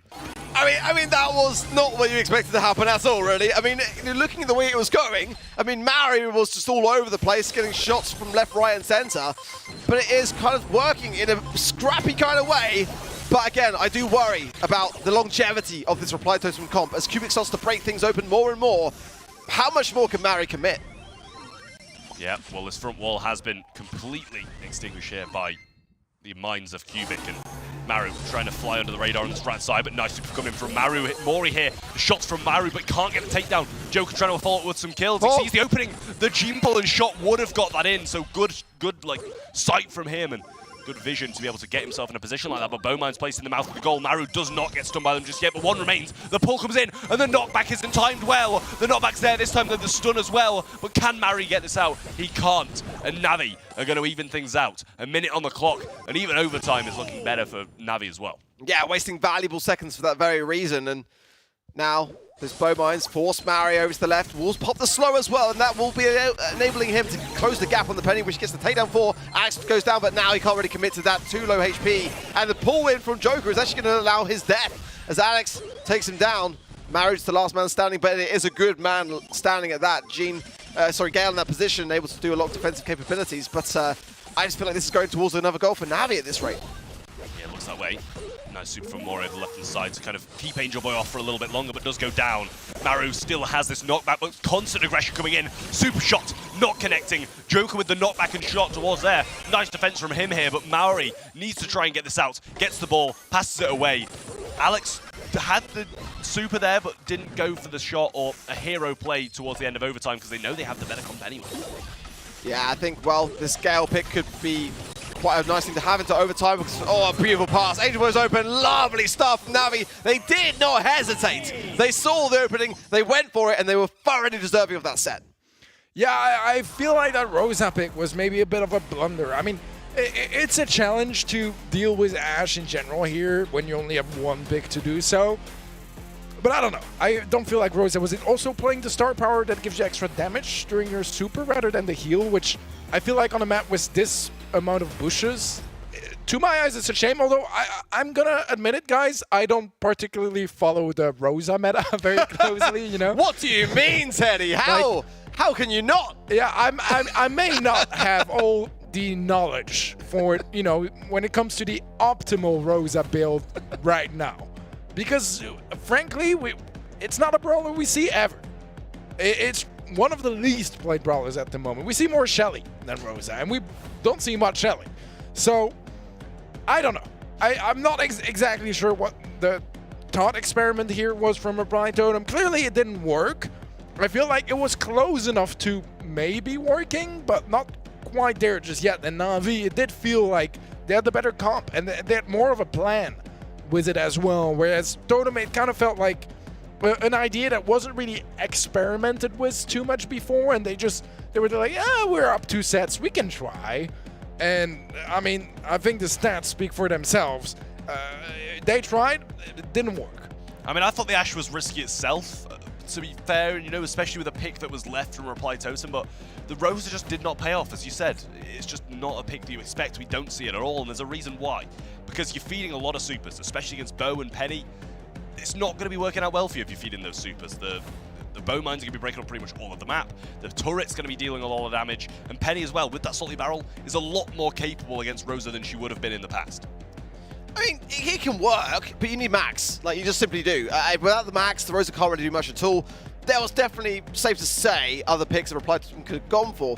But this is the thing that we were speaking about coming into this matchup. In their last matchup against Chasmac, we saw these kind of experimental ideas draft-wise that didn't necessarily provide them any favors. I feel like that was just like another example of it, and whether that was a mistake or whether it was intentional, I'm not too sure. But ultimately, it's the final pick. You got the full picture of what you're picking into. With the bow mines there, and it's a matter of time, therefore, that you've got nowhere to hide. I mean, everything's against you, and overtime's not even an option. Yeah, I don't even know if the pick is necessarily the problem. I think it might also just be the approach. In my opinion, you're facing an Ashe and stuff. Maybe you want to open up the map, you know, play longer distance. You have a Gene that loves long distance. You have a Gale that is all right in long distance. It's not ideal, but if it's facing an Ashe, it's going to be just fine. And maybe something that opens up the map and plays range could have just been a better approach rather than, you know, try to match the same sort of aggression, which we've seen Totem do very often. You know, when someone picks Daryl in highs, they would go Buzz. And it's kind of how they usually have been dealing with tanks. I just feel like here, yeah, it was kind of not the way to go. Draft should be kicking in soon. We're going to be moving towards Ring of Fire for Hot Zone. Before we get our bans here, any must bans to your eyes, Trav? I mean, it's a difficult one. We've seen the gameplay a lot today. I think Lou's pretty much going to be banned out. It's been banned out in the previous ones. We've seen Gale and Max pay off massively for the people using it. But at the same time, you know, B has been a massive, massive part of this meta, and it always is on this map. You've got to be scared of the slow, the 3K shots, even you know, the difference in star power as well. Honeycoat can be a really big part, and we saw Squeak getting some good control of the opposing bushes. We saw Ruffs do the same, and you know, there's quite a vast map pool on Ring of Fire. Yeah, for me, Ring of Fire coming in, or the Max is available here, which could be surely Reply Totem's first pick if they've got the coin toss.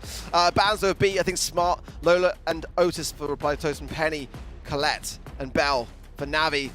I mean, it's kind of interesting because Navi have shown quite a liking towards Penny, and they're actually going to be banning out on this occasion. Colette, I don't mind the ban. It's not necessarily my go-to of the bans, but I don't necessarily mind it. Poco's the first pick for Navi.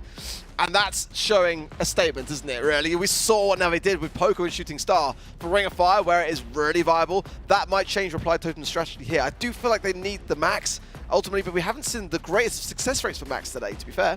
I saw the Poco coming from here, honestly. Like, it's just such a Navi pick, and if you play it on Shooting Star, you're going to play it on Ring of Fire if they leave it open. And I think this is the sort of situation that can be scary for Navi, because Totem, they don't leave things up for chance. They really don't. Sometimes they do bring a Rosa to a weird draft, but they don't leave things open just for chance. And this is exactly the sort of thing. You know, they're going to bring in a Meg. I don't know if it's going to work against the Poco. I don't see why it would work, but I feel like they 100% know that Navi really value that Poco highly, that they are going to pick it early in the draft, and that they have a plan to deal with it. It is scary that there's Max, Poco, and Bonnie. That sounds like, you know, kind of a Make-A-Wish sort of comp, you know, on the side of Navi. And I don't know if Reply Totem have what it takes to deal with it, but they certainly have some sort of plan. At least, I think so. I mean, I don't see what plan they can have with the Meg, really. Definitely a bit of an unusual pick. I'm just questioning if it's close to the Max on the Brawler picks here, and they've made a little mispick. Both Mythic, right? So it could actually be quite close. Gale going to be the last pick, but in my eyes, if you Reply Totem after that first pick of Poco, you just had to take Max off them. I don't see why they didn't, really. And Meg's definitely a bit of a weird pick, but they've taken the Gale as their last pick, got the knockback, can defend against the Bonnie, can stun out the Poco and the Max as they come aggressive with that speed, but I don't know, the Meg, it should have been a Max. Meg is and has been a decent brawler Ring of Fire in the past. Now, Meg did get a buff, but don't get too excited. I mean, it's about an increase of 150 HP. So not much that you're really going to notice. But nonetheless, it was good at pushing back authority on this particular map in the past. And against the Poco, when everyone's going to be clustered around it, it could get some good value here. Look at this, everyone playing mid. And that's actually the environment where Meg can kind of thrive. I don't know whether it's going to work out. It could well be a set going the way of Navi here, and let's go into the fifth and final set to determine whether Reply Totem are going to keep their 20 win streak. But nonetheless, it feels intentional, I feel. I think. I hope. I hope as well, because this is going to be shaping up to be quite a good battle in this mid here. Maru got his super once again, and that's massive, getting some big damage down. 2 of them down, and 1 of them pushed back. Mori going to use his super, just trying to get this shield gear back and up and running here, but Poco's going to go down, and now that means no heals for them, and Totem established control, but Mori falls out of that mech phase, and he's going to be back in the spawn as he goes down. One thing the Meg is going to allow is for Mario to be really using that tankiness to push up the map and then utilizing his super. See how quickly Navi are to come away from the situation because they know it's a real threat. But when they haven't got all those things in play, Navi retake control. And this is why it's so close, it's so back and forth. Meg has that ability to push back, but also be pushed back upon. Yeah, nice little pressure coming in now from Totem, and they retake the mid. Just waiting for this max speed and Poco combo coming in, and here it is. Max speed is popped, but they're using, obviously, this slowing star power, which is massively influential into why Totem have been able to combat it so well. Heal coming out from MMA, and it does good amount on Joker there, but he stopped him from going back through this pathway, which means they should be able to get a nice pinch, but they choose not to anyway. Jump comes in, Maru behind them, but can't get anything in.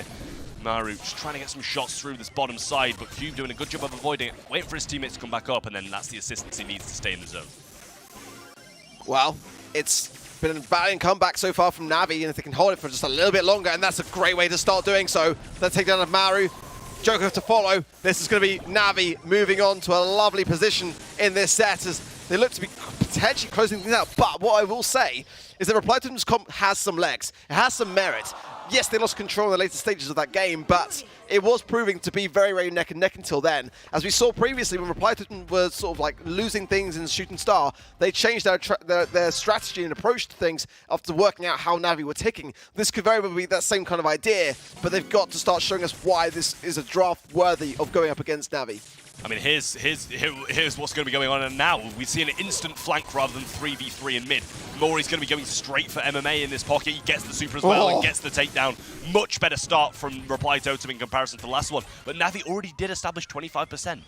Yeah, that's the thing, and this is now Money in the Bank. Oh, was that cancellation there from MMA? Maybe the protective tunes, I'm not too sure, but I feel like this, because the stun's not happening because of the slow from the Gale, so I felt like it would have given more value, but if they're going to have that slow sort of work a bit more in synergy with each other on the team and the max speed as well, coming in thick and fast for Navi's allowing so much maneuverability. Almost 60% already now for Navi, and this could be a swift set. I mean, it's the same as last one. Bad start for Totem, come back in the mid, and then finish out badly again, and they just need to try and improve on this one and finish out strong as well, keep this control and not let them push back. But as soon as Mori comes out of this mech form, it's going to be an instant loss of control as the max speed could come forward, MMA could do some damage, nice knockback by Joker, which is going to be some damage along with it as well. Totem take the lead, but just as easily, it could all crumble.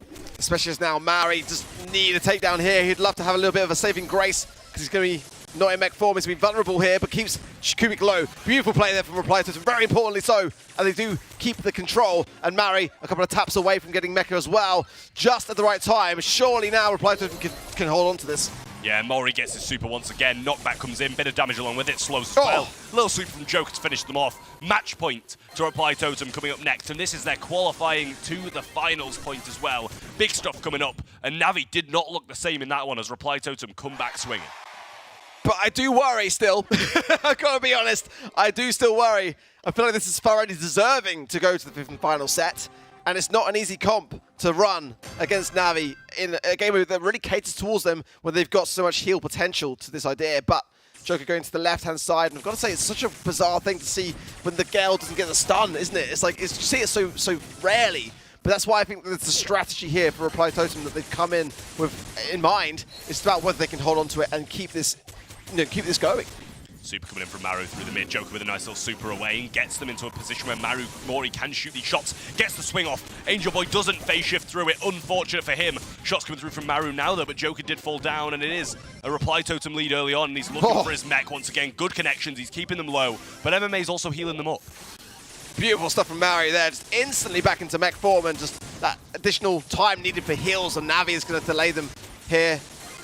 Angel Boy trying to creep on this left-hand side, but Joker finds it. Got the super now as well, just keeps the damage ticking over, and that's what Reply Totem just trying to keep Navi low, keeping MMA busy this entire time, and trying to slow in the meanwhile, but that's a nice takedown from Kubik onto Maru. That should allow some pressure to be placed back upon Reply Totem. Especially when Mori's coming out of this. Now, did his mech like jump him up in the air and avoid that damage coming down? Looked a little bit like it. MMA in the mid now, and Joker pushing them back into harm's way. Maru super through, a nice slow coming in from Joker with the shots over the right side, allowing him to stay in that Griff super. Unfortunate for him, but good stuff from Totem. Once again, they take the lead, but Angel Boy fighting back through the mid. Cube picks up the right side, but Mori just gets in mech form to stop Cubic, but he should pretty much be instantly out of it. Yeah, crucial moment there. Navi just did so well. This pushback, it's going to be a good one from Joker, just juking nicely with the speed coming back in now from Navi. It's going to be something of a problem here. Maru just taking the right-hand side lane, has super to hand, but no lineup to be found. Angel Boy getting pinched here between Joker and Maori. Can he survive on? He is for a little while. This is such a crucial moment in time. Reply Totem taking back control now. If they hold it, they've done it. Got super as well. Joker looking for a nice little twister there. Looks for the super as well. Cube jumps over on the right-hand side to Joker, nowhere near the zone, and they're just getting percentage by percentage as he comes around the right-hand side. Can't do a lot. Angel Boy pinched in, but now the takedown should be there onto Mori. They need 7%. Can they do it? Joker comes in with a big knockback. Maru pinches in. MMA falls low, but he's got his super. He didn't even use the super. Might have been able to fend it off, but they do take it. Reply Totem win, 5-0 in the league phase, and qualify to the challenge finals. 21 wins now. 21, yeah. In a row for Reply Totem. I mean, what a way to do so as well. If it was a misclick, it's a misclick of the century, really. I don't think it was, no. Yeah, I don't think it was. I don't think it was either. I still don't exactly know how, or like, they make Meg look good. When I play Meg, or when I face a Meg, it's like a free lane, you know, but they make her look good, and that's what Totem do, and have been doing for the last couple of months, just taking picks that no one really sees, you know, at their proper value and making them shine. And that was fantastic, honestly. I'm still somewhat shocked of how well they managed to make her look in this set. But, I mean, props to Navi as well. They made it dangerous. They made it close, and it's exactly what we expect from Navi. It could have gone all the way to the fifth and final set. Honestly, I was kind of expecting it to after that first game of Hot Zone, and yet Reply Totem somehow, some way, they make it work and do some Italian magic. And again, that 3-1 scoreline that didn't really do the Chasmac Gaming EU justice as much as it hasn't done justice on Navi. It's what's going to be solidified now, and that was a fifth and final set for me, really. But again, not to take anything away from Reply Totem, because they did make the adaptations when they needed to. They could start to see where Navi were weak, and they started to exploit that. You got to give a team credit who are able to do that, because more often than not, you see teams just creating those same blunders along the way and not being able to adapt towards the problem at hand and working out why it's not working. Doing that between games is not an easy thing to do. Yeah, well, statistics are here. Navi obviously going to have more heals, but surprised it's not more than that, to be honest, considering they had a Poco in comparison to Totem just not having any heals whatsoever. We got more damage for Reply Totem, around about 20,000 more, and 8 more kills, showing they did have maybe that little bit more control of the hot zone and kind of reflecting the result as well. But, you know, as you've both said, I really did think it was a set number 5. I thought it was a set number 5. As soon as I saw those compositions drafts, I expected Navi to walk away with it. But Reply Totem just show their worth once again, and they show why they are the best team in Europe. This is, you know, what gets me excited about seeing Reply Totem at Worlds, for example, you know, is we already know there's going to be some of those picks that just kind of come out of nowhere. And last year, they did an incredible job as well, and they didn't really do that back then. It's a very different Reply Totem than compared to last year, and I'm all here to see that evolution go. And again, 21 wins in a row in the SPS. Not a single loss in there. It's crazy. And the craziest part is, you know, their biggest challenge so far in the SPS has been SK Gaming. They're facing them, is it tomorrow, Ark? The final play day. Final play day. Yeah. My so goodness. in a couple of weeks' time, so we can take about a week's break. But honestly, you know, I've got to say it though, it is getting a lot closer. These are not the stomps that we used to see from Reply Totem. Again, not to take anything away from their 21st, you know, win streak, but I mean, you know, like you said before going into the match, it's only a matter of time. And I feel like that match for me did kind of solidify that same idea just a little bit. Like, how much time is there left ticking on the Reply Totem win streak? Yeah, I'm with you. It kind of feels like, you know, they used to be like 5 steps ahead of the competition, and now they're just 1 step ahead. They're still a step ahead, but not quite as much as 5. So, yeah, I feel like it was a great line until it wasn't anymore. But that's really what it is, though. You know, there's still out there and just taking wins against literally everybody. And it's not as dominant as it used to be, but it's still there, and you can't deny it. Guys, let's give a look at our leaderboards here for this challenge season. On top, no surprise, it's Reply Totem with SK Gaming. It might come down to the 7th and final play day to determine who makes it to first seed. Tribe Gaming, Navi, Mystic, Chasmac, Panna Fresh. Yeah, they're third. Yeah, I mean, that is massive. You know, we said this a little bit earlier on, 2-3, and there's 5 teams on that number. That is just absolutely ridiculous for this competition. How close it's going to be through. We've got 2 more play days, 2 more, and this is how close it is. Usually you see a solidified top 4 at this point, or you know maybe solidified top 5, but we got up to 7 teams who were in contention for this for these challenge finals. We've already got 2 secured though. Reply Totem and SK Gaming will be securing their spots to the challenge finals today, and Team Queso still 0 and 5 at the bottom. No more to be said about them from me. Yeah, it's it's just, you know, incredibly impressive on the side of Reply Totem and SK.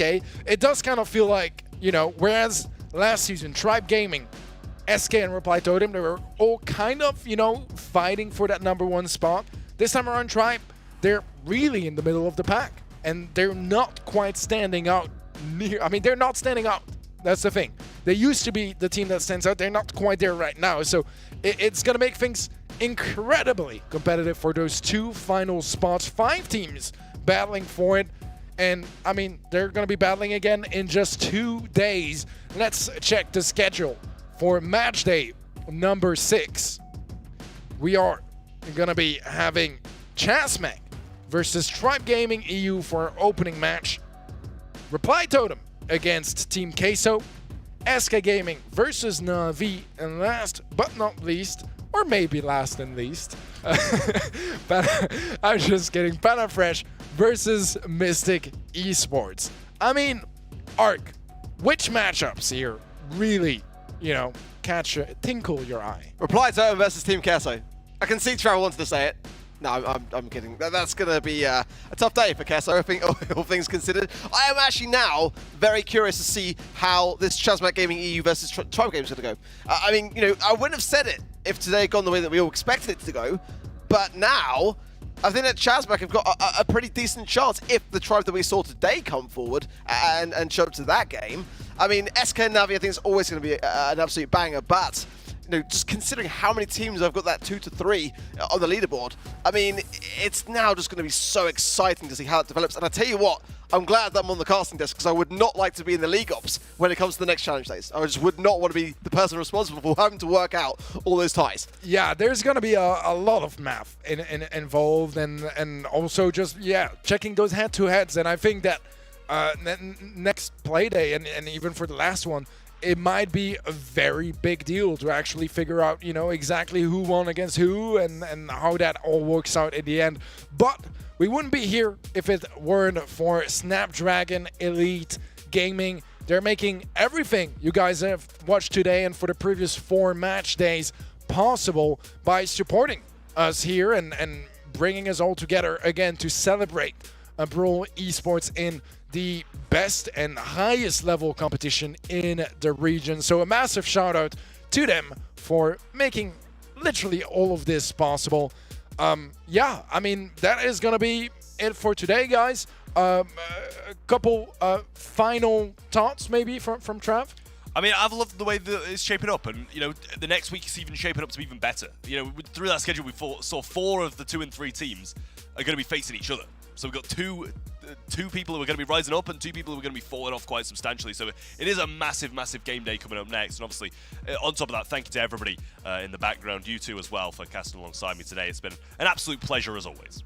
Yeah, exactly that. I mean, thank you to my colleagues for doing a fantastic job casting today. A big shout out to everyone at ESL behind the scenes, making everything possible. Admins, mods, league ops, obviously, you know, production, everyone behind the scenes that brings us together here. A big shout out to the players for performing and giving us quite the show today, and a big shout out finally to you guys for watching us and giving us a job. We appreciate that very much. Guys, we'll see you in just 2 days for match day number 6. Peace out. The Snapdragon Pro Series is brought to you by Snapdragon Elite Gaming, Monster Energy, and DHL.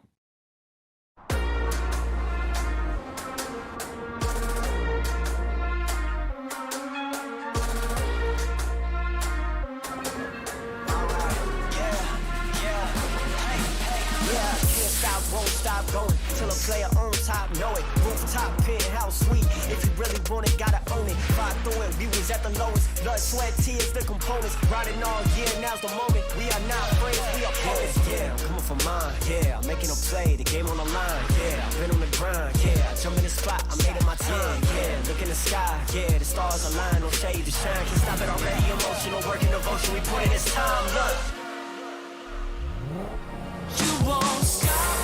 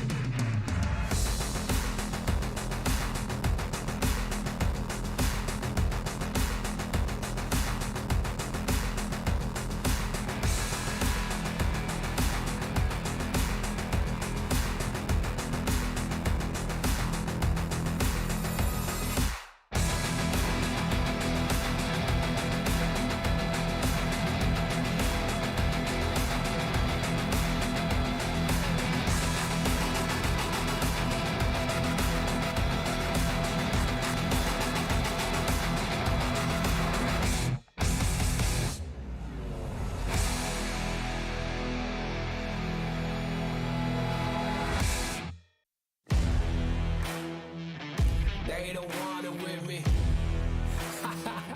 You got a problem with me? Love, you don't want it with me. Man, you won't ever stop me. Who y'all really got a problem with? Who y'all really trying to solve it with? Who don't really like the sound of this? Who come with me getting down to this? You better step back, get your neck cracked, get laid down where you best step. Better check that with a fresh map. Get lost now with no extract. Like, look, that's all me. Got my number, don't call me. We eating up, that's all beef. You freezing up, that's y'all's team. Cause we don't really lose no more. All about heating up, leaving that cold. You can see me heating up, killing that show. I ain't about giving up, no.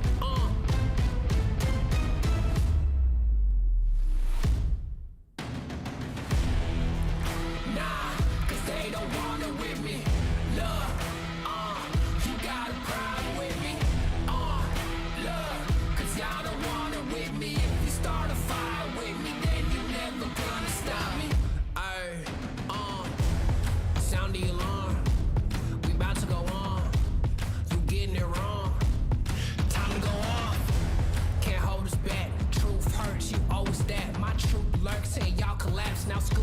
first, where your homies at? Come my team with me right now. My team so mean right now. But what you mean, y'all out? It's time to weed y'all out. Okay, we coming back with a vengeance. Time to go start your engines. What is this thing y'all mention? Time for y'all stop pretending,